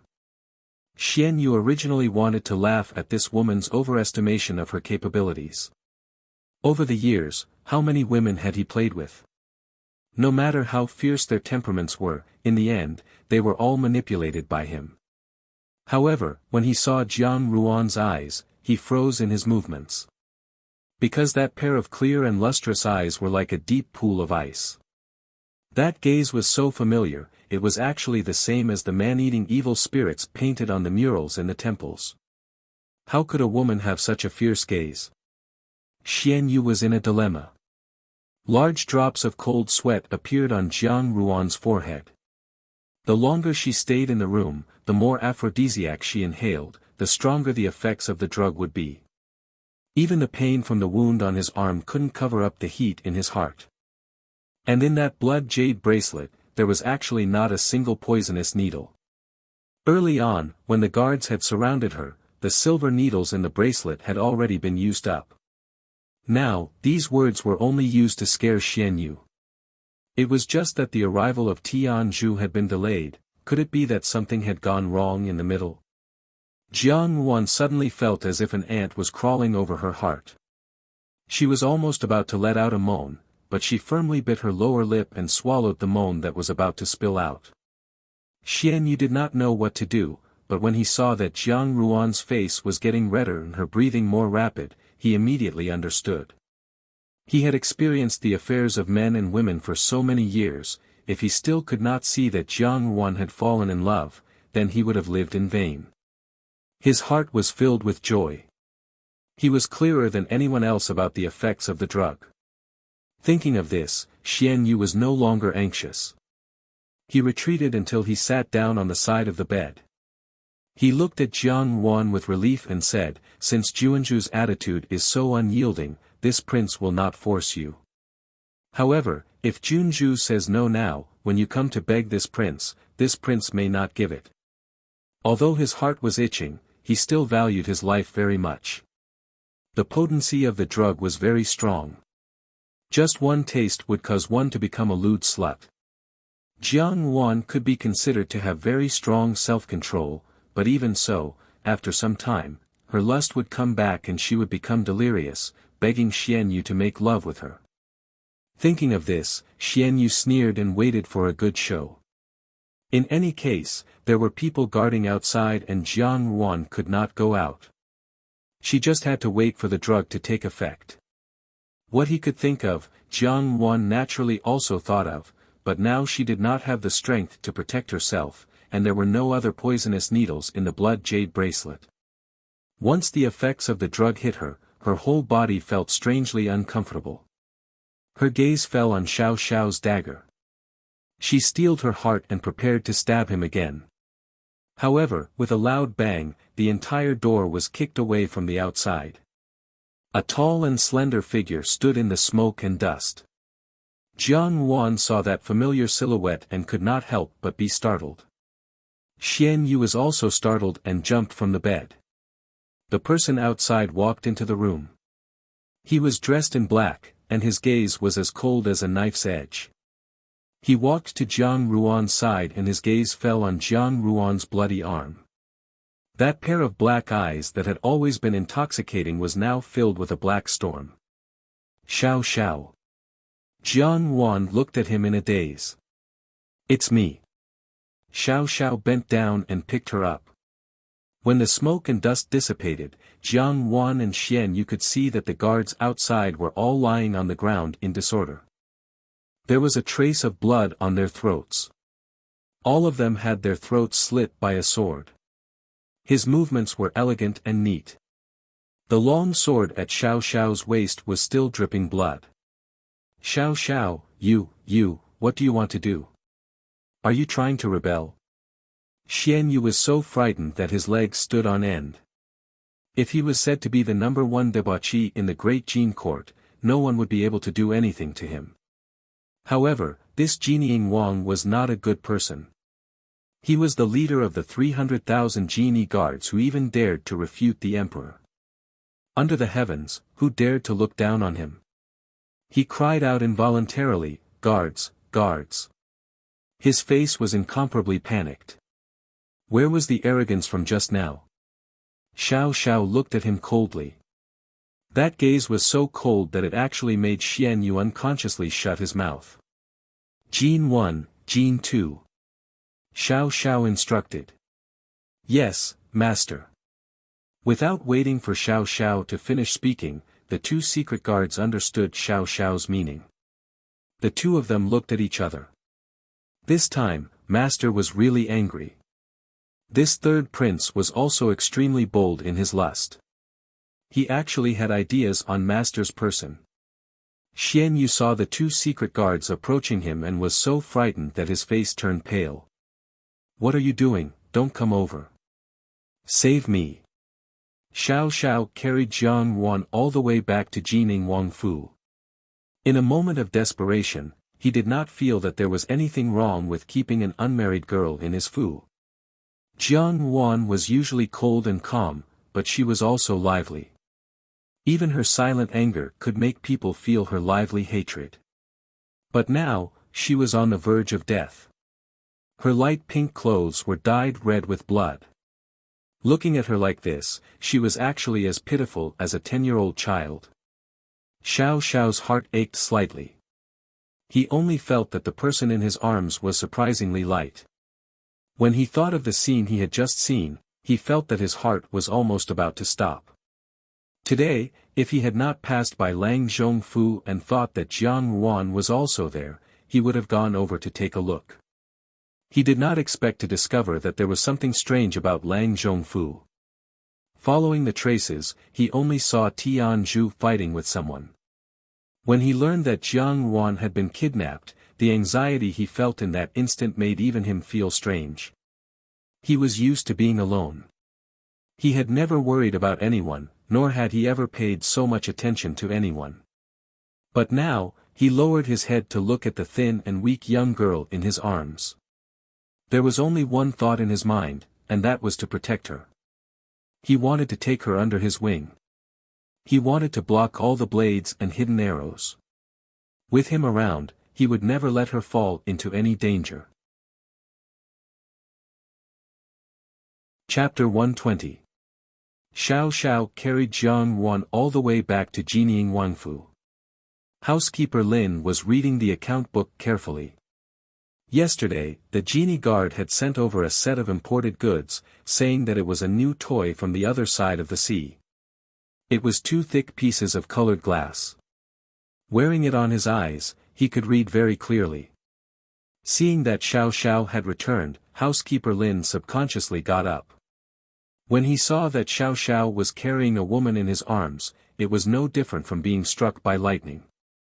His mind was in a mess and he could not say a word. When Xiao Xiao walked back to the front of the room, he kicked open the door and turned around to close it. Housekeeper Lin had just regained his senses when he saw a familiar figure falling from the sky. Housekeeper Lin grabbed Jin San, what's the matter with Prince? Who is that? Among the genie guards, Jin 1 and Jin 2 were twin brothers, while Jin 3 and Jin 4 were twin sisters. These 4 could be considered Xiao Xiao's personal secret guards and were the leaders of the genie guards. Whenever housekeeper Lin wanted to find out information, he liked to start with these 4 people. Jin San shrugged his shoulders, "Young madam, old Lin, don't blame me for not reminding you, you have to serve young madam well these few days. Master has instructed me to take care of some matters, so you take care of it first." After a few steps, Jin San retreated and reminded, "Oh right, young madam has been drugged with an aphrodisiac. Old Lin, don't go in carelessly and take a look. Master's temper is currently very high." After Jin San had left for a long time, housekeeper Lin was still standing there in a daze, the mustache on his lips curling up. Young madam, aphrodisiac, in high temper. Housekeeper Lin was so excited that tears streamed down his face. Young master has a descendant. Compared to housekeeper Lin, who was laughing so hard that his teeth could not be seen, Xiao Xiao in the room was somewhat at a loss. He had helped Jiang Wan apply the medicine and bandage the wound on her arm. Unexpectedly, the effects of the drug had gotten to her head and her whole body was writhing on the bed. Xiao Xiao had wanted to hit her sleeping acupuncture point, but the drug was too overbearing. He also had some medical knowledge and was afraid of hurting Jiang Ruan's body. Thinking that Xian Yu had dared to use such a dosage of drug on Jiang Ruan, his eyes instantly became cold and his gaze became dark. Jiang Ruan lay on Xiao Xiao's bed, and in a few moments, she kicked away the blanket that Xiao Xiao had covered her with. Perhaps because her body was too warm, she unconsciously tugged at the collar of her clothes. Xiao Xiao had just turned around to use a handkerchief that had been soaked in cold water to wipe Jiang Ruan's forehead, but when he turned around, he was met with a vast expanse of shining white skin. Her skin was as lustrous as snow. Xiao Xiao stared blankly for a moment before hurriedly looking for the thin blanket to cover Jiang Ruan's body. Unexpectedly, just as he covered the quilt properly, Jiang Ruan grabbed his hand. After Jiang Ruan had been drugged with an aphrodisiac, her strength was surprisingly great. Caught off guard, Xiao Xiao staggered and almost fell on top of her. Subconsciously, he stretched out a hand to support Jiang Ruan's head. Jiang Ruan suddenly opened her eyes and stared unblinkingly at Xiao Xiao. Her eyes were beautiful to begin with, and now that they were under the influence of the drug, they looked somewhat seductive. In his life, Xiao Xiao had seen countless beauties. He did not expect that today, when Jiang Ruan looked at him like this, his heartbeat actually sped up, and a faint blush appeared on his handsome face. He thought that Jiang Ruan had sobered up and said in a low voice, "Jiang Ruan." Jiang Ruan only stared fixedly at him. After staring for a while, her eyes began to become misty again. Xiao Xiao was about to speak when Jiang Ruan suddenly stretched out her hands, wrapped them around Xiao Xiao's neck, and pressed him against her. This time, Xiao Xiao was really at a loss. His lips touched a soft touch. Different from the cold and detached appearance, it was actually as fragrant as a flower. Xiao Xiao's long eyelashes drooped down, and his long, pitch-black eyes stared at the young girl who was already delirious. Evildoer. Jiang Ruan slightly loosened her hands and mumbled something unintelligible. Xiao Xiao raised his eyebrows. Was she talking about him? Jiang Ruan obviously did not know who she was at this moment. She muttered, "Your body is so cold." She burrowed into Xiao Xiao's embrace. Xiao Xiao felt a headache coming on. It was fine if Jiang Ruan wanted to push herself into his embrace, but why was she also pulling at his belt? Thinking about it, the youth, who did not show his emotions on his face, cut a rather sorry figure. Xiao Xiao held on to his belt as he looked at Jiang Ruan, wishing that she could stick herself to him. He felt somewhat helpless. People were so different from before and after being poisoned. Why was Jin San not back yet? Outside, Steward Lin, who was risking his life to peek through the window, blushed. On one hand, he was impressed by the future young madam's valiant spirit, but on the other hand, he was hurt by his young master's gentlemanly actions. Since young madam had taken such initiative, the young master, as a man, naturally had to be bold. Steward Lin shook his head and sighed. Everything about his young master was good, except that his character was a little too good. If it had been any other man, he would have long become the antidote.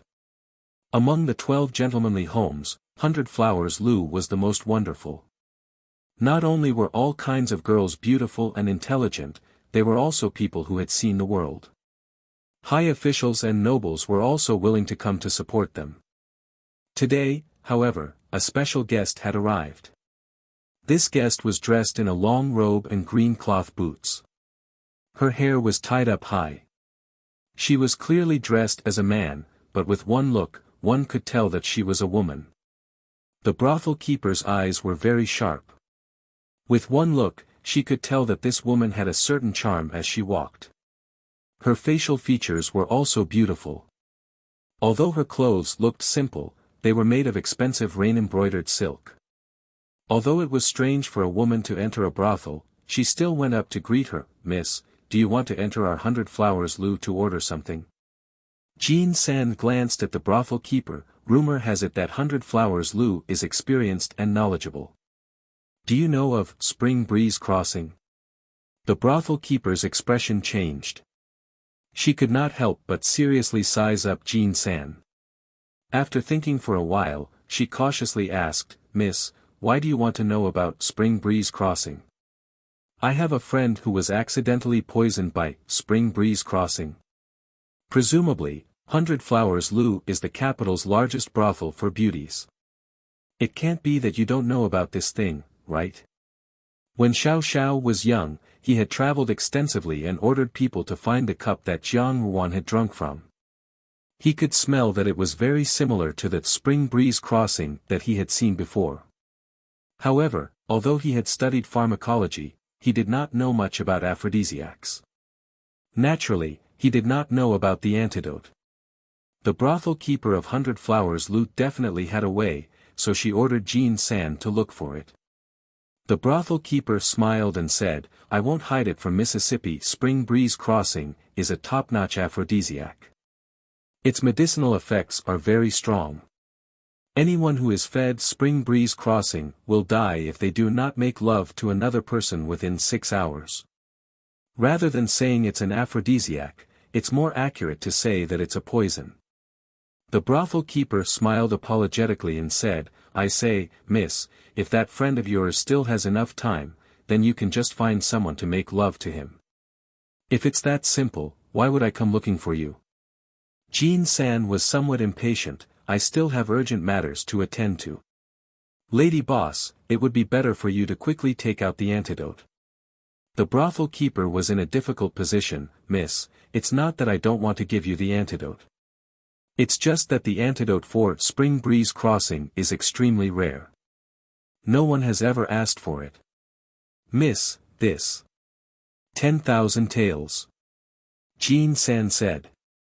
"Miss, this is really gold." The brothel keeper shut her mouth. Her face immediately beamed like a delightful flower. She smiled and said, "This old one will order someone to retrieve the antidote." In her eyes, the person in front of her was a sucker. Who would spend 10,000 taels of gold to buy the antidote for an aphrodisiac? Whose chastity would be so valuable? Even the top hostess of 100 Flowers brothel would find it hard to meet a customer who would spend 10,000 taels of gold for a night. Jean San knew what the brothel keeper was thinking the moment he saw the expression on her face. He secretly cursed in his heart, "Young madam's one night is really more valuable than being the top courtesan of 100 Flowers brothel." What was she saying? Young madam was as pure as ice and as clean as jade. How could she be mentioned in the same breath as a courtesan? When Jean San returned with the antidote and saw Xiao Xiao, he could not help but be shocked. Xiao Xiao's face was crimson red. His usually cold and cheerless face seemed to be on the verge of cracking. He sat ramrod straight on the edge of the bed. Something suspicious was moving under his black robe. Jean San covered his nose. Anyone who saw this scene would feel their blood boil. Xiao Xiao expressionlessly took the antidote from Jean San and said, "Get out." Jean San felt very troubled when he left. Did he do a good thing or a bad thing? He did not expect the young lord to be so passionate when he saw a cold and cheerless person. Just now, what was young madam doing under the young lord's robe? She had given the antidote to the young lord. In the future, would the young lord bear a grudge because of this? The more Jean San thought about it, the more uneasy he became. He decided to find Jean C and tell him about today's incident. Steward Lin was left alone outside, beating his chest and stamping his feet. His old tears still flowed freely. This time, he was anxious. "Young lord, do your family members know that you spent so much money to buy an antidote? What a wastrel. Don't they know that a person is the best antidote? Master and madam would be very angry if they saw this from the heavens." Xiao Xiao was supporting Jiang Ruan's head as he fed her the antidote. He lowered his head to look at the person in his arms. The awkwardness from before had disappeared. At this moment, he was very serious. The commotion outside had been very loud. He was not deaf. As for the matter of who was the antidote, even if Jiang Ruan did not mind, he would not take advantage of her when she was in a difficult situation. He had never even thought about this kind of thing. Even if he had some subtle feelings for Jiang Ruan, he would only express his feelings and stop at propriety. In some ways, although Xiao Xiao had wandered the world in his early years and had seen many things, when it came to himself, he was like a blank piece of paper. In old Lin's words, he was too much of a gentleman. After a night, the servants of Genieing Wang Fu almost did not sleep well, including the genie guards. However, the former were too excited to fall asleep, while the latter were too busy to fall asleep. The servants of Genieing Wang Fu were quietly discussing whether the Fu was going to add a female mistress. However, the servants of the Fu that Steward Lin was in charge of had all undergone special training. They were very tight-lipped and the matter did not spread out. Otherwise, Jiang Ruan's reputation would be greatly affected. When Jiang Ruan woke up, she felt that her whole body was extremely sore. Rubbing her head, she sat up and happened to see a beautiful maid tidying up the things on the table. Seeing that she had woken up, she stepped forward and asked with concern, "Is Miss Jiang feeling better?" Jiang Ruan looked at the maid in front of her and saw that the way she looked at her was a little strange, as if there was a slight smile on her face. Although she was puzzled, she still smiled and said, "I'm fine." "What is this place?" "Genieing Wang Fu." The maid's smile became even sweeter. "Yesterday, it was Wang Yi who brought Miss back. Wang Yi took care of Miss for a night before leaving." The maid looked at the bowl of medicine on the table and brought it to Jiang Ruan's mouth. "Since Miss has woken up, drink the medicine." As if to reflect her words, Xiao Xiao walked in from outside the room.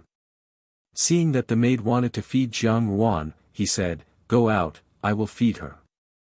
The maid smiled mischievously, covered her mouth, and left the room. She even turned around and closed the door behind her.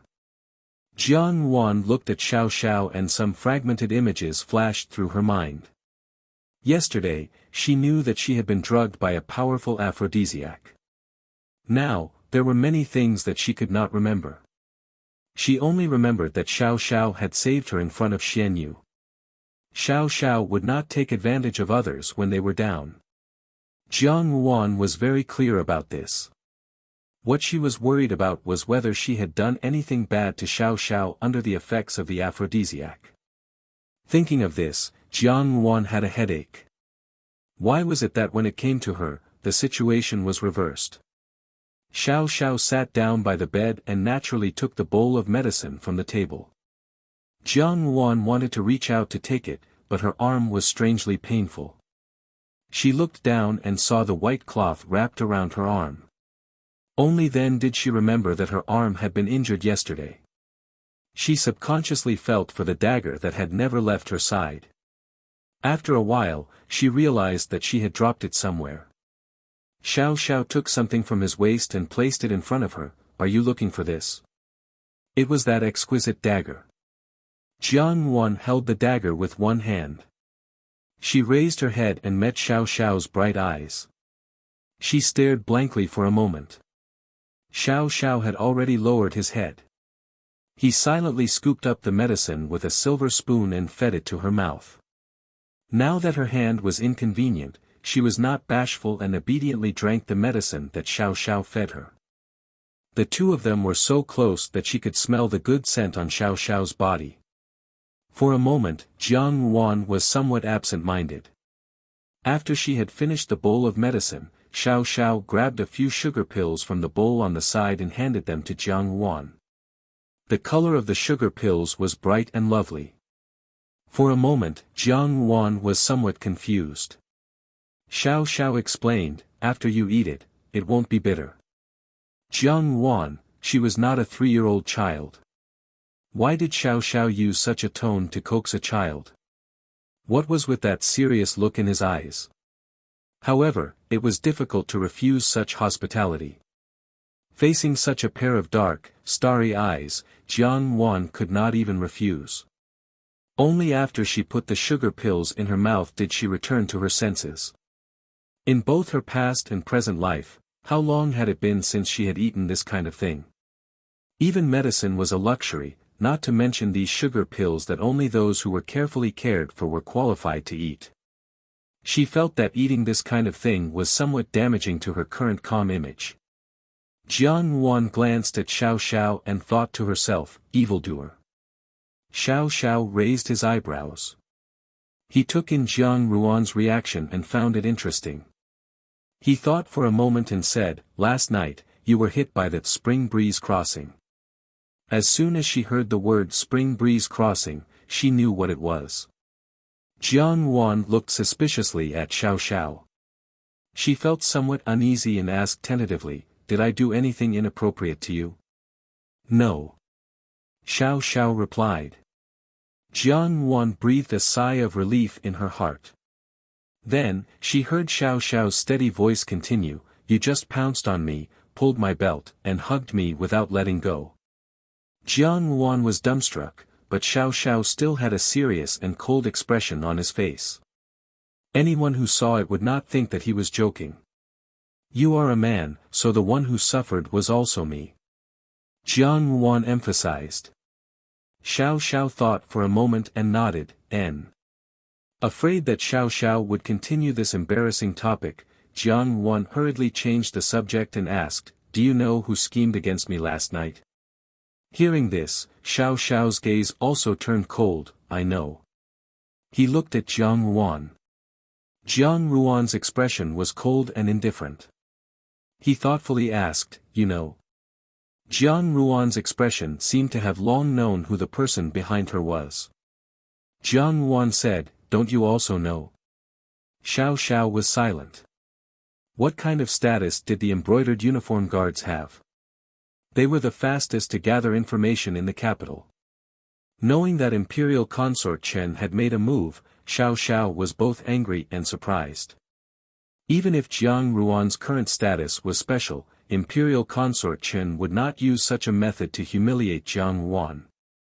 If Imperial Consort Chen was a smart person, she would have learned to develop Jiang Yuan's power for her own use. She would not have used the worst method to destroy Jiang Yuan's life. If he had come a little later last night, Jiang Yuan feared that she would not have been able to escape this calamity. Imperial Consort Chen schemed against me so much, how can I not return a big gift? Jiang Yuan's expression was cold. The path of revenge must be taken step by step, but Imperial Consort Chen had taken the initiative to make a move. How could she just sit and wait for death? "I will help you," Xiao Xiao said. With just one sentence, he had made his position clear. Jiang Yuan looked at him, "You have nothing to do with this matter, why do you want to get involved?" In fact, in her heart, having Xiao Xiao by her side was tantamount to having a life-saving talisman by her side. It would also be much more convenient to handle matters on a daily basis. If it was said to be borrowing power, in fact, the protection that Xiao Xiao could provide was much more than that of Lu Min. However, the more she owed him, the more uneasy she felt. The most difficult thing to repay in this world was a debt of gratitude. This person, after all, was deep down in his bones, a true gentleman rarely seen in this world. It was just that his temperament was usually a little too wooden. "I took advantage of you, so naturally, I must compensate you." Xiao Xiao looked at her seriously and said. "Jiang Yuan." She must have been blind to think that this person's temperament was wooden. With a pang sound, the door was pushed open from the outside. It was the crowd that had been eavesdropping outside the door. Xiao Xiao frowned. Housekeeper Lin was the first to stand up. He cleared his throat and said in a deadpan manner, "Your Highness, the 10,000 taels of gold that you gave to Miss Jiang for selling the medicine last night has already been recorded in the account. Does your Highness want to take a look?" "No need." Jiang Yuan looked at Xiao Xiao in shock. 10,000 taels. Jean Si hid behind housekeeper Lin and kindly reminded Jiang Yuan, "Didn't Miss suffer from that spring breeze crossing last night? Your Highness used 10,000 taels of gold to buy the antidote from Bai Hua Lu." Xiao Xiao's eyebrows wrinkled again. When had he ever asked about these matters of money? Today, he had run all the way here. What kind of place was Bai Hua Lu? It was a money-squandering den. Jiang Yuan had also experienced Jiang Chao's matter in depth, but she did not know that a courtesan was so expensive. Even the antidote for an aphrodisiac was so expensive. 10,000 taels of gold. Very good, now the debt was even greater. Housekeeper Lin was very proud of himself. It was good that young madam knew how much debt she owed. If she did not have money, she could use people to pay for it. Jean C. looked at his young master's slightly displeased expression and could not help but facepalm. How could his master be so slow-witted? For him to throw away 1,000 taels of gold in one fell swoop, any young lady would be tempted. The two people in the room did not know the complicated thoughts of the others. One had a strange expression on his face, while the other frowned slightly. The former blamed the brothel for becoming more and more black-hearted and that he would never be able to pay off the debt he owed in his lifetime. The latter, on the other hand, thought that with so many people in the room, it was really noisy. It was completely unrelated to amorous affair. You're tuning into the Han Lee's Wuxia Adventures YouTube channel. We're so grateful for your support, and don't forget to subscribe to join us on this incredible journey through captivating stories. Your generosity through donations truly makes a world of difference, as it's the primary source of revenue that allows me to expand and enhance this channel for you.